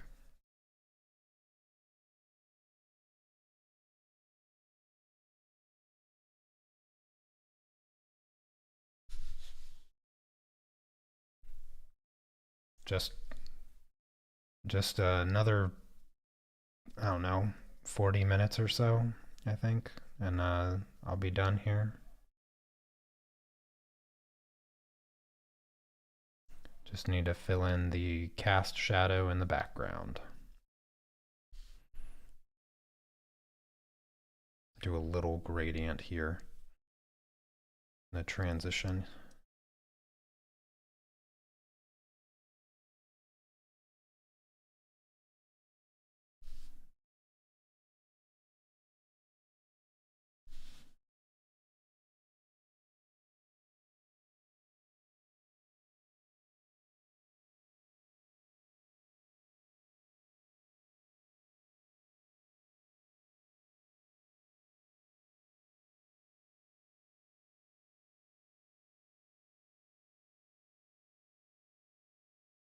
Uh, Green Book. Oh, Green Book is a good one. Yeah, that's a good movie.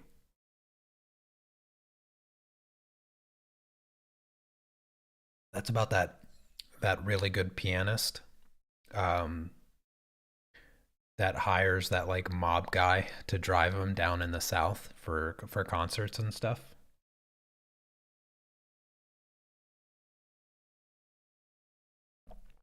Yeah, that movie was really good. I really love the way they developed the relationship between the musician and the driver. It's really cool the way their relationship evolves throughout the movie, and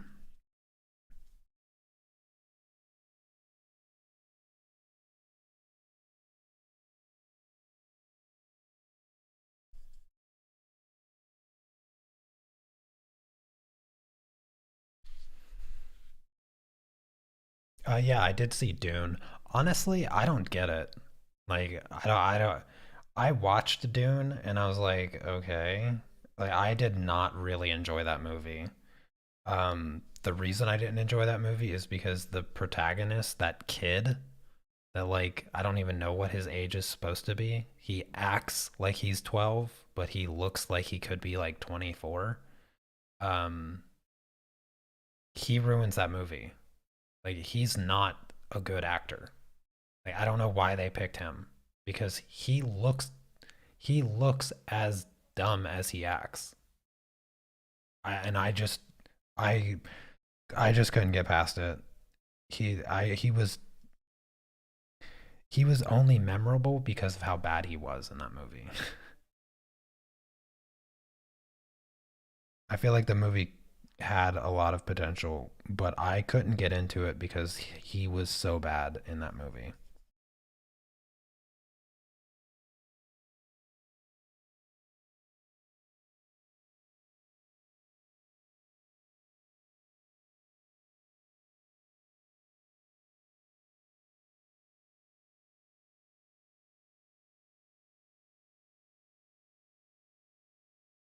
And I watched that Dune movie on a whim before ever hearing anything about it. So so I went into watching it with absolutely no expectations whatsoever. I didn't know a single thing about it except for that it was a sci-fi type apocalyptic kind of movie. That's it. And so when I watched it, I was yeah, I was kind of disappointed.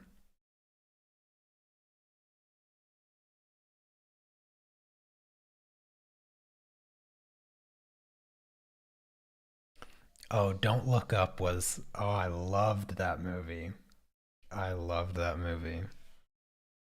Don't Look Up was great. I was laughing so much in that movie. Don't Look Up is honestly a modern day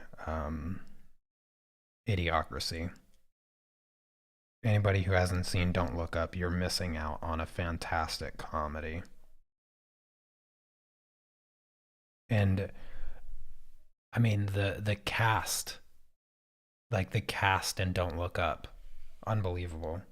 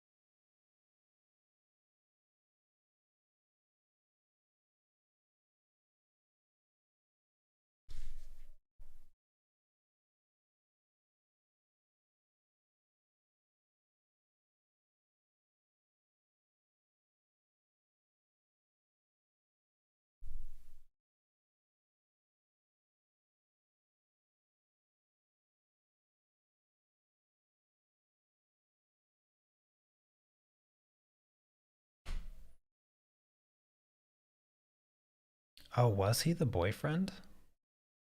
Are you talking you're talking about the kid that played in Dune, right? He was the obnoxious boyfriend that wrote the smear articles.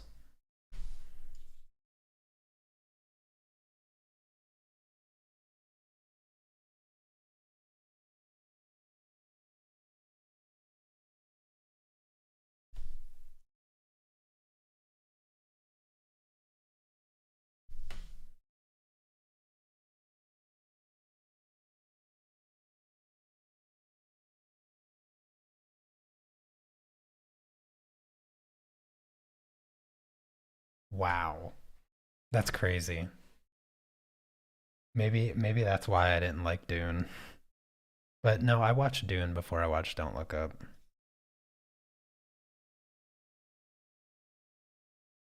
Maybe that's why I disliked her boyfriend even more.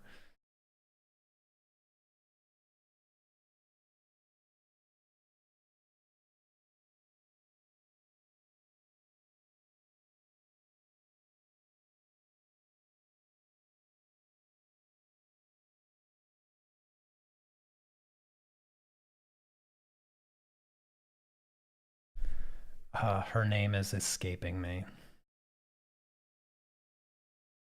She's one of my favorite actresses. Um, and all I can think of is Emma Stone right now because I have two Hollywood crushes. Emma Stone and Katniss Everdeen. I can't remember her name. Not much of a crush. I can't remember her name.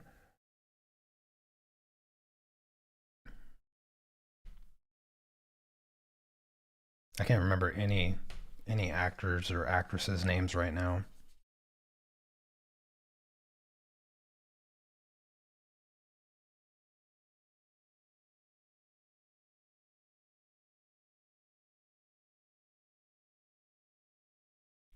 Nightmare Alley.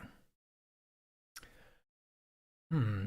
You know, I think I was gonna watch that, but then my wife didn't want to. Unless I don't know. Maybe I did watch Nightmare Alley. I'm gonna have to look that up. I'm gonna have to look that up because I can't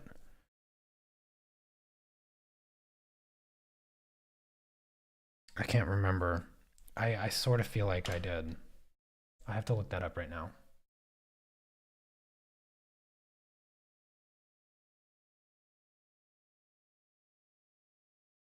It's about the vampires, right?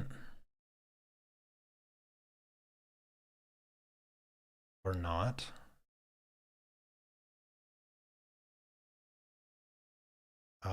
No, I did not see this. Yeah, so this is the movie. Yeah, this is the movie that my wife didn't want to watch. I'm gonna have to wait. Is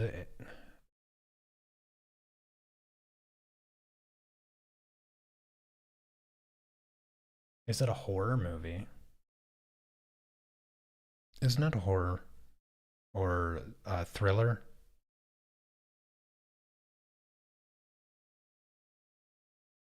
Yeah, so it's sort of labeled as a horror movie, which my wife will not do horror movies. Jennifer Lawrence, oh my goodness, thank you so much.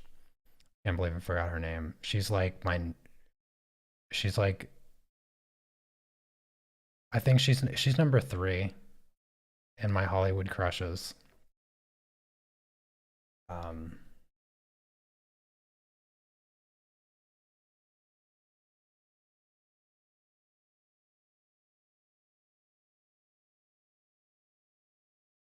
so number 1, I think number 1 has to be Scarlett Johansson for me. And then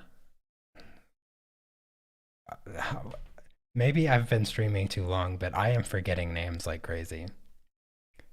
Uh, because I just said her name like 2 minutes ago. Um, uh, Emma Stone. Goodness gracious. So I think it for me, it's real close between Scarlett Johansson and Emma Stone as my Hollywood crushes. Like just about anything that they do can't be wrong in my eyes.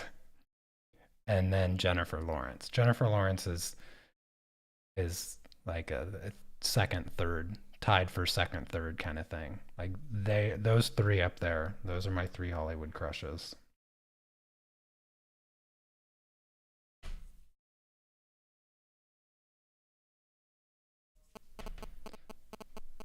I believe anything they say. I believe anything they say in movies. um, Jennifer Lawrence, like I didn't care for Jennifer Lawrence in the Hunger Games series. I thought that franchise was way overplayed. Um, and mediocre at the best. But when I saw Jennifer Lawrence in Silver Linings Playbook, I fell in love. I was like, she's amazing. She plays crazy almost too well, but she played that role just so good. So good. And yeah, she immediately became a Hollywood crush after Silver Linings Playbook.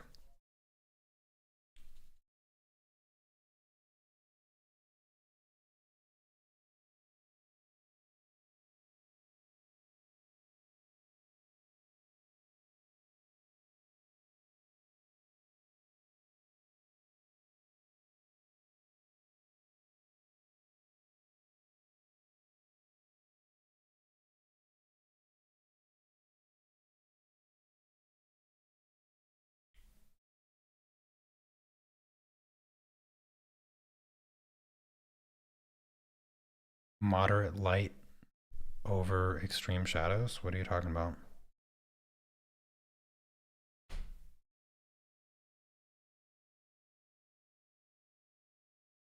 The moderate light's just the floor here. The extreme shadow will be the cast shadow on the floor.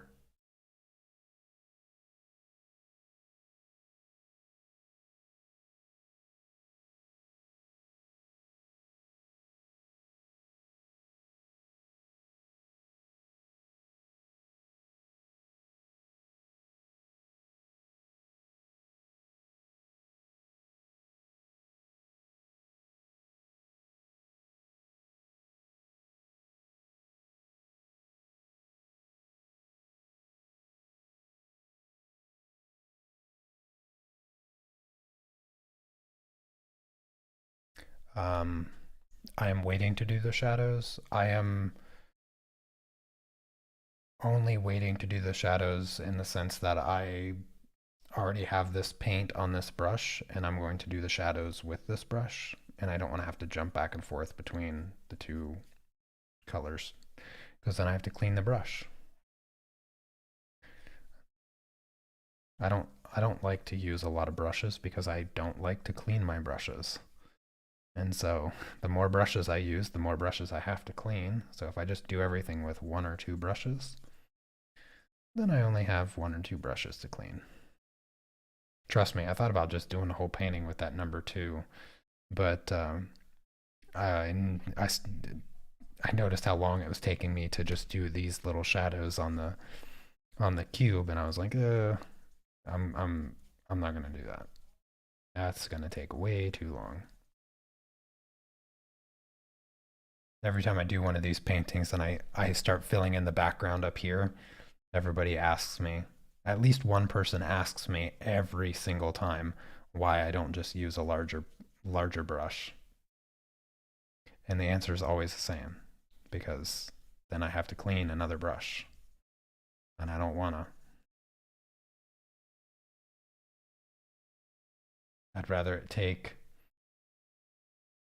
what, maybe 5 more minutes, maybe 5 more minutes to paint it with a slightly smaller brush, but it's going to take me 10 more minutes of brush cleaning to clean the brushes.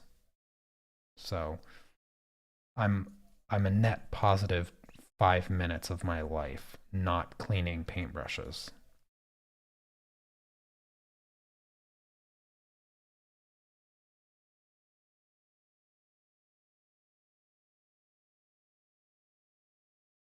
I usually put the shadows down first as well. I just I was using this color because I painted the cube.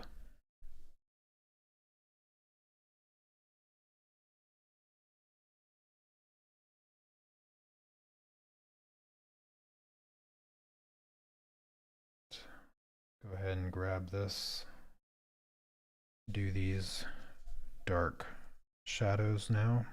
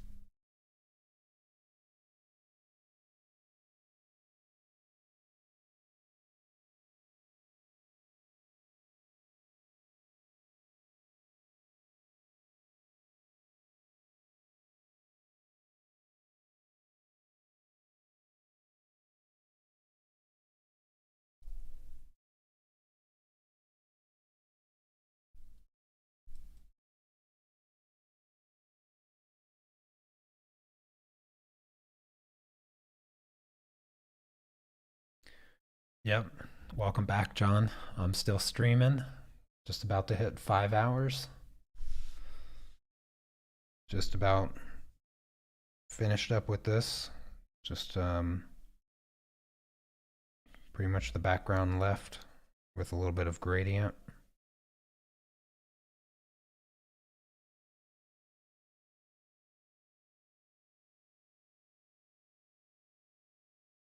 But it's looking pretty good. I like this project a lot.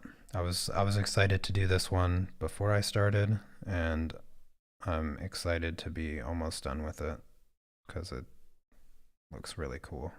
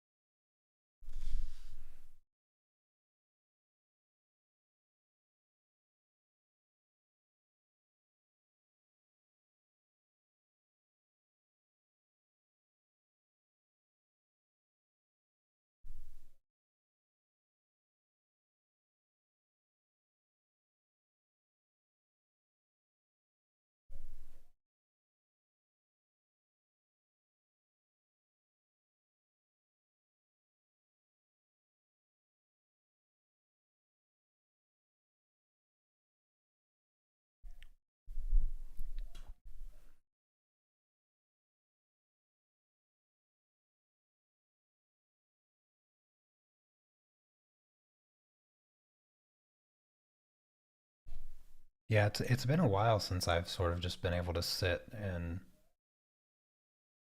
paint for just 5 hours, have the time go by. It helps when, I got some lovely friends to hang out with and chat about all kinds of stuff. That makes it go by even quicker.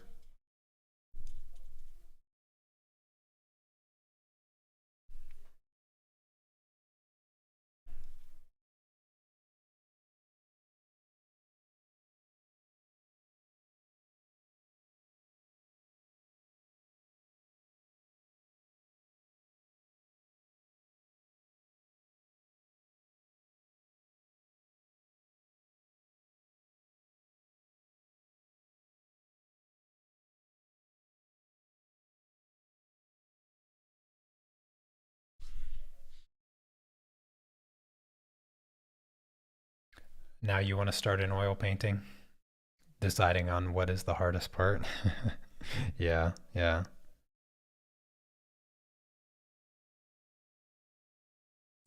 For me it's just getting it started. Like it's sort of the like once you push the ball down the hill, or once you push the stone down down the hill, it sort of just rolls on its own. And that, for me, that's what some of these evolve projects sort of feel like, is that the hardest part is just getting it to start rolling.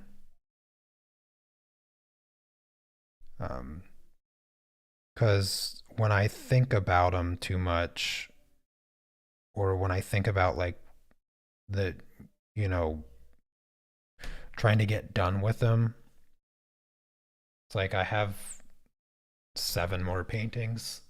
Yeah, I have 7 more paintings after this one for block 2.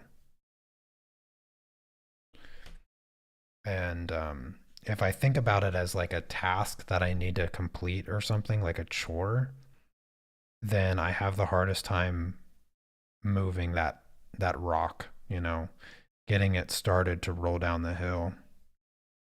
But if instead I just I just set up my shadow box and start deciding on the reference and what I want it to look like.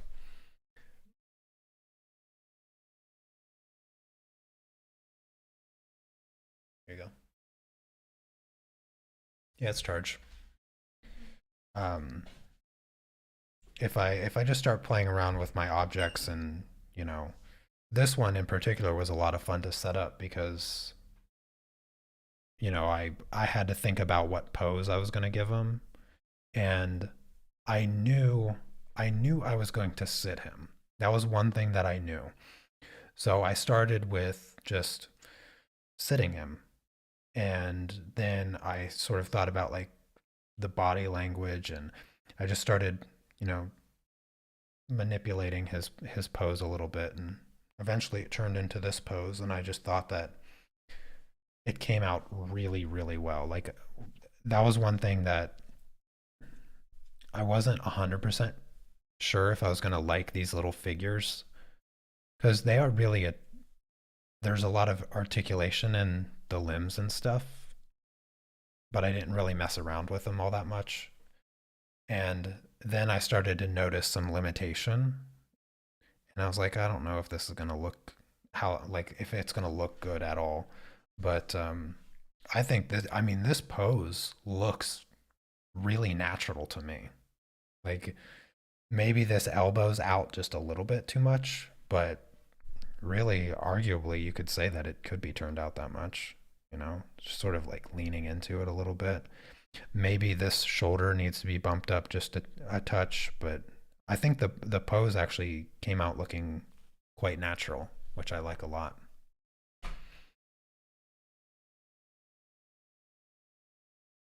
All right, I need to mix my background value. So grab my palette knife, and the background is 50% this, 50% this.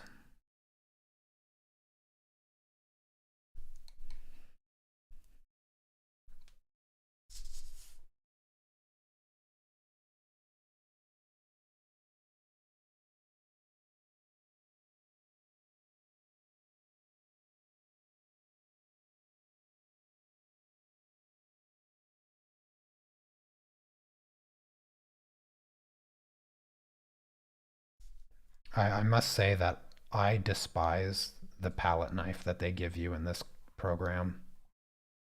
This shape of a palette knife is probably the worst shape I've ever experienced. I much prefer the rounded diamond.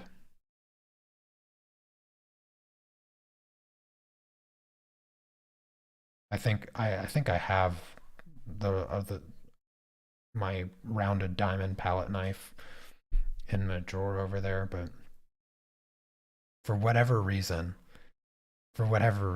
I just don't use any materials outside of the program, including the palette knife, even though I despise this palette knife.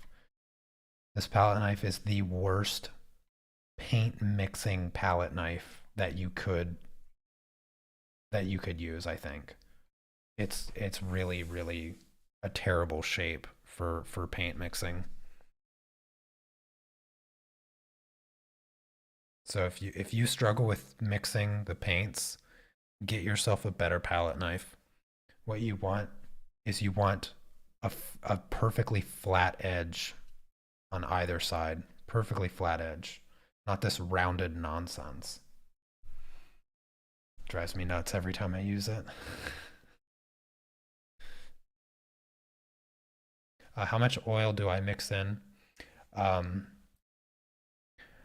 I I mix in until it has the consistency of mayonnaise, because you mix in too much and you're going to get more translucent paint, and then it's going to be a nightmare to work with. Even though it's easy to push around, it doesn't cover the canvas very well. Um, and then if you don't put in enough, then you have really sticky paint, and sticky paint is a nightmare to create gradients in. So you want it to be like the consistency of mayonnaise. The best way to tell is sort of like, um, if it sticks to your palette knife, then it's too sticky. And if it slides off your palette knife, then you added way too much oil.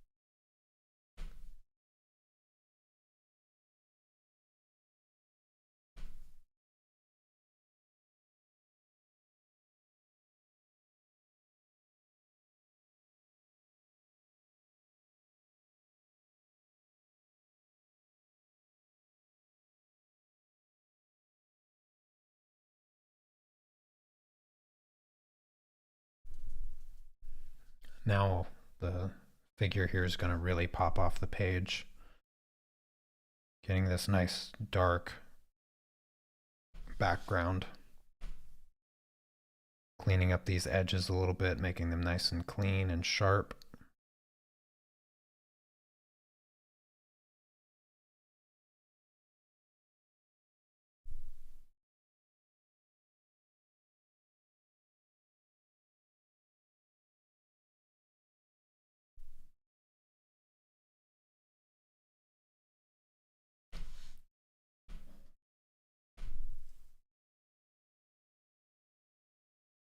It's going to make his colors look a lot better, or his values, I guess, look better. Because right now it's hard to tell that like he's bright. He's a or like a light gray color because the white of the canvas is so much brighter than he is. Relatively, he sort of feels darker than he should.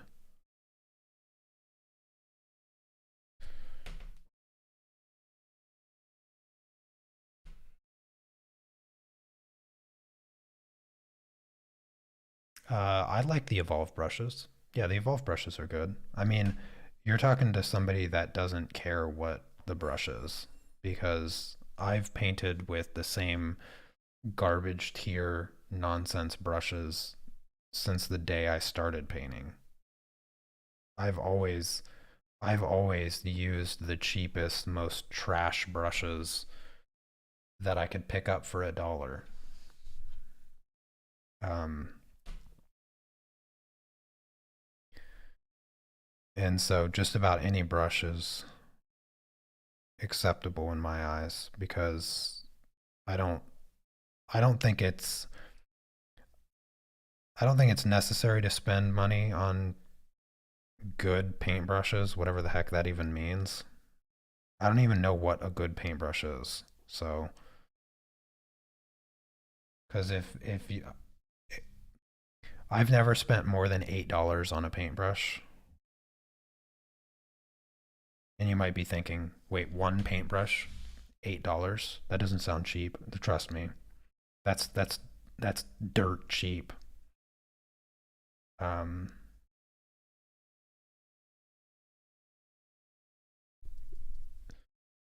so yeah, I've never spent more than $8 on a single paintbrush. So I have no idea what a good paintbrush even is. And I can't imagine that it is as transformative as switching to like good paper or something or good paint.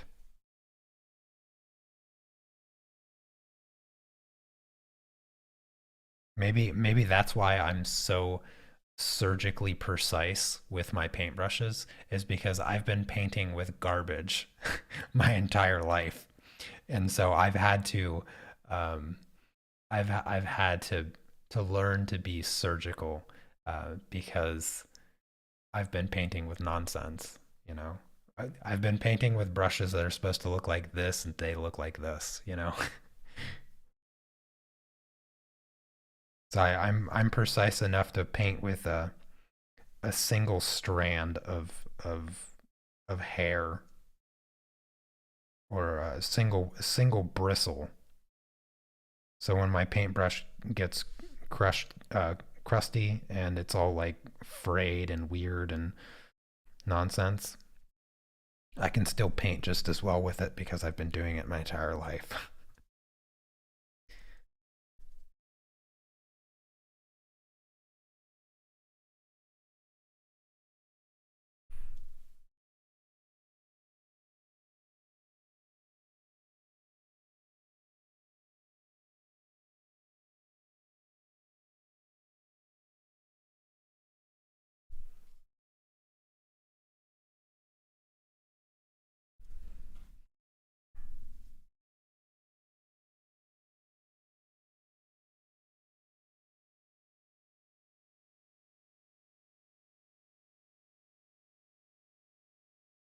Oh, this isn't tense for me, Melanie. I could do this. I could do this all day long.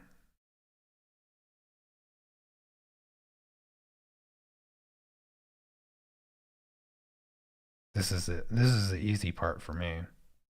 Getting up to the edge like that, especially with oil paint. With oil paint, it's easier than than any other medium because you know how like if you fill a cup, like if you fill a cup up with water and you fill it all the way up to the brim and you notice it has that surface tension that allows it to actually the water level can actually be higher than the top of the cup. I forget what the physics name for that is, but it's something to do with like the surface tension of the water allows it to be higher than the edge of the cup. Oil paint works very much like the same. Like where I've painted, there is a very small thickness to it. And so all you really have to do is very gently push your paintbrush up to that edge, and it will be a clean edge. So I always found it to be relatively simple to do. You just have to learn how to manipulate the edge uh, confidently, and then from there it's pretty easy. I guess it helps that I have like an insanely steady hand.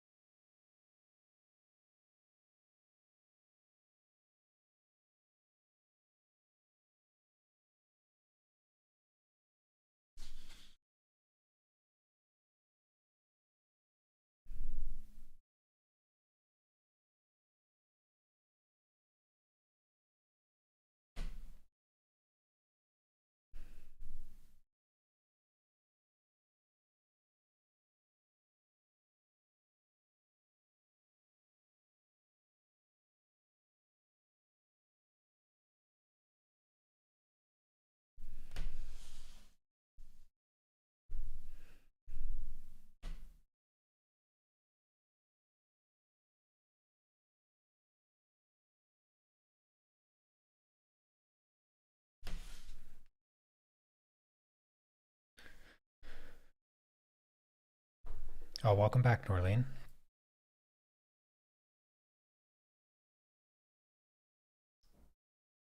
I would have been a brain surgeon in a past life. Yeah, I would have been the brain surgeon that most brain surgeons would. The the only brain surgeon that brain surgeons would want to operate on their brain.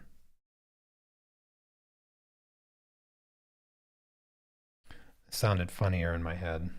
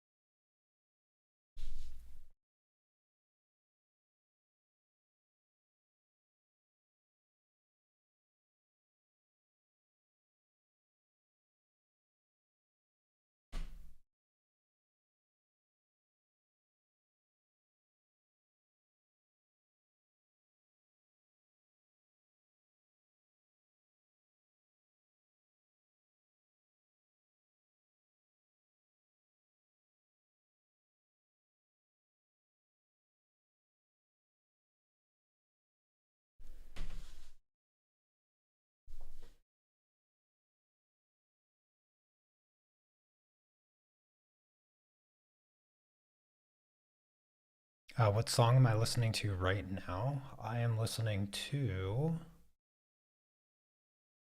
Constance by Spirit Box.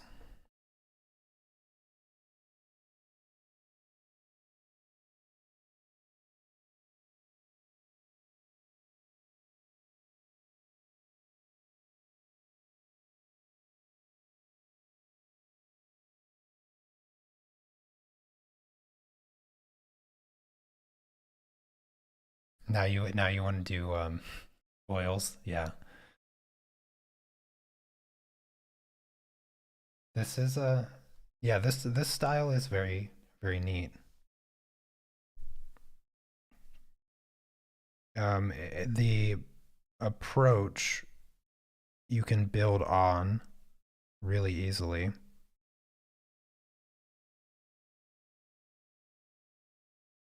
You know, once you get this like really clean painting, you can then build right on top of it with more layers of oil to create something, you know, extremely realistic if you want, or just with color.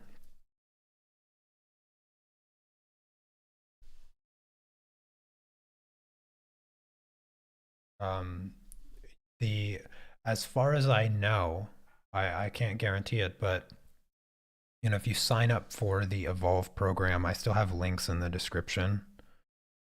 Um, but there's a code for $100 off that you can use in the description. I think it's Unmask 100, I think is the code, but I have it typed in the description. But as far as I know, there's still a chance to use that code if you sign up for the program. And it's a lot of fun. You know, you work at your own pace, so it's not like you have to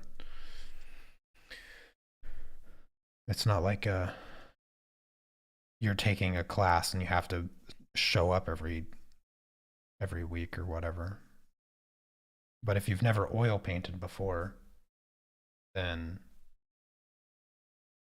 I can I definitely recommend the course. Like if you have the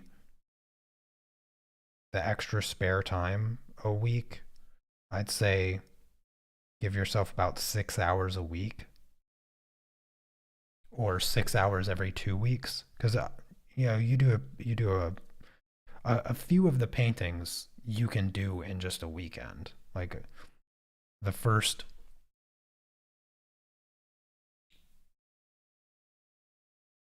the first five paintings you can do in a weekend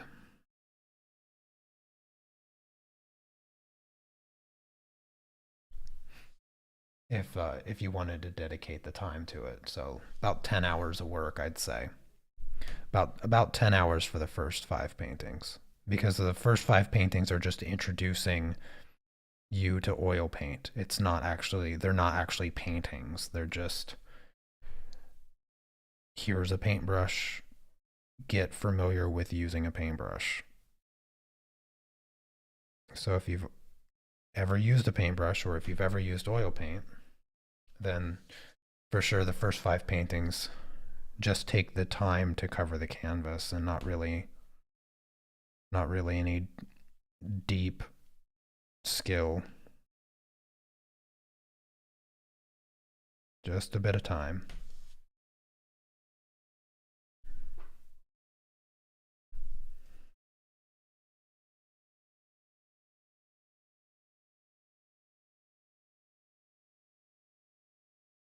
Yeah, it is a great course.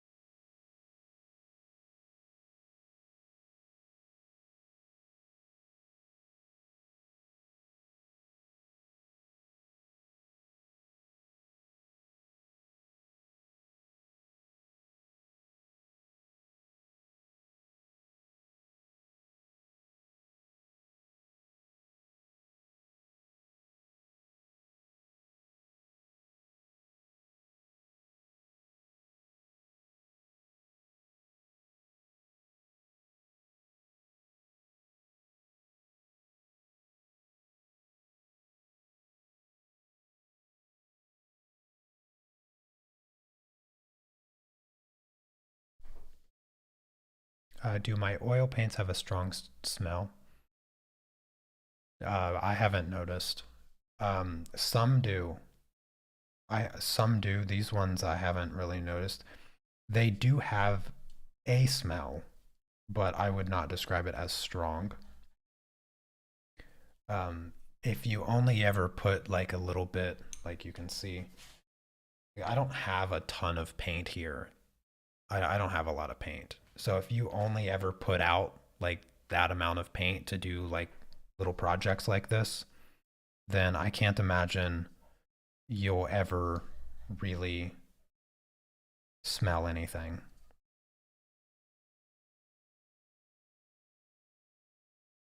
But they if you use solvent, that's where, some smell can start to affect you.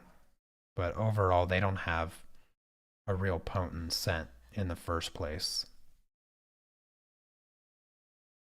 Some more than others, though. So I will warn you about that.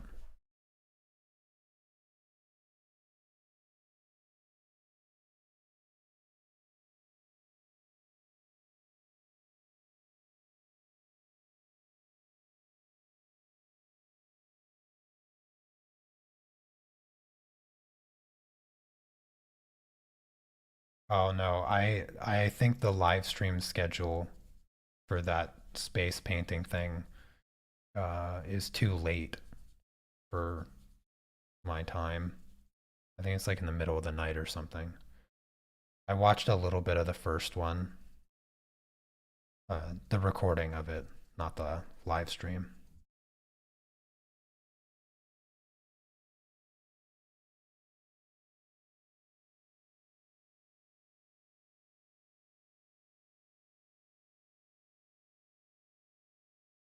Oh, what did he say about what did he say about Bob Ross? Probably the typical Bob Ross complaint about his style.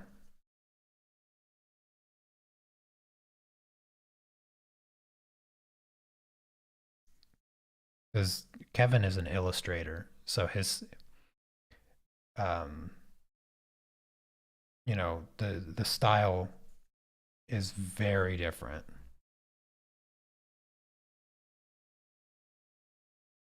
and the technical knowledge is also far more complex with an illustrator.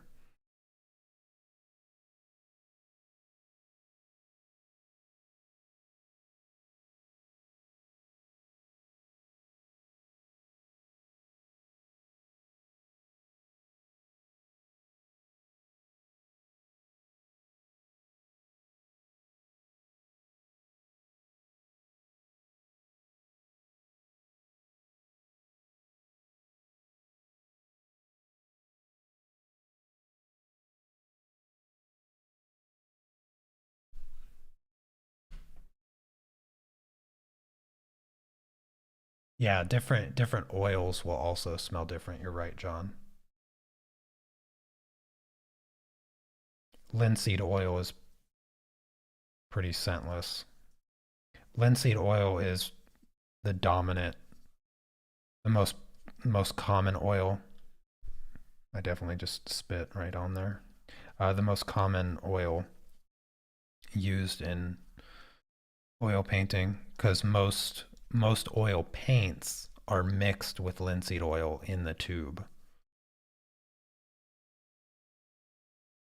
The majority of brands use linseed oil. So there's this sort of the standard oil or the standard oil.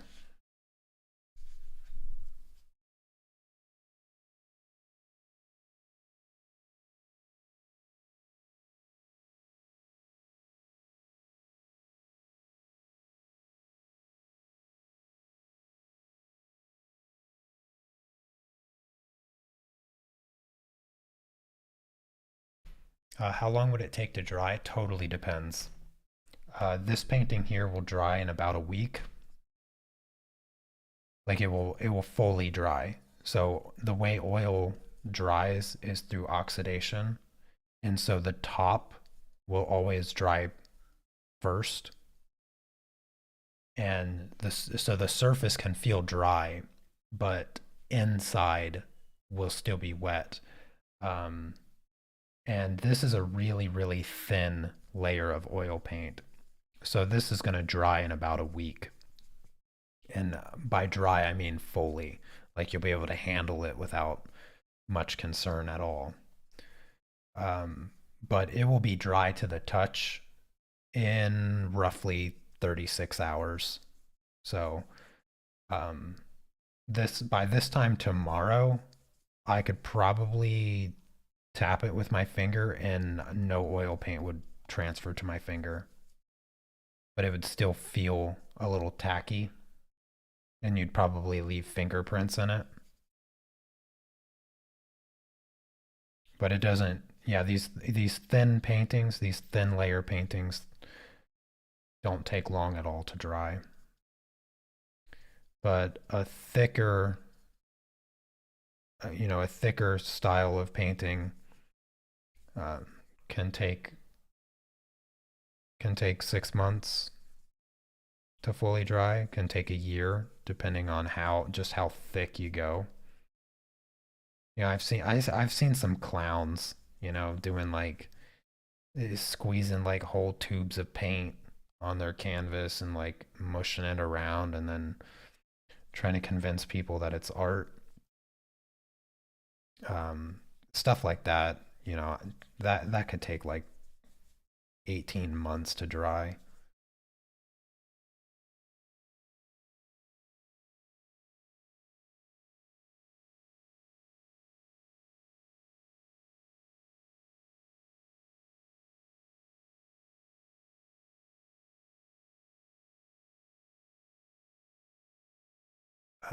Let's see.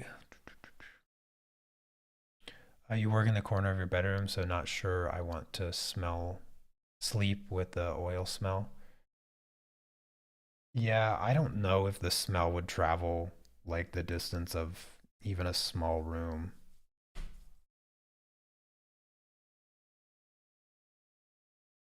The I would say like, well, you're gonna be if you're painting on something like right now I just have this loose, but you can see I have the edges taped, so I'll get a nice clean border. But this also gives me the ability to like move this. And so if you paint something like this and you don't want it sitting in your room drying, then just move it to a different room, you know? Because once you remove this, you're not really going to have the smell's not good. It's not just going to linger. It won't linger in the air. So remove your, you throw your paint out after you're done and uh, place your painting somewhere else in the room or somewhere else in the house. I I would just use tape and like hang it on the wall if you have kids or pets or something and you don't want them to like be able to grab a hold of it or walk on it or something, as opposed to like sitting it on the kitchen table or something. You can just hang it up on a wall with some tape until you're ready to work on it again or it's dry.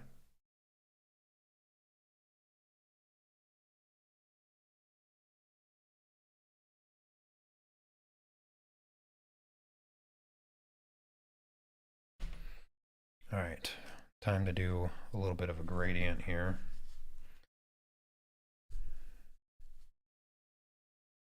Do this quick and easy.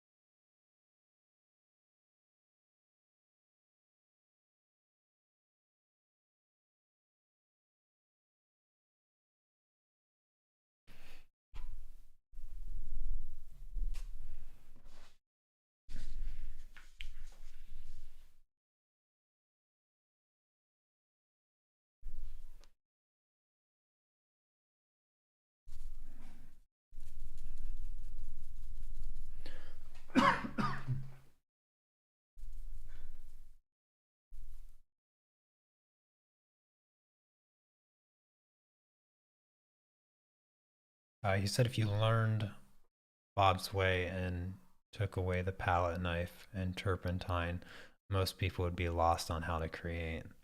That's not totally untrue. Sorry, I totally missed your comment there. So he explained that he admired Bob Ross and what he did, bringing people to art by making it fun. But he can't get down with the fact that Bob always had restricted tools and no growth to allow artists to actually learn real painting fundamental skills, yada yada yada. Yeah, I mean, he's not wrong. He's not wrong. He is wrong about like not growing because obviously starting is no matter how you start, growth is dependent on what the person wants to do. So he's a little bit wrong on that, but uh, saying saying that if you took away the uh, solvent and palette knife, that people would be lost. That's not totally untrue. It's kind of funny actually. Kind of a funny analysis of Bob Ross's techniques, but yeah, obviously there's glaring limitations to the simple alla prima form that Bob Ross taught, but at the same time, like it's it's techniques that are worthy of learning.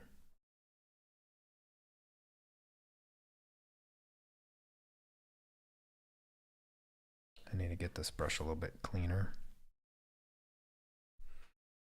I just want to finish these gradients and be done.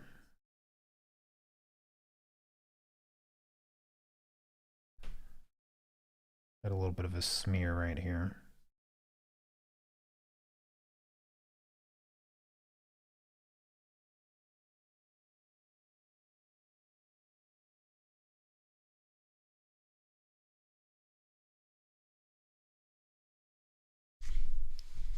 My lighting setup is not ideal for oil painting. Too much glare in my face. It makes the glare from the paint really almost impossible to get or visualize the gradients. So I mostly go based off of feel. And I can, fortunately, like the camera view, like the camera view tells me how it's going to look. Like you can see how much smoother this gradient is in comparison to this one over here. There is a line here that I don't like. But, yeah. The glare makes it a little rough at times.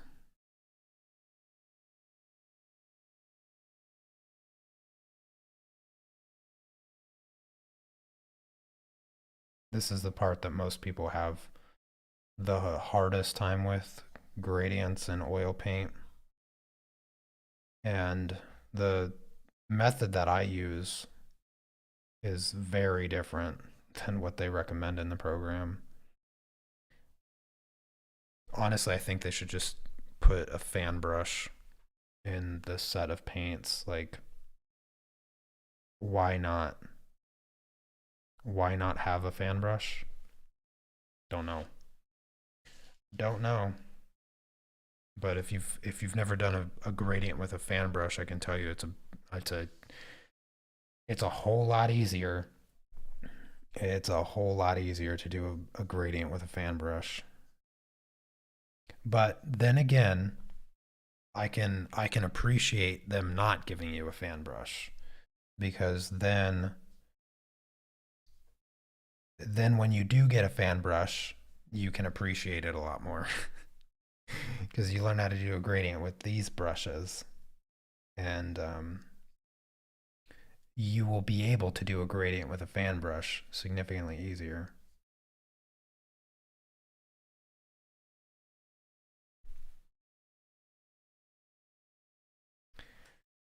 Uh, you you very gently, almost without even touching the canvas, you brush it. You gently caress with a fan brush. Oh, you get a fan brush in block 3? Okay, well then there you go.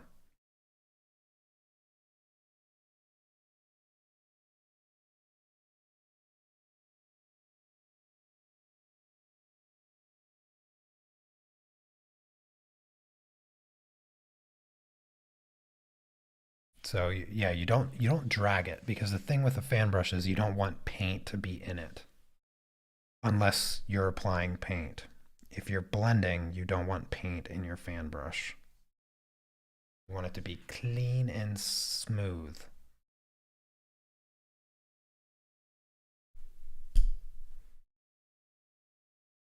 That's going to be the easiest. I feel like some of the canvas is still showing through.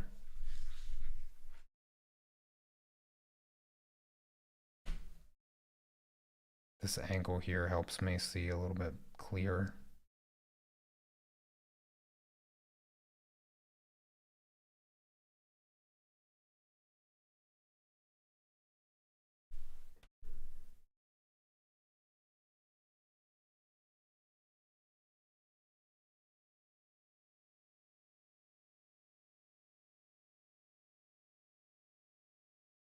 It's also very difficult, and they don't explain this.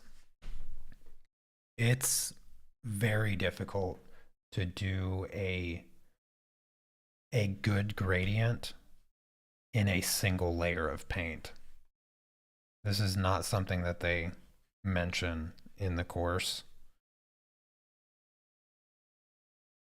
Doing gradients with just 2 layers of paint. If you get to put even a single extra layer of paint, gradients are just the easiest thing in the world to do.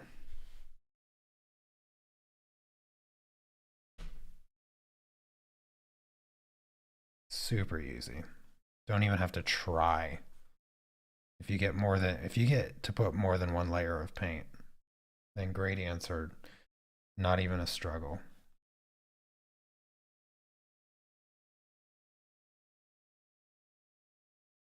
I can't imagine we stick to 1 layer of paint the whole time. John, in block 3 or 4, do they deal with multiple layers?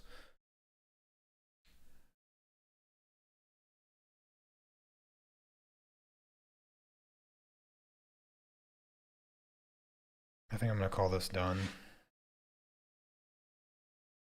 Yeah, I'm gonna call this done. I'm not gonna fiddle. I'm not fiddling. Okay, I lie. I'm gonna fiddle just a tiny bit. I'm gonna clean this edge up just a bit.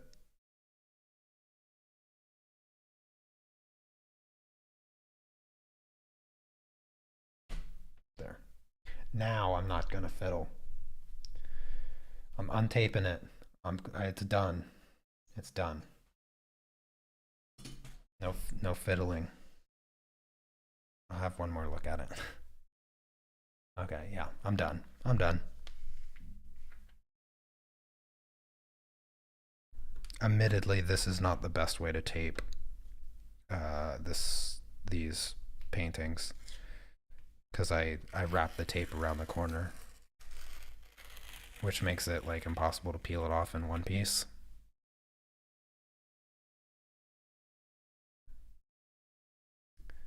No, multi-layers come in the advanced block. Oh, okay, okay. Well, what about paintings that you can't finish in one sitting? Do they say anything about that? It's not really, I mean, it's not really practical to assume everybody's going to finish the painting in a single sitting when they get more complex. Obviously, I'm making this painting significantly harder than it needs to be for the program, but at the end of the day, I have the time to sit down for 6 hours and do this in a single sitting.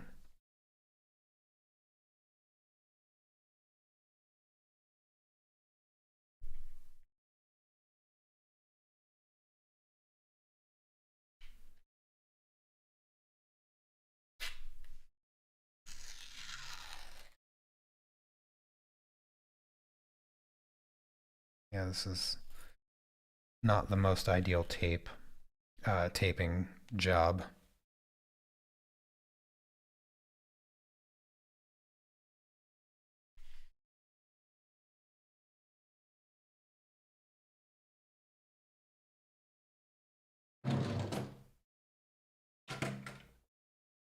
Use clove oil to make it dry slower. Oh, okay. Yeah, they didn't send me clove oil.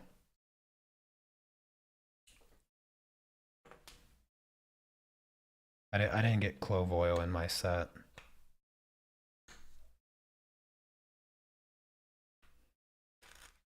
I don't know if clove oil comes in the next block, in block 3, or if it was supposed to come with block 1. I was told it was supposed to come with block 1, but I didn't get any.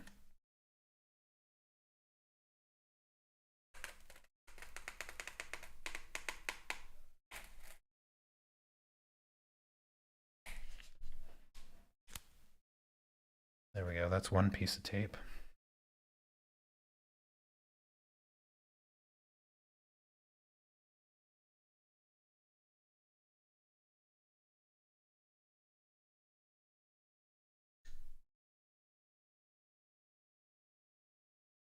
They just tell you to buy it? Oh, I didn't realize that.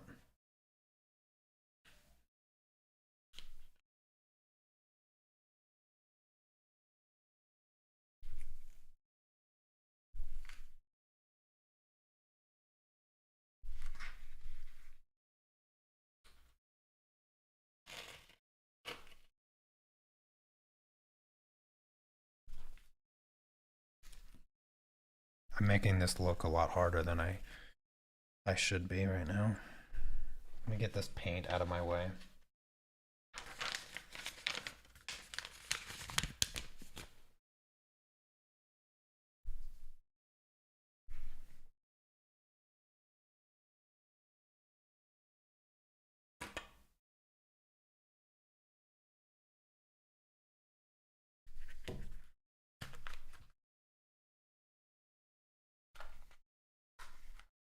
Oh, they stopped sending it? Oh, okay, I see.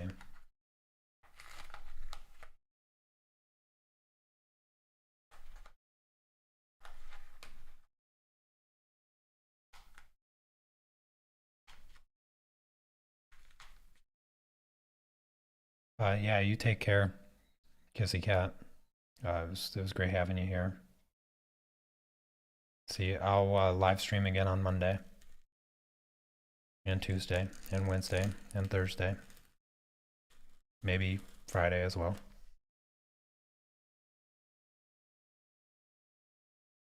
Here is the finished painting. The final painting. It was a fun one. It was a fun one for sure.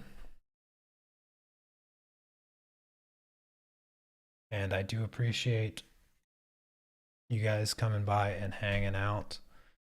I hope you enjoyed the live stream as much as I did. Almost just shy of 6 hours, so not too bad. So yeah, this was a lot of fun. I look forward to doing the next one. Hopefully I'll have time to set it up and prepare to do it next Friday, to do another painting very similar to this, but my character will be a female. And yeah, that is going to do it for today. Believe it or not, the stream is over. And I'll see you guys on Monday. We're going to continue or actually we're starting. Oh yeah, we're starting a new pastel project. A really fun one too. A really fun pastel project will be coming on Monday. So enjoy the rest of your weekend. Thanks again, and I'll see you next time. Take care. Peace.